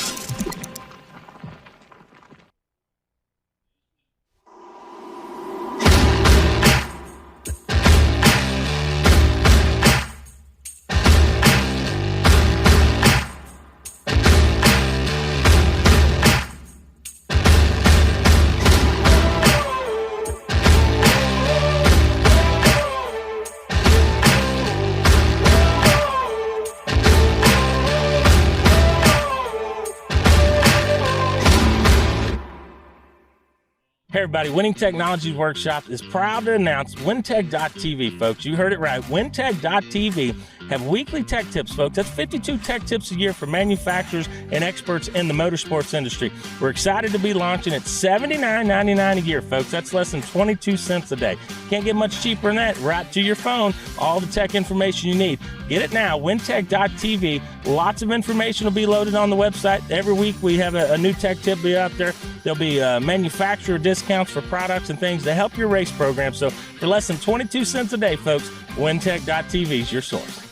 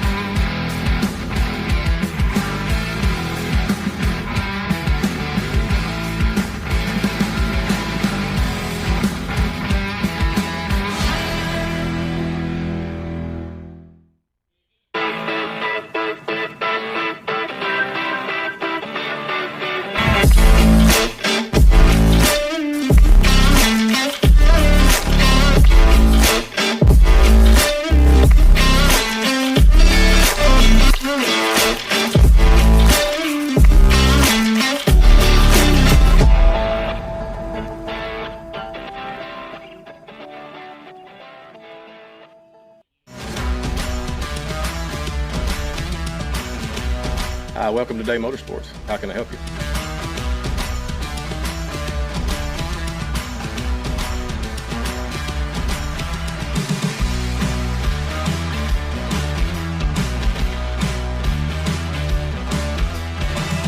thank you for keeping Day Motorsports in business for over 50 years.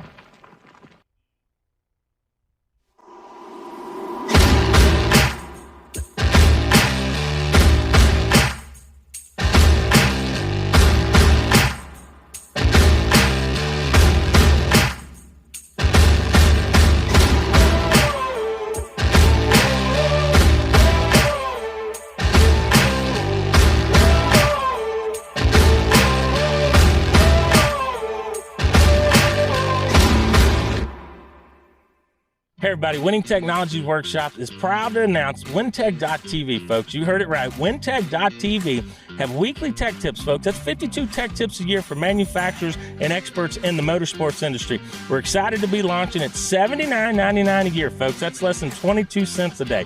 Can't get much cheaper than that. Right to your phone, all the tech information you need. Get it now, WinTech.tv. Lots of information will be loaded on the website. Every week we have a new tech tip be out there. There'll be manufacturer discounts for products and things to help your race program. So for less than 22 cents a day, folks, WinTech.tv is your source.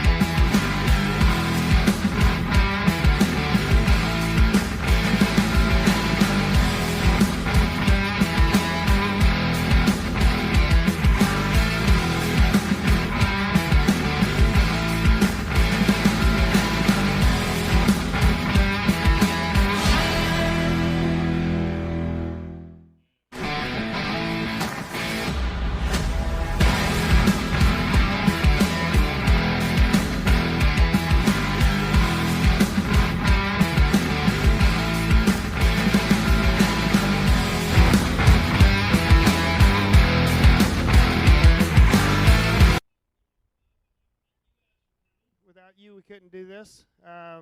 Definitely would like to thank JP Dow and my wife, many other sponsors that I have on the car. I really didn't race as much. We sold our business this year, so we've been traveling, and so I raced about half of what I normally do. Well, thank you for coming out. 5th in points, Raymond McSpadden.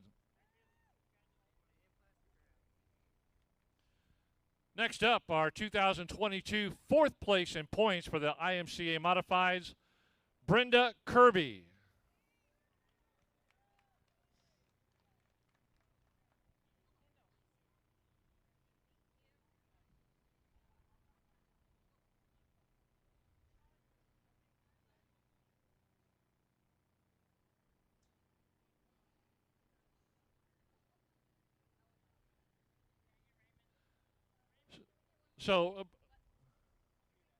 So Brenda, you had a really good season, 4th in points. Tell us how your season worked out for you and your accomplishments. It was a good season. We didn't run all the races here, but I can't thank Chris enough for letting me run his spare car while we're here, not racing in Arizona. So definitely helped a lot, and his whole family for letting me kind of move into the house and race it whenever I want, really. So I got to thank all them, and David Stremme with Lethal Chassis for making that car really good this year, and hopefully we'll run here more next year. So thankfully, you and Chris Morris, unfortunately, you're running the same car number, so we had to figure out a way to tell the difference in your car. So you had the white hubs, or I'm sorry, the pink hubs, and he had the light-colored hubs. Ever think about changing the numbers or tell Chris you want a different number? No, I don't. I mean, we might add a B or something, but. I mean, you are the fiance. Don't you have a say in this? Just a little bit. I don't know. We'll see. Maybe next year we'll rewrap it and put some pink in it to help you guys out a little bit. That's why we added the pink covers after a few races, because we heard you guys struggle trying to figure them out. She made our life easy. Brenda Kirby. Oh, have y'all said she's engaged to some wannabe driver by the name of Chris Morris? Have y'all set a date yet? Yeah, next October 7th. So about a year away. Do we have the race schedule out yet? Are we? Well, but we're not racing? Okay, it's okay. You can get married October the 7th. Can,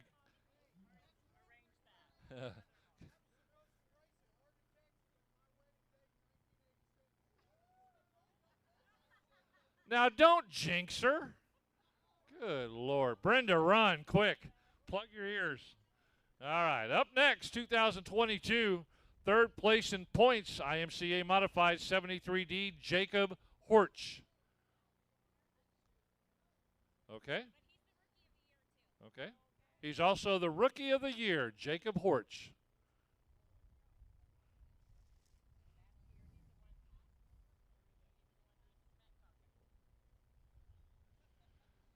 Second place in points, 2022 in the IMCA Modifieds, number 12, Matt DeWitt.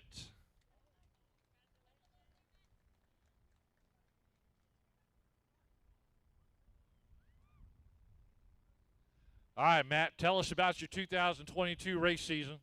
It's been a really good year. You know, for me and my brother, I mean, we're just a couple of big rednecks, you know, and just having some fun and don't have a lot of money and just trying to show up as much as we can and be supportive with everybody that we can and just having a good time.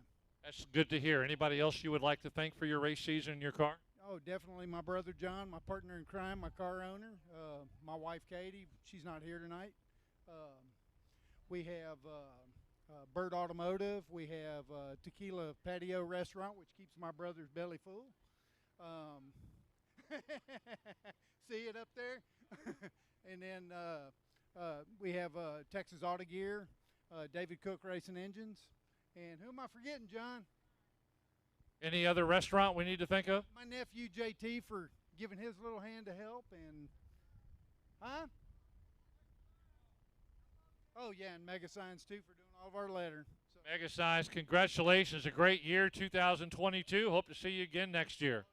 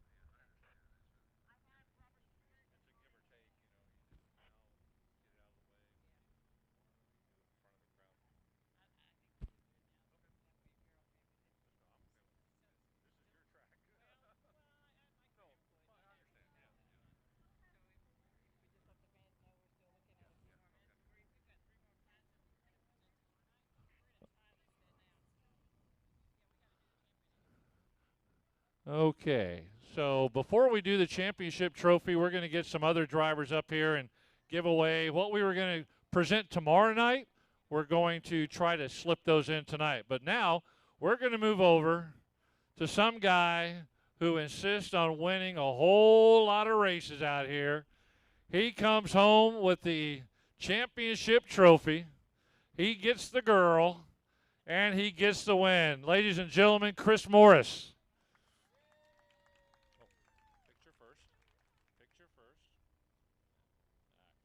So, Chris, a fantastic season once again. You've done a great job, and you seem to be able to handle just about any track that you go to. Tell us about your season this year, bringing home the trophy, and what it took. It's definitely been one for the books. I think we've got 11 wins this year. Did a little race in Wyoming a little over a month ago. That was a blast. I think most of our wins came here this year. We've snagged a few elsewhere, and car's been really good this year. We've been making good changes on it. It's been really consistent, so can't be happier with that. Who would you like to thank for your race season, the car, and everything? I'd like to thank all the fans for always coming out supporting us. My fiance, my mom, my dad, my sister. Her boyfriend's been helping out a lot, Colton. ACM Services, AMT Concrete, Barnes Co., Core Supply, Tex Mix Concrete, Tina Reagan Realty, Lone Star Concrete, Bigfoot Pumping, Lethal Chassis. David's been a huge help. All the guys over there. It's they're definitely top-notch program, and couldn't be happier with where we're going. And hopefully we can do it again next year. Do you see the competition getting a little bit better out here? I mean, there's really a lot of good drivers out here, not just here at Cotton Bowl, but in South and Central Texas. Oh, for sure. It's been a struggle just everywhere we go. Seems like there's always everywhere we go. There's 3-4 people that can win. So you definitely got to bring your A game each track you go to, no matter where you go. And thankfully we were able to get it done 11 times this year, and hopefully we can make it 12 this weekend. Brenda was saying a moment ago, y'all are getting married October the 7th of 2023, and then October the 8th, she's going to change that car number to something else. Yeah, I mean, we thought about it. I almost put a new body on it and a new wrap. That was the old one last year, so we kind of, I'm trying to sell that one. We got a new one on the way, so it's hopefully we can get her car down here next year and she can run that one. So otherwise, she'll be in this one next year.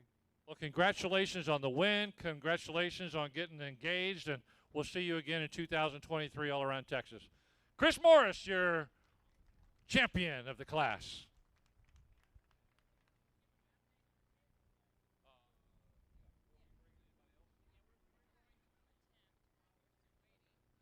Okay, I don't know if y'all can see up there in turn 4 or not, but that fence is pushed out towards the parking lot. That's a pretty serious condition out there, and they're working on it as hard as they can to get it back into shape, because it is a safety concern out there. If one car can do it, another car could go into that same spot. But again, it hasn't happened here before, but you never know. So we've got to get that fixed before we get back to racing. So it'll be another few minutes. We're going to try to get a couple of other drivers so that we can present their trophies and plaques to them. So thank you for being here. Hang in there with us, and we'll just keep on going until we run out of things to hand out. We might start handing out trophies to the fans. I don't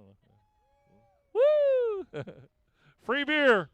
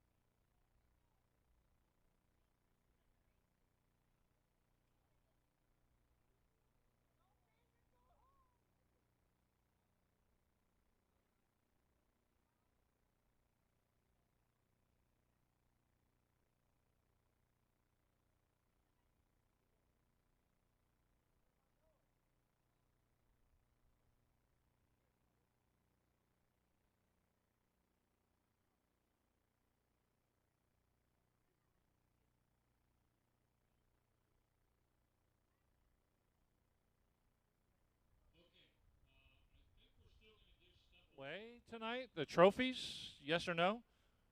Okay.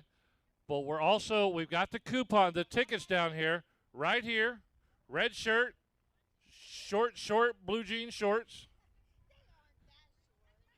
And when you stand up there, they are.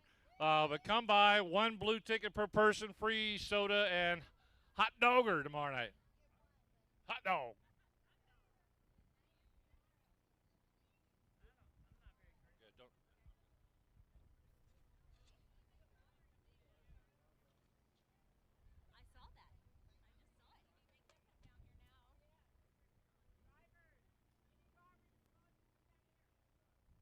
We still have some presentations, so if you could stick around and congratulate these drivers and a round of applause, we certainly appreciate that. I know if you got to go home and tomorrow's Saturday, so it's not like you have to go to church.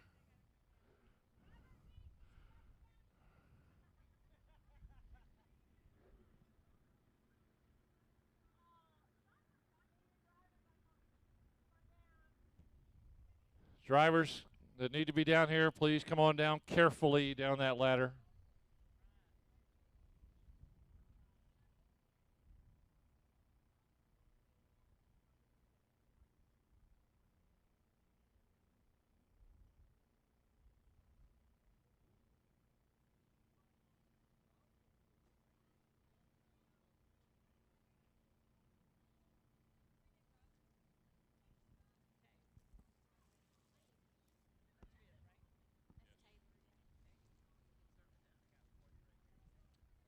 Okay, moving on to the IMCA Southern Sport Mods presented by USA Wrecker.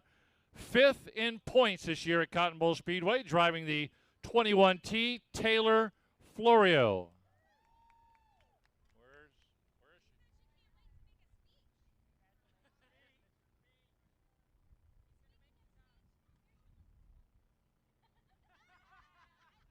Let's go, let's go.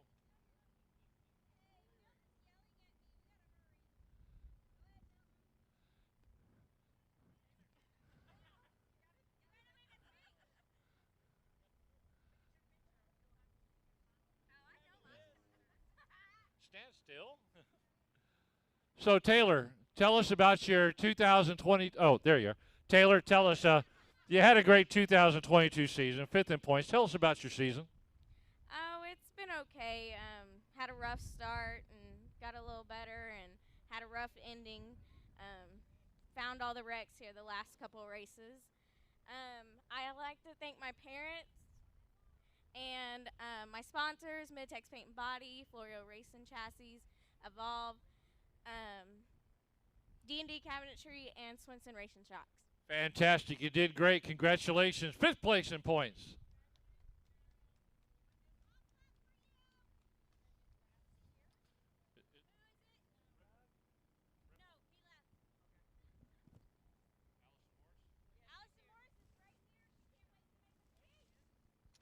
Finishing up 5th in points, IMCA Stock Cars, 94A, Allison Morris.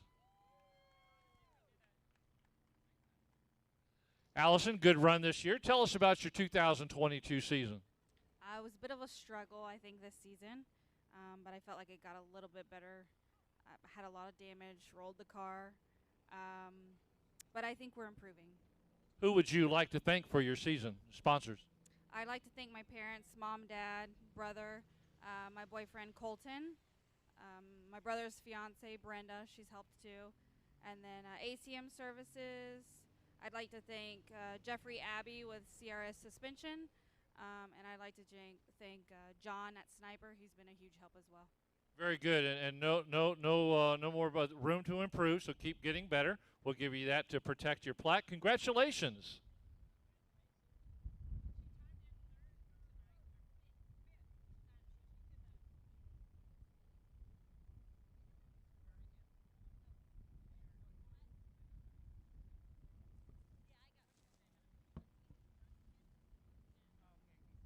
Okay, 2nd place in points in the IMCA Stock Cars, driving the C3, Chris Birmingham.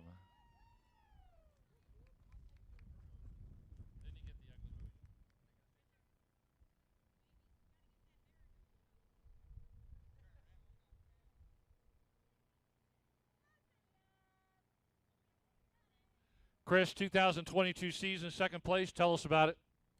I mean, it's, I think, been pretty good for us. Opening night broke a rear end, and then one night through the season got disqualified for illegal shock travel, and that probably cost us pretty good amount of points for the season. Who would you like to thank for your racing season this year? Thank Gunnar Freed and Donna for giving me the car to race.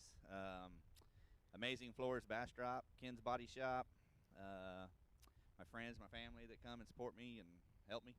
When I throw the email out, I get a lot of emails cheering on Chris Birmingham, so congratulations. Here's that to protect your plaque. Congratulations, Chris Birmingham.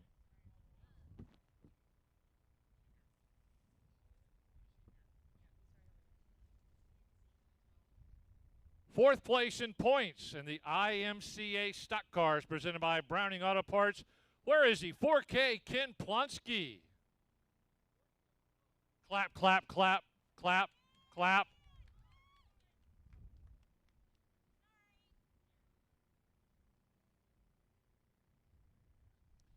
Ken, good racing season, fourth in points. Tell us about the 2022 season for you.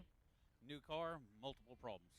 New car, multiple problems. Who would you like to thank for your race season? Aero Motorsports. Aero Motorsports. Thank you, Ken, for being out here. Hope to see you next year.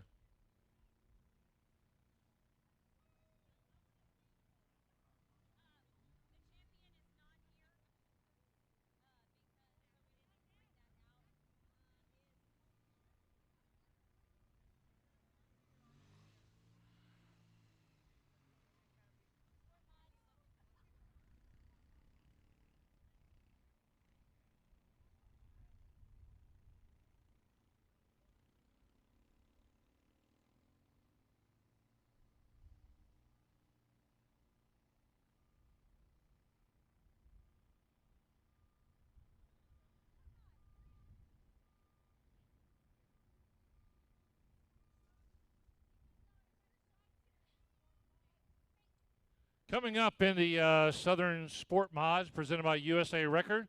Finishing up in third place, the H14 of Mr. Happy, Heath Stewart.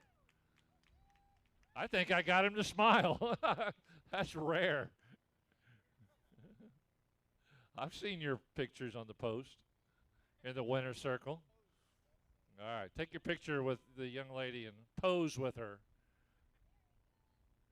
Heath, you had a good run this year, third in points. Tell us about the H14 and how you did this year. We had a good year. I was in the process of building a house all year, so I had not a lot of time to work on the car.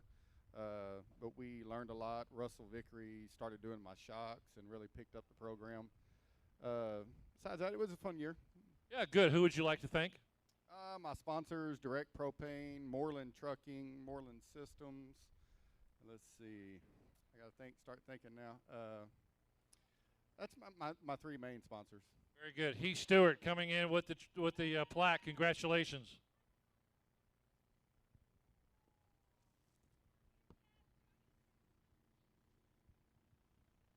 IMCA Southern Sport Mods presented by USA Record coming in second. Car number 32, Robert, I do what Rachel says, Stewart.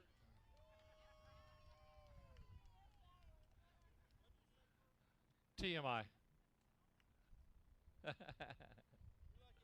Everybody else heard. That's good.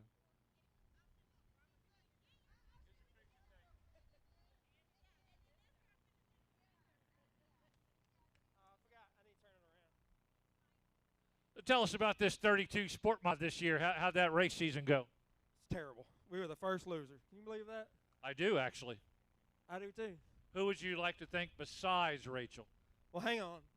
She gave you a list. I saw it. Pull it out. Check this out. It's laminated. I don't know if it's in any particular order. We're just going to read off. She's not even at the top. No, I don't even see her on there. So, Rachel Plant, picture taker. She makes all the pictures. Look at this. Those are beautiful pictures, except look at that pink. First loser. Look at that pink. Look at that pink. Johnny Torres, Grander Millworks, Tandy Reed, Debbie Reed, her parents. They support us. They help us out a lot. Put up with all my BS. Let me look at my list. USA Record, Mark Herring Race Engines, Calvin Cantwell. He bought me a couple set of tires this year. That was pretty nice. Tried to save them as long as I could, you know what I mean? Pistol Transmission, Supreme Vinyl Works, Joel's Auto Sales, CRS, Suspension Racing Products, Heath and Danny Stewart, wherever they're at. They give me a bunch of shit. Russell Vickery and my little buddy Cinch. He was over there. Where is he? Cinch, come over here, Cinch. Hey, Cinch. Robert Stewart made a good buddy this year. We'll let him say hello.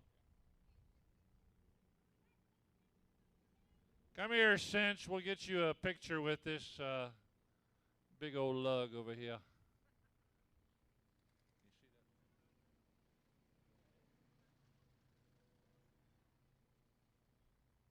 All right, here's Robert's #1 fan. Cinch going to get a picture taken.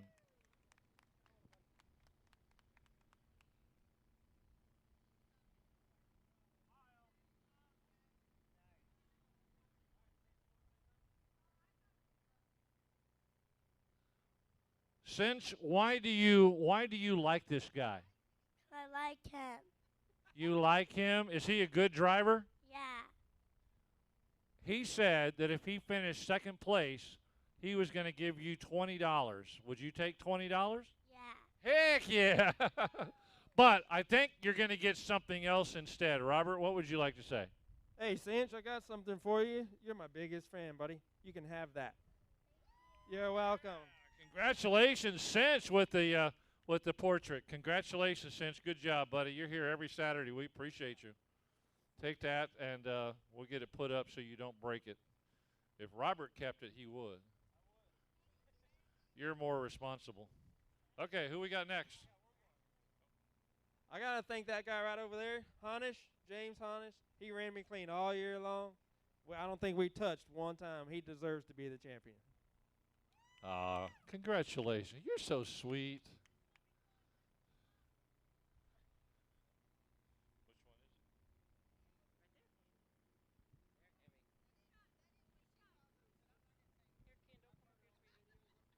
Okay, now for the championship trophy in the Southern Sport Modifieds.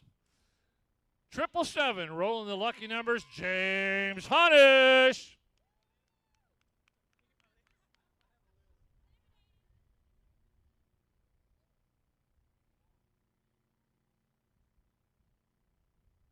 So James, you heard what you heard what Robert said. Tell us about your 2022 race season. Yeah. I mean, Robert he raced me clean all year, and it was just between him and me. So we talked for several weeks about who. It was just